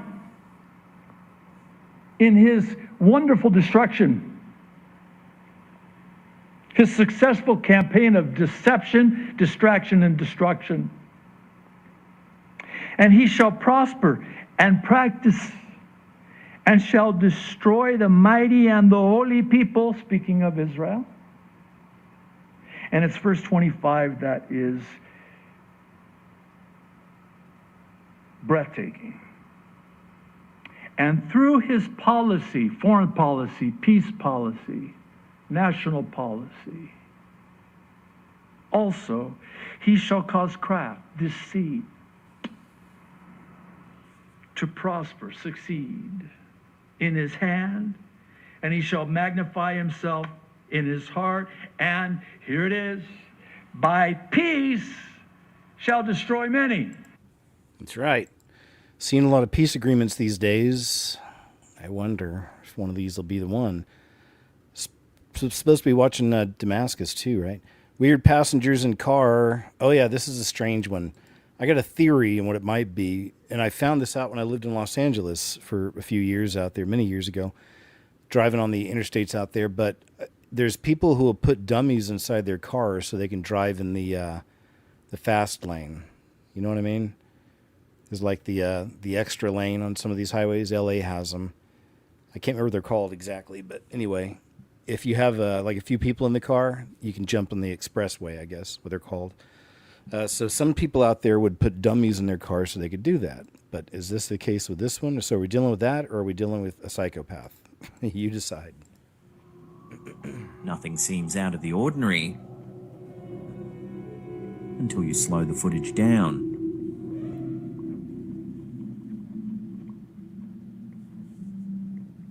The woman in the driver's seat doesn't look quite right.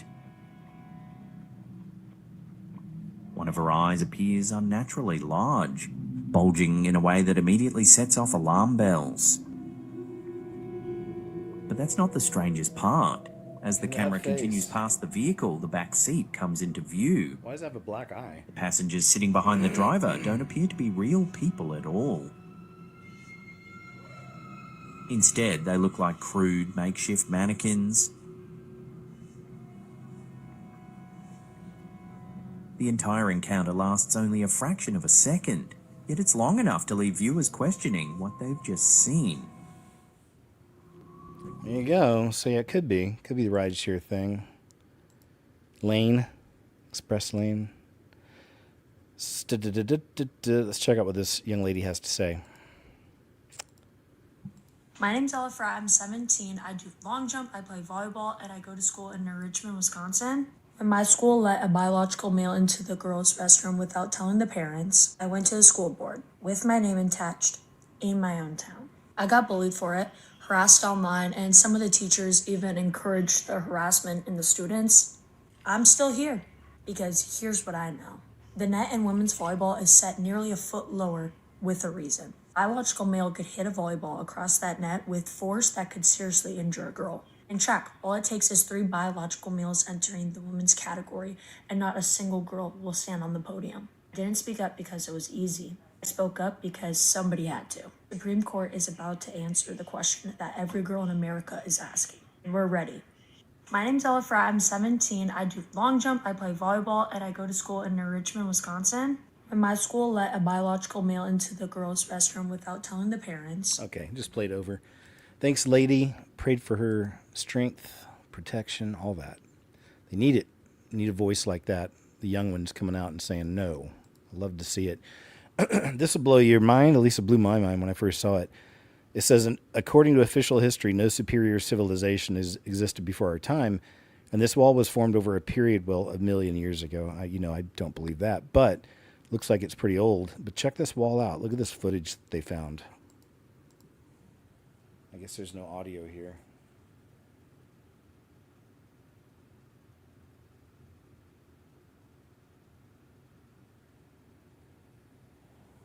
Check it out. Isn't that amazing?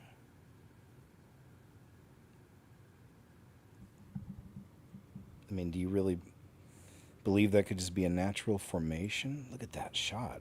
That's incredible. Excuse me. Look how huge those are. Look at that.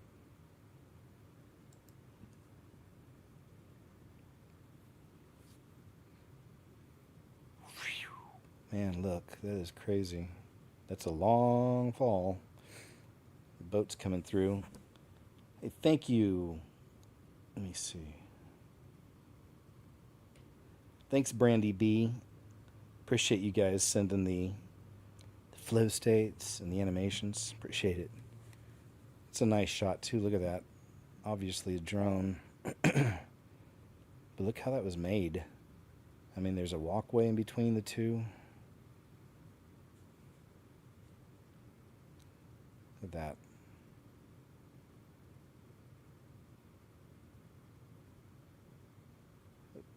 Looked like there was more down there below. Like, what is this? Look at that. Like, looks like they're lined up, you know. Was it once a giant dragon? Is that what we're looking at? Is this the back of a dragon's head? Guess not. It's long. There you go, man. So you decide. Cool footage, though, huh? Do you think it's natural or something made it? A Texas man is taking World Cup tourists four-wheeling, dancing, horseback riding, and shopping at Buc-ee's to give them the best American experience. You got to love that. There we go. I love to see these. Four-wheeling through the muck of South Central Texas.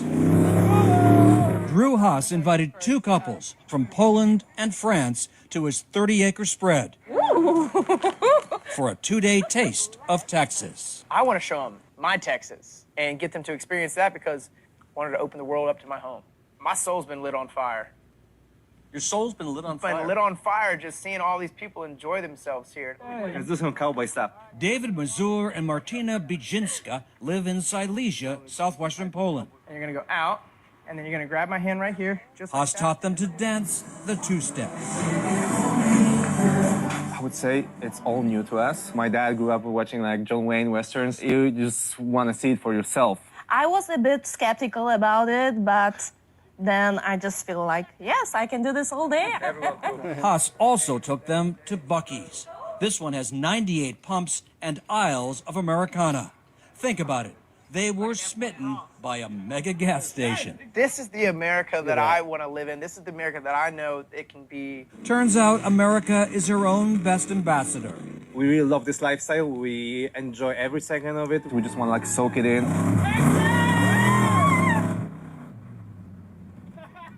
Cool to see, isn't it? Love to see it. It looks like they met the right guy. Proper Texan. Want to show him a good time. Date with Drake or 5 minutes with Jesus? A date with Drake, sorry. Why not Jesus, your Lord? I'm Muslim. Well, you should wear a veil. Where's the veil, right? She said she's a Muslim, but she doesn't have a veil. In our Catholic church, we have a veil. God bless. Yo, guys, $1 million or Jesus Christ? $1 million. Well, Jesus is your Lord. Amen. Guys. All right. Good job, sir. Out in the streets. China in danger. Have you guys heard about this one? Needs to know what is happening in China right now. For the last 70 days straight, China has been experiencing the most extreme heat event in history. And for some reason, no one's talking about it. Lakes and rivers have dried up, crops have been killed, factories have been closed, and this heat wave is still raging on. For perspective, this is the lake bed of China's largest freshwater source. And this is the state of the third largest river in the world. On top of that, 66 other rivers have dried up completely. In the daytime, we're seeing temperatures of up to 45 degrees Celsius. And at night, you're still not getting a break. It's hovering around a huge 34 degrees. People are saying there's no weather event in history that's comparable to what's happening in China right now. And the effects of something this extreme is going to affect us all. I mean, we saw the prices of fuel, food, etc. soar because of the war in Ukraine. And we depend on China for an awful lot more than we do in Ukraine. So this could affect us all a lot. And as this heat wave continues on, it's only going to get worse. Yeah, it's crazy. Heat waves all over. The UK's got one going on, and of course, you know, maybe they're pushing buttons, right? They'll blame it on CC. This is right out of a movie, I'd say, too. He's the first ever to write a review on that parachute. But watch what happens here. This is a pretty quick clip, but astonishing, I'd say. Yeah.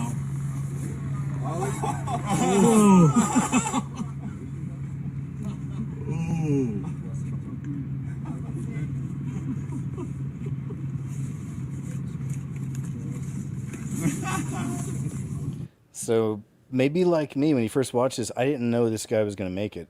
I was like, what am I watching here? But sure enough, last minute, pulled out the actual parachute, I guess. That's pretty cool.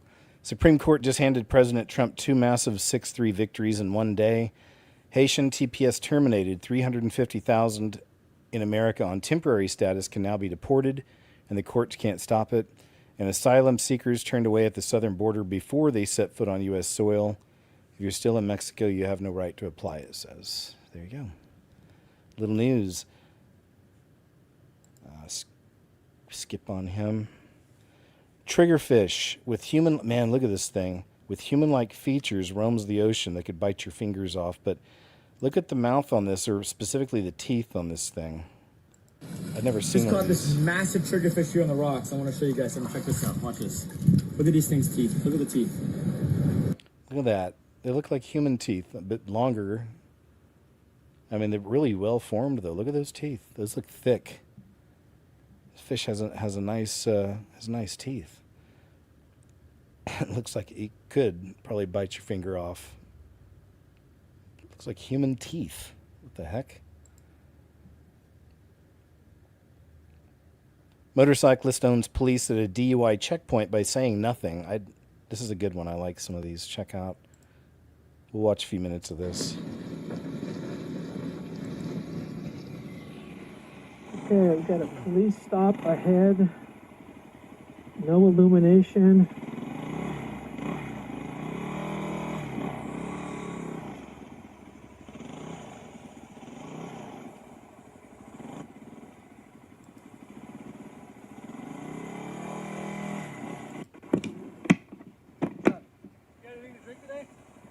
I don't want to answer any questions. You have anything to drink or no? Maybe I can eat drink today, sir. I can detain you for an hour. Just answer me yes or no. No questions. Are you ordering me? Yeah. Where to? Where?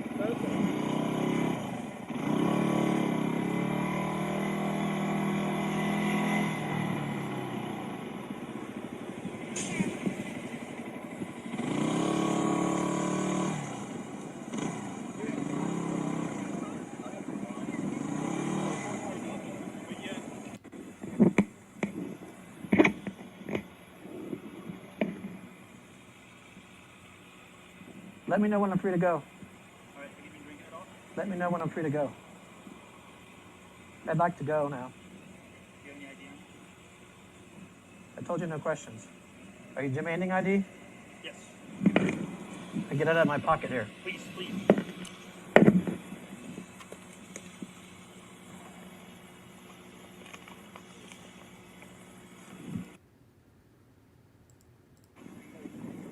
can write it on his. Please call me and I will give you all the information you need to know. Sergeant. All right? He asked for their card. Sorry to inconvenience you. We're just running from checkpoint, making sure to keep our road safe. All right? Why'd you pull me over? I didn't pull you over, sir. You're the next one in line. Random check. Wouldn't have been me, it was the guy in front of you. Why'd you pull me over here? I see. I'm free to go, right? Yes, you're free to leave. There you go. You handled that well. Wouldn't you say? She's 64. Excuse me. This I just wanted to show a little bit.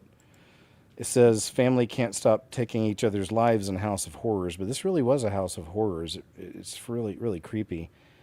And they mention it later also, so it wasn't just something random, but this person put X's over all the reflective surfaces inside the house.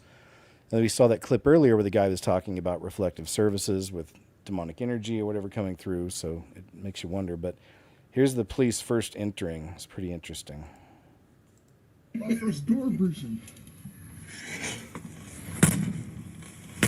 There you go.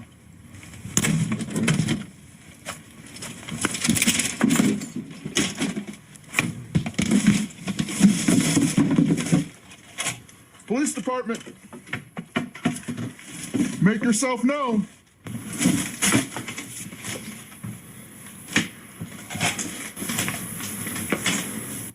Police department.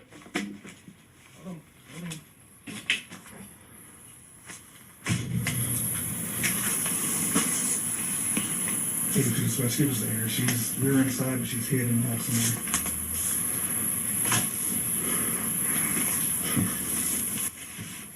What's her name? Cheryl. Okay, Cheryl and Shannon. I've announced, I don't know how many times. She can. Light Nikolai. Cobwebs, they're not up there. What's with the painted red shit, man? I don't know. It's weird. Is the power out in the house? Is that why it's cold in there and there's no electricity? Cheryl Christensen, it's the police department. You're under arrest. Identify. Anyway, I just want to play some of this. Is a really crazy one, just what I'd seen of it. And just imagine what the police have to see out there. It's crazy. It says, what a oh, we saw this earlier about the pilot over Iran getting shot down. Have you ever walked into... Saw that earlier, too. We were talking about it. I don't know if everybody has seen this or not, but last week Elon unveiled essentially our future, the future of autonomy, an automated world. This includes personal robots that he has unveiled that you can purchase now for about $20,000 to $30,000 that will live in your home, do your laundry, wash your dishes, babysit your kids. And I don't know about you, but I think that there's a movie about this somewhere. What worries me is that it's a whole system. It's a whole new world, essentially, that he's proposing. This is the world we want. Autonomy will create the world we want. And as a Christian who reads her Bible, I know what is coming. There is a one world system, a fully automated digital system that is going to be put into place. And we're watching it be set up. Yep. And just because it's Elon, and now Elon is partnered with Trump, everybody's going to go for it instead of looking at scripture and realizing that this is eerily similar. Indeed. Thanks, Ashley. Someone to dump Ashley Hayes. Man, I can't believe some of the just hatefulness sometimes, not a lot, but a few people have towards her. She's a sister in Christ, man. I'm not focused on her looks or anything like that or the background. It's like, you know, I like what she says. It resonates with me, you know, so no, I'm not going to dump Ashley Hayes. It's a sister in Christ. I don't treat them like that. Grave concern is Gen Z no longer interested in having children. Well, I really do fear the next generation are becoming a bunch of snowflakes. Gen Z is turning away from parenthood because of climate change anxiety and a deep uncertainty about the future. The Australian's associate editor, Graham Lloyd, is fired up. There is no doubt that the doom merchants and climate change moralisers have a lot to answer for. The latest research is that an increasing number of Gen Zs, those born between 1997 and 2012, have proclaimed they are not interested in having children.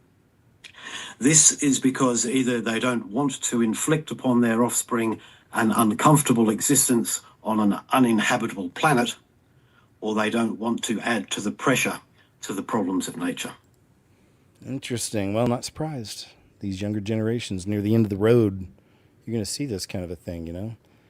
Texas eyes requiring Bible lessons in public school. Saw that headline earlier. Federal judge blocks Trump admin's mail-in voting restrictions, national voter database for midterms. He was trying to get that locked in, it seems, before the midterms, obviously, because that's how they are always stealing, or if you will, right, unrightfully taking these elections all the time. It's that mail-in stuff, man. Looks like a couple of headlines. Florida tattoo shop refuses service to military and veterans for being, quote, war criminals. It's unfortunate. A photographer in Canada found a toad with eyes in its mouth, and scientists are baffled. Wait till you see this. Surprise. Look at that. It's not like it has another set of eyes on the top. Those are just like lumps. Somehow his eyes grew inside of its mouth. It's kind of cute. Looks like a cartoon character. I wonder how it eats, though. Whatever unfolded in this world in the past is beyond our imagination. Oh, we've seen this last week. This guy went through there.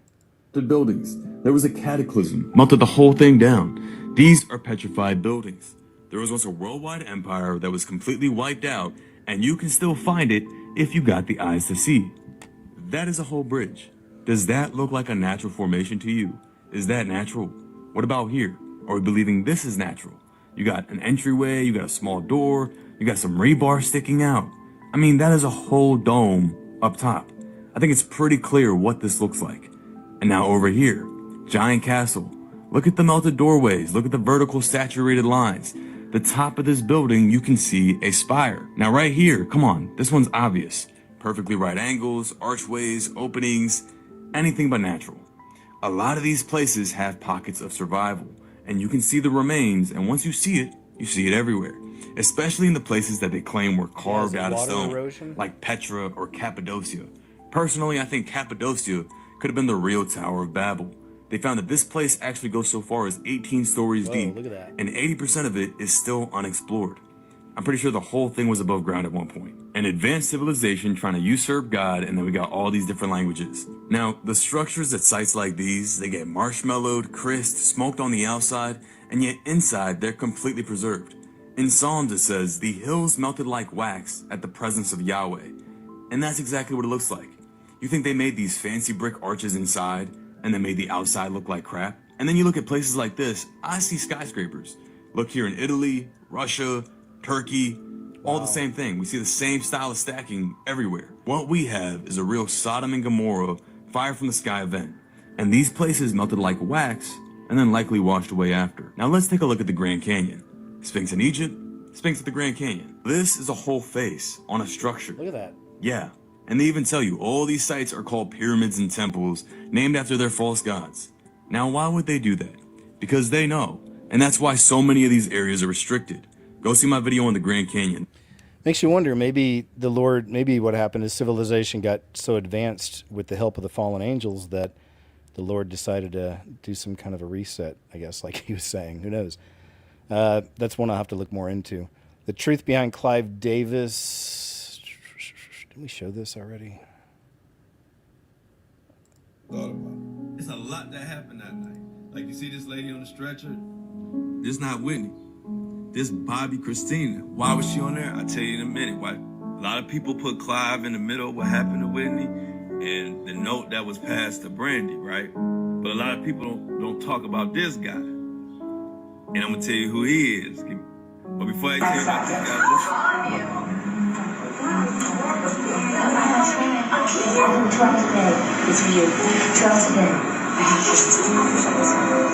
I'm just saying love it because I love it.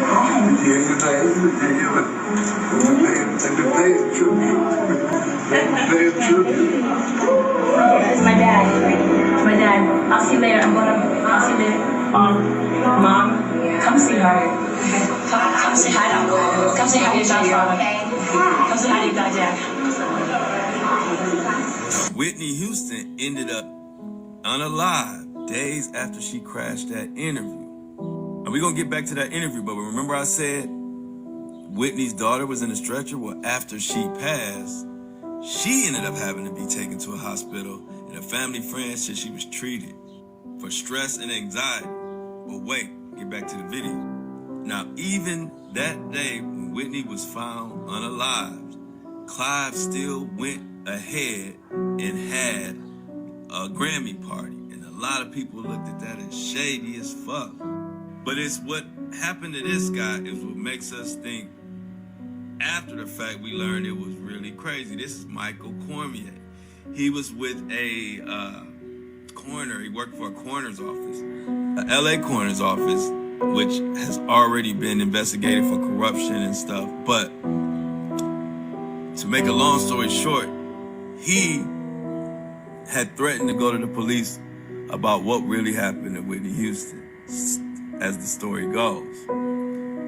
And so a month later, he was found pretty much with poison type, out of here mysteriously. Now, at that interview that Whitney crashed, when she passed Brandy that note, many people wonder what the hell did that note say?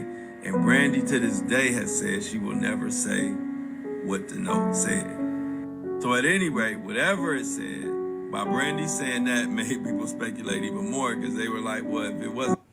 That's right, sir. It was a weird one, and I did a video over on Scariest Movie Ever years ago about it, but there was a lot going on that night that was interesting. The food is so toxic and poisonous in America that Norway shipped in their own food for the World Cup. Let's call that a headline.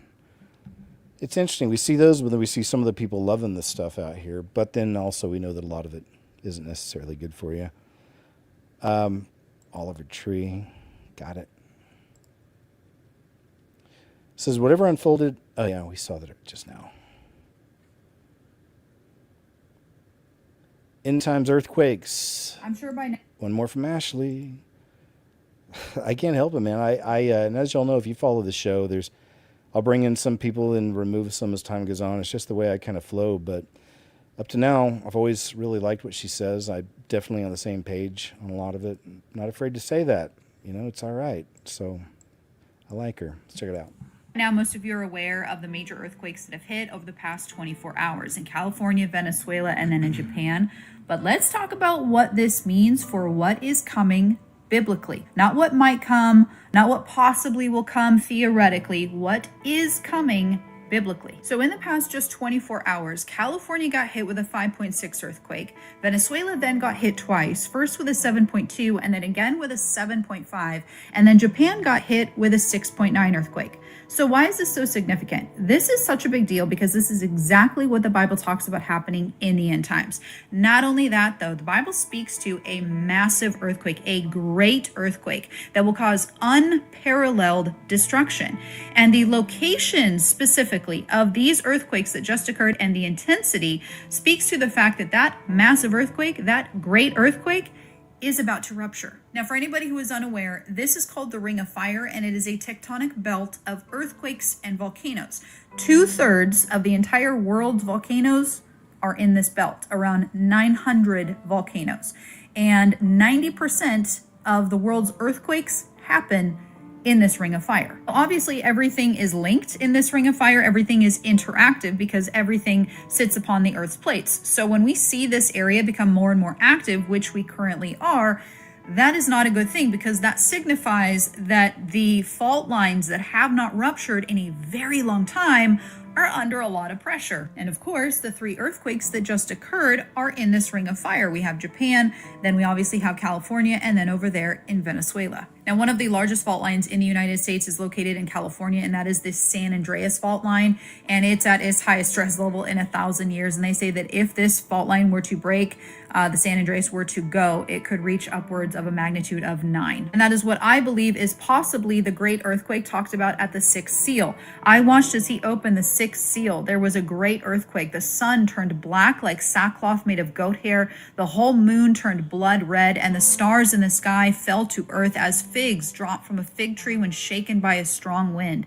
The heavens receded like a scroll being rolled up, and every mountain and island was removed from its place. Whoa. Now, a lot of people also believe from what is spoken of in this verse, such as the mountains and the islands being moved from their places, that this earthquake is so large that it actually causes the earth as a whole to shift.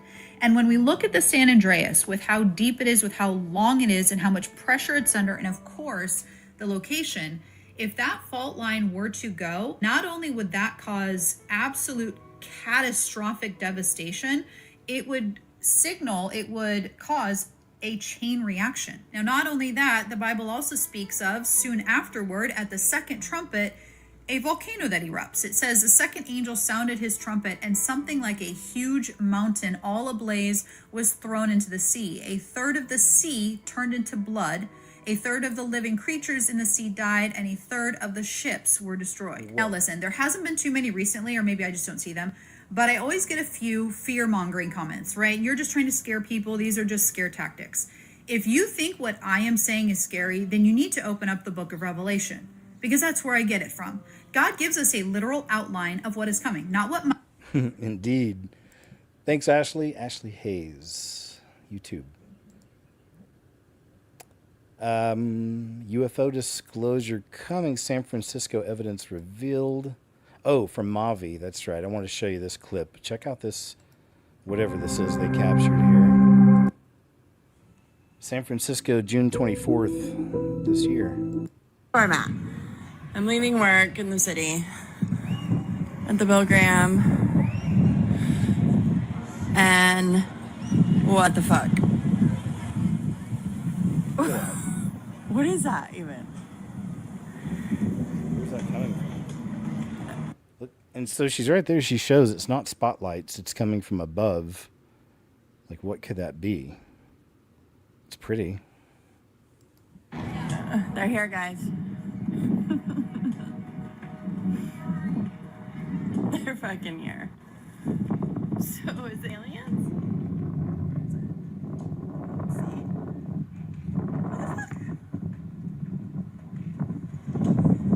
Come get me. I'm tired of this timeline.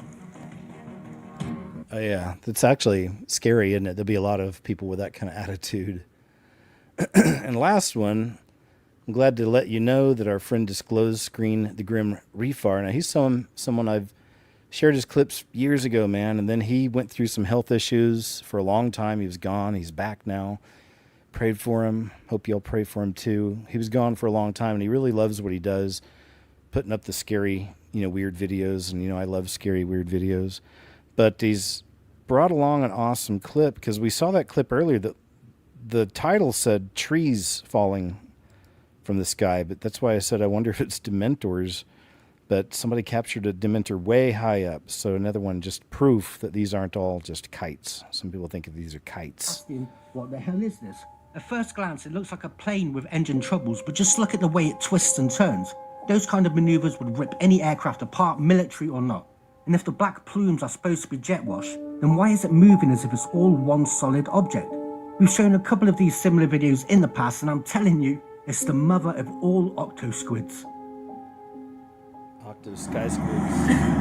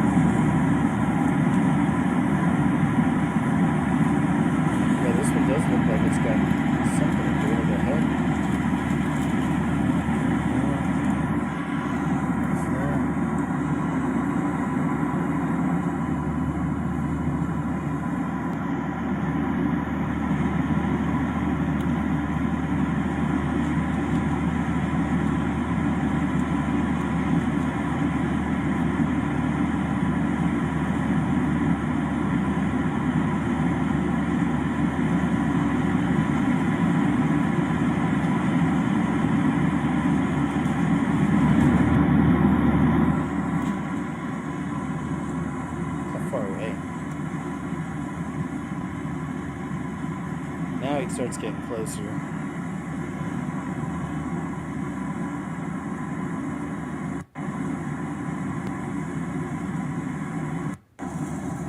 Here's a good shot. You see, look at that. Clearly there's something up on ahead of it. It looks like, is it a big orb? Is it some kind of a head? Looks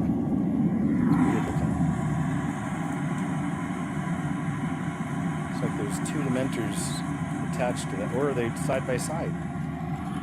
Right? Sometimes it looks like there's side by side, that there's two. And there's an orb in front of him or something.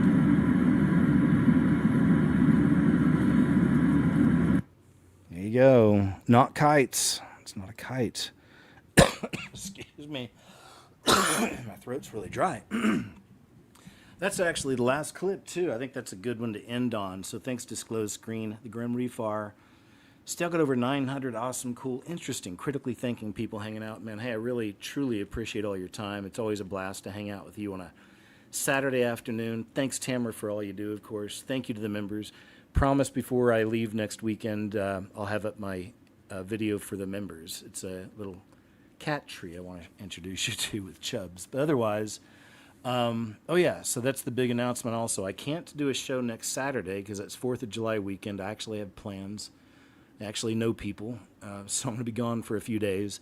But to counter that, I'm dropping a brand new video tomorrow, most likely tomorrow evening, around 6 or 7. I thought of even pushing it to Monday morning, so I'm not sure. But I'll be putting it up because I want to have content up while I'm gone. You know, I still want to have something somewhat fresh. So new video tomorrow, most likely. It'll be tomorrow evening. At the very last, I may switch up and do it in the Monday morning. I don't know, but probably Sunday night. And then Thursday, we'll do a KJ's What Happened, a special edition in the week. Thursday evening, 7 p.m. Central, we'll do KJ's What Happened. And then Wednesday, I might even try another live show. I'm not sure. One on the Tall Whites, or I might put up a shorter video. I'm not sure. Anyway, I'm working on stuff. So, and I can work on stuff because of your wonderful support. And thank you for your prayers, of course, and everything, guys. Much appreciated. All of it. All of it. Before we go, give me 1 second. I always want to share the most important thing I can share with you. But before I do, give me just about a few seconds here. I'll be right back. Got to do something real quick. There we go. All right.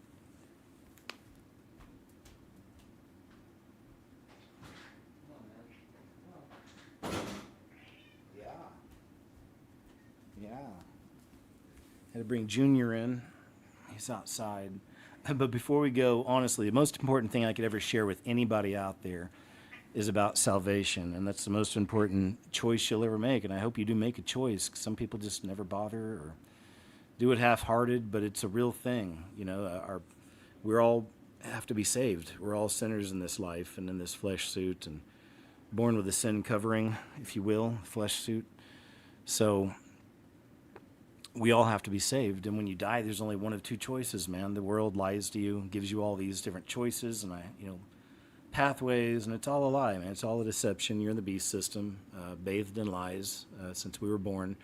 Lied about pretty much everything, lied to about pretty much everything. So the whole system, school system was jacked, all of it, man, all of it. So, but you know what? We made it through, all, thanks to the good Lord, really, even if you weren't with him or not, still watching over us. But man, it's time. I mean, prophecy's playing out. It's getting super real. And a lot's about to go down, man. America, Babylon, New York City, Babylon, about to get a lot of trouble, to say the least. But you don't have to worry about all that. Trust in Jesus, man. The Creator came here in the flesh to take on our sins, to free us, okay? So we could make it to heaven, or some might say back home. He knew you before you were born. Came here in the flesh, lived a perfect life, died a brutal, horrible, disgusting death. Was buried. 3 days later, he resurrected, ascended to heaven, and he's coming back for his bride, which is us. So trust in him, please, my friend. Let me check some of these out. Jesus said, "Most assuredly, I say to you, unless one is born again, he cannot see the kingdom of God." I know it sounds rough to some people, man, but that's the way it is. It's like, it's very serious. It's your eternal salvation we're talking about.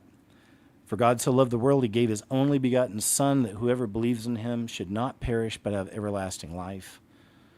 Most assuredly, I say to you, he who hears my word and believes in him who sent me has everlasting life and shall not come into judgment, but is passed from death into life. That's like the best news ever. So Jesus, his sacrifice, his blood, wipes your sins clean, man, covers you, past, present, future, all right? Trust in it, believe in it. It's not a license to sin at all, because if you really give your heart to the Lord and you start reading your word, you'll know that he wants us to be doers of the word also, not just sayers, not just, oh yeah, I can quote scripture all day, but you're not living like it. You know, you got to live like it, right? Got to try. You ain't perfect. He knows that, but he's there to help us. So hope you'll choose wisely, okay? All right, thanks. Let me say a prayer too. Heavenly Father, thanks so much for these platforms again that we can meet up and hang out like this, and just thanks for the beautiful, wonderful people we have all around these shows and videos. It's a real blessing. I hope and pray you bless them as they've blessed me all these years. Thanks so much. And speaking of blessings, thanks for all the wonderful things you provide for us, the way you look out for us, protect us, all in these ways that sometimes we don't even see. Just thanks for looking out for us and helping us, Father. We love you so very much. And I pray we're all found worthy to escape the things coming upon this earth. And in Jesus' name I pray, amen. All right, thank you guys. Let me jump over here with y'all for a moment. 4 hours, 30 minutes, not bad. It's a good show, I say. I hope you liked it too. And let me jump over here with you guys. Thanks again, guys. Thank you. So, yeah, as I announced, and thanks, Gazelle. Thank you. Love it. As I said, so yeah, this week it'll be Thursday night. KJ's What Happened, 7 p.m. Central. Wednesday night, maybe a live show, 7 p.m. Central, or a new video, a shorter video. My new video is going to be up most likely tomorrow evening, like, between 6 or 7. Or it'll be Monday morning. So I'm definitely ready to put that out. New content. Hi, Chubbs. 4 days in a row. We got the Uncensored show over on Monday. Thanks, Ginger Bear. Thanks, Rakita. So yeah, we'll be staying busy. Chris Strick, thank you. Leslie, thank you very much. Joshua. They're all popping up. You hear Chubbs? Thanks, Joshua. Back there growling. Paul, thank you. All right, you guys, hey, I'll let you go. Like I said, be looking for a new video, most likely tomorrow evening, the latest Monday morning. And then Monday, of course, the Uncensored show. And then, of course, Thursday night, be looking for the notifications. Follow and subscribe star, best place to go. I'll be posting it up there. Thank you for following there. And, yeah, that's it. So it's going to be a packed, busy few days. We're going to get a lot of stuff out there. I look forward to it. So thank you guys, as always. Thanks for all the gifts today. Super sweet. Thanks, Starbuck. Thank you all. And thanks again, Tamara. Always, my friend. Always appreciated. Have a great one, you guys, okay? See you in a video tomorrow, and then I'll see you Monday for sure. Rumble, 2 p.m. Central Standard, KJOZBORNE. All right? Thanks, no excuses. All right, y'all. Take care. I'll see you soon. Have a good one.